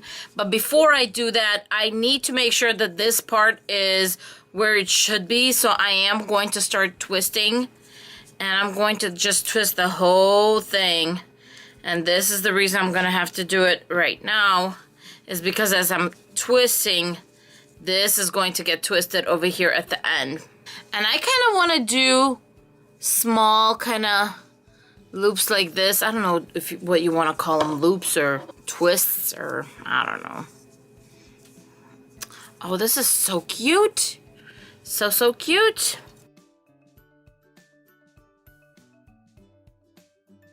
Okay, I just finished this section, and now I'm going to twist it before I go over the section over there. And I'm just going to not really measure, because I'm already at the end. Let me just twist this over. Okay, so here we go, and we're gonna go right on here without going on top of this. We're going to make a loop. This one needs to go down, but what we're gonna do is I'm going to go underneath, and before I hit over there, I'm going to go through here, through this little area, and then pull it up, and we're looping it, and we're right here without going on the outside. I'm going to do this again. We have our loop, and then we have the second one, and instead of going straight in here, I'm going to go right through here, and I'm just pushing all of these through, and then through the center, just like we've been doing. There you go. And I'm going to go flat here. There's no need to twist anything here. Okay, I came to the end, and this is what I have left. And originally, this was 20 yards or 18 meters. So quite a bit. I'll do something else with these. I love this color, so. And all I'm doing at the end is just tying a knot. And I'm going to face it towards the back because obviously I don't want it to show in the front. And tie it nice and tight. And cut it off. To decorate this little cutie, seriously, look how cute this wreath turned out. We're going to grab some grosgrain ribbon, and I love this ribbon. So, we're just going to measure our tail, make a simple 2-loop bow, just like that. See if that's going to be enough. And I'm just going to paper clip it right here, because I want to put this one over it. Let's see here. And we're going to make the tail just a little bit shorter on this one. All right, I got both of my bows ready. The white one is going to be in the back because it needs to contrast our background over here. And then the black and white one is going to be on top. And that one I made just a tiny bit shorter. And I'm just going to bring it together with the same little twine that we used in the beginning. Hold it in place and just, if you're having a hard time holding it in place, use a paper clip and just kind of push it off to the side. And then look at this. There you go. Do your tying. Because you can move it to the left or the right later. Not a big deal. Let's make sure it ties in the back. And I'm going to make one little squeeze over here and then tie it the second time before I take off this. Okay, look at that. Just with the help of a little simple paper clip. But just when you're clipping it, make sure you go off to the side so you can do this in the center. Okay. I think I like that. Look at that. Now let's just make sure all our tails are facing down before we start cutting them. I'm just going to cut them approximately. Move this to the side. I'm just pulling the little thread through so we can tie it in the back. And I'm going to tie it straight onto my wreath right there in the back. Just cut off the excess. Look at this. This is how easy this is. Just absolutely easy. Now I'm just going to do the tails. Cut them off on a slant. Now I'm just singeing the white ones. Now I'm going to grab more of this white ribbon, and it's going to give it this really beautiful, clean look. So I'm just going to hot glue it to the back over here.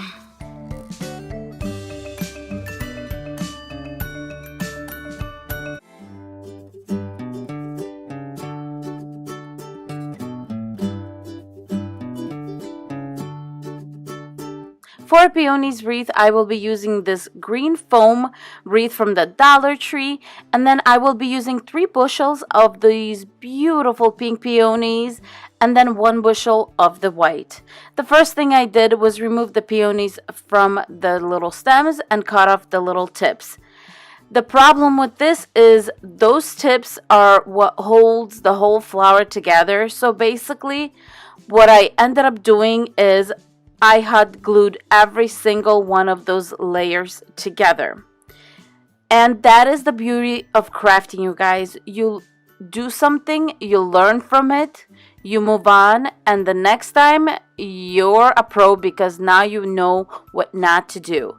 In the second wreath I will be making, I rectified the situation and I think it turned out pretty nice and a great way of doing these types of wreath.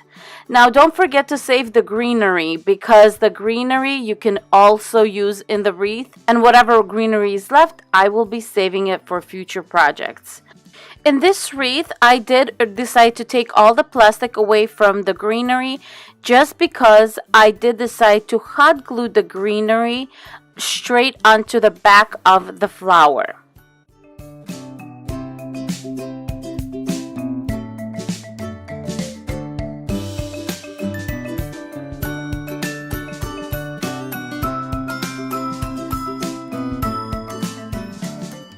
As you can see, I am done with my wreath at this point, but I did leave a little bit of room at the bottom for a bow. Now, because my foam wreath is green, I needed to cover the area so it looks a little bit nicer. So I'm going to use the same ribbon that I'm using for the bow to cover that area up, and I absolutely love that about this ribbon.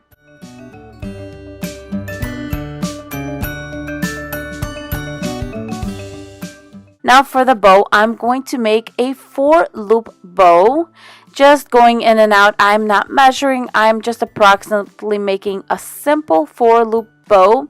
Then I'm just pinching the bow in the middle and I'm bringing it together with a zip tie, just because that's what I had on hand, but I have been known to use any type of floral wire, a chenille wire, or even sometimes a thread. Anything you have on hand is absolutely fine, because that area I particularly usually cover up with something anyway. Now I'm obviously grabbing the worst scissors in my craft room and trying to cut the ribbon off, because as you can see, it was a bit of a struggle.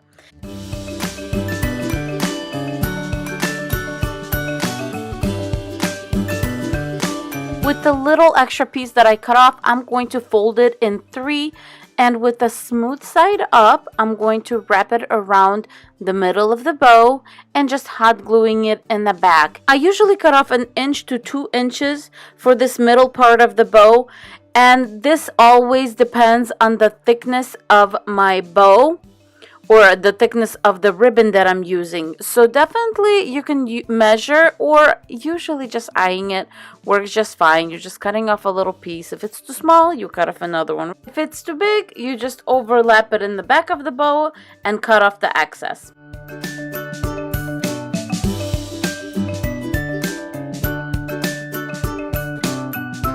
To complete my bow, I'm just measuring to make sure that my tails are the same length, and I'm cutting little ducktails, and then I'm going to do what I call banner endings. This is where I make a little wave with my ribbon at the bottom. So all you do for this is you make a little zigzag with your ribbon, fold the bottom portion underneath a little bit, and then just crimp it tight in the back. And that's it, and you have this beautiful bow.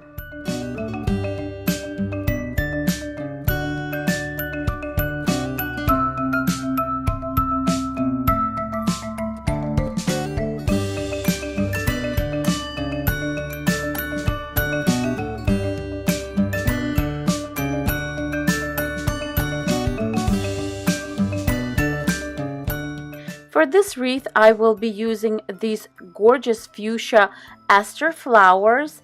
Also, I will be using Queen's Ends lace, Carrot Savage bushels, and this foam wreath. Now here I'm showing that I'm going in a zigzag, and what I'm doing is I did not cut off the little edges from my flowers. What I'm doing instead is just putting the flower in and then hot gluing the edge of it. And as you can see, I'm poking the flower in and once again hot gluing right there. This zigzag design is very good when you're using smaller flowers.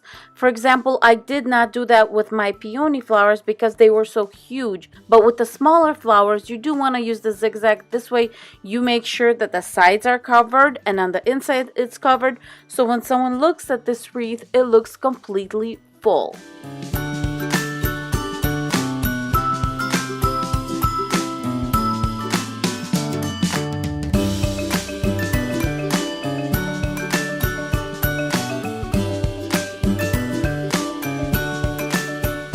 Now I'm grabbing my yellow Queen Anne's lace, and I just love the contrast with my fuchsia aster flowers and this gorgeous, gorgeous yellow.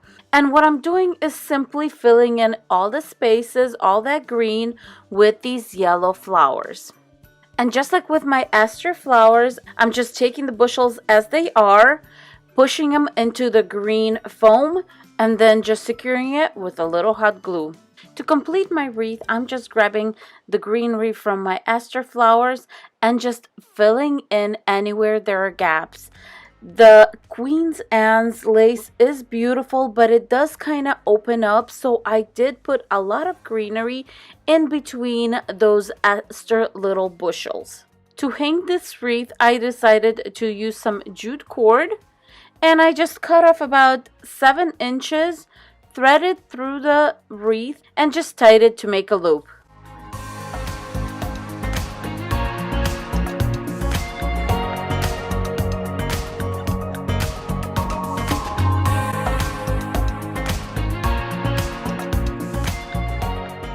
For the spring wreath, I will be using this beautiful, elegant wreath from the Dollar Tree, and I'm going to be making it just a little bit softer and painting it white. The reason I'm doing this is because the flowers I'm putting on top of this wreath are going to be pink, and they will stand out a little bit more and nicer against the white versus that beautiful natural oak shade. The flowers that I chose were these beautiful spring blooming branches, and I used 3 bushels of them. 3 bushels were way more than enough, and as you will see, my wreath will turn out nice and full. I did cut the flowers down to about 1 inch with the branch. I thought the branches were a beautiful element to bring the nature into my wreath, and also I hot glued the flowers by the branches onto my wreath.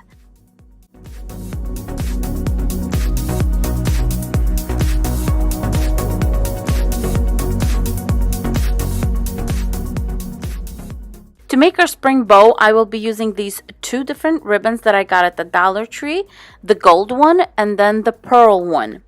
The first thing I did was measure approximately how long I needed the bow to be, and then I needed to get that same length of the pearls. Now the pearls are a little bit thicker and 5 rows were too much, so I cut 2 of the rows off. And as you can see, they fit really nicely right on top of that gold ribbon. Then I simply took my hot glue gun and just hot glued the pearls onto the gold ribbon.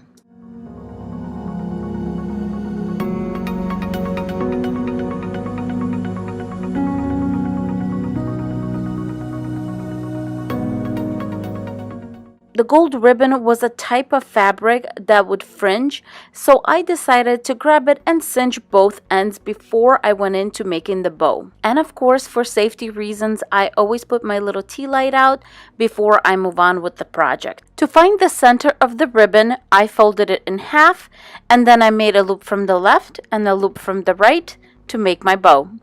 I brought the bow together with a white chenille wire, and then I grabbed that wire and just wrapped it around the wreath and just pushed the flowers to the left and the right, so kind of my chenille wire is hidden in between the flowers. To cover that chenille wire in the middle of my bow, I just grabbed a leftover flower and just hot glued it to the center.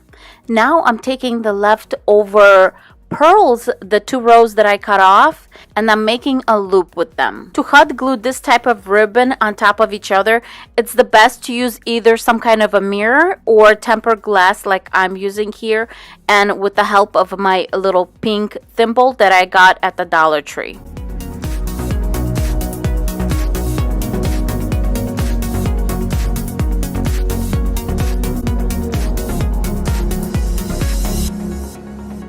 To get started, I'm just using these tea lights to prop up my wreath so it's easier to paint, and I will be using this beautiful acrylic lime green by Craft Smart to give this wreath 2 coats.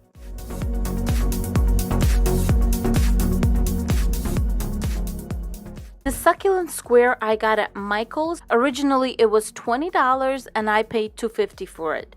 Now I'm just removing the succulents from the grid, and I found that the best way to take them off was just to twist them off the grid.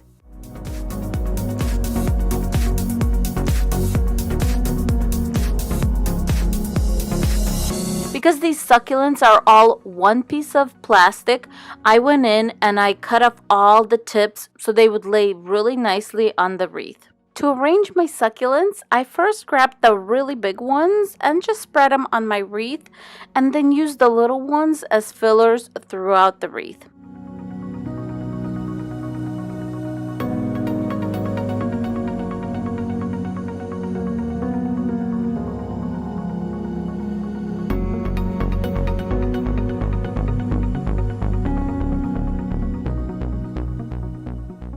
Here I'm just using a hot glue gun to secure the succulents to the wreath, but then I realized that the succulents are plastic and they are on the heavier side.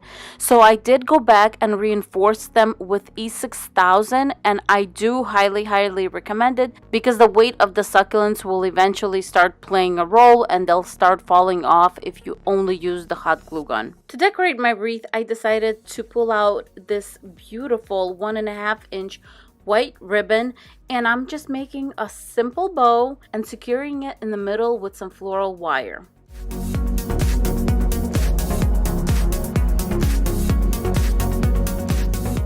To prevent my bow tails from fraying, I do always like to singe, and I like using a little tea light and just really quickly running the endings of my ribbon through the flame. To cover the middle portion of the bow, I'm just using a leftover piece of ribbon and just hot gluing it together, so I have about a 1/2 inch ribbon, and then just folding it over and hot gluing it to the back of the bow.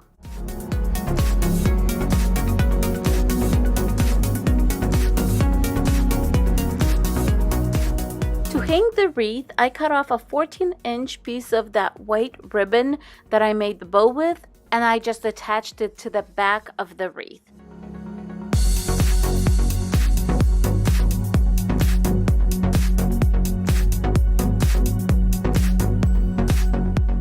To finish off the wreath, I took that beautiful bow and put it on top of that ribbon, and then grabbed a tiny little succulent and also hot glued it to the center of the bow.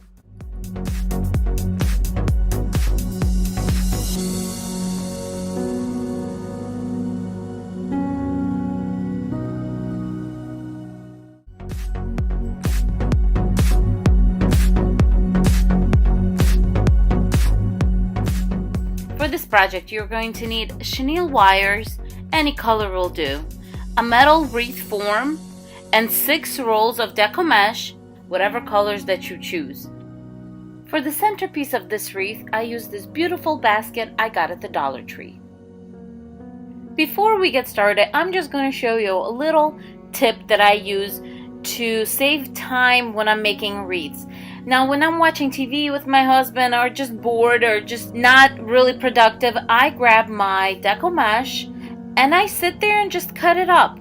Then when I'm ready to make a wreath, it's all ready. I have all of these cut up, and as you see, here's a before and after. I just wrap it up with a little ribbon, just layer it. It's nice, folded, and ready to go. I'm going to be cutting my Deco Mesh into about 6-inch strips. If you want to make them, you can also do 10 or 12. That is up to you. But keep in mind that the longer your strips are, the more Deco Mesh you are going to need. Now I'm just going to continue this process with the rest of the Deco Mesh. I used 2 pinks, 2 whites, and 2 purples for this project. Here I'm just cutting my chenille wires in half with these wire cutters. I just feel like you don't need the whole chenille wire. Half a wire is more than you need.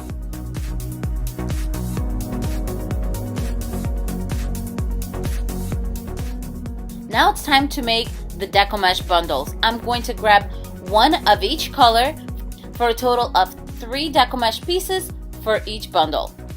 I grab first piece, roll it in, and then put it between my ring finger and my middle finger. Then I'm doing the same thing with the second one, rolling it and also putting it between my fingers.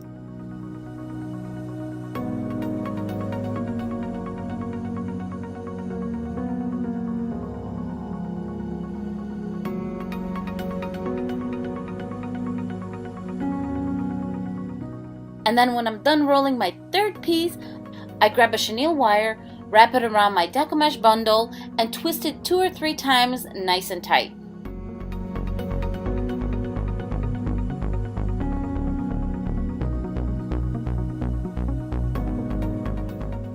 And just like that, with the magic of YouTube, they are all done.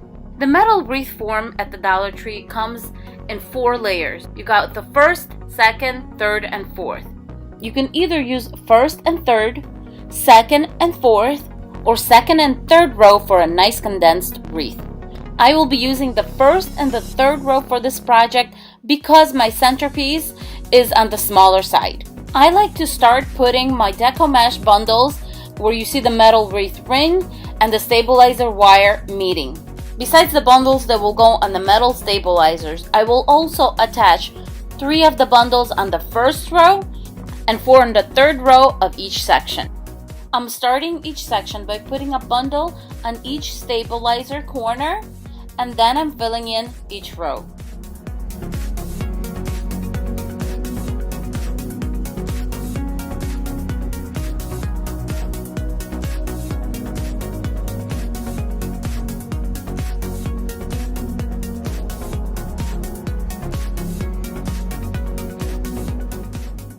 Now it's time to get my beautiful Dollar Tree ribbon, and we're going to cut it into 8-inch strips. Now I'm taking my wired ribbon, making a loop, overlapping it about 1 inch, and then I had some leftover chenille wires that I used to bring each strip together. I did this for the rest of the strips I had.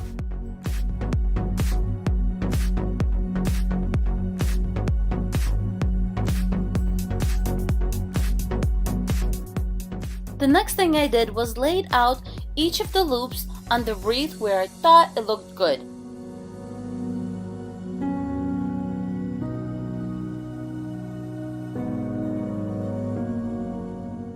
Now I'm proceeding to attach the loops to the wreath. I'm not concerned which ring I'm attaching them to, as long as they look good in the spot that I placed them.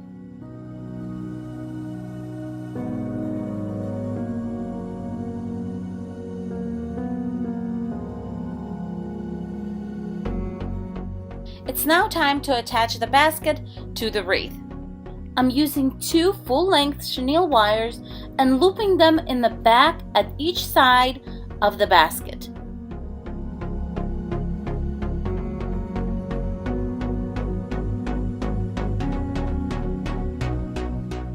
Now I'm just attaching the basket to the metal wreath form. When I finished with the wreath, I just thought the bow on the little basket was missing something. So I removed the center plastic part of the bow, and I found this cute little button. I thought the pink color kind of worked the best with the colors, and decided to just hot glue it right in the middle.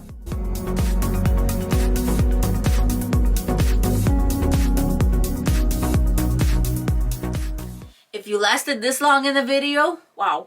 You're amazing. Thank you so much for stopping by and spending some time with me. And I will see you in my next video. Bye-bye, my sweet friends. Mwah!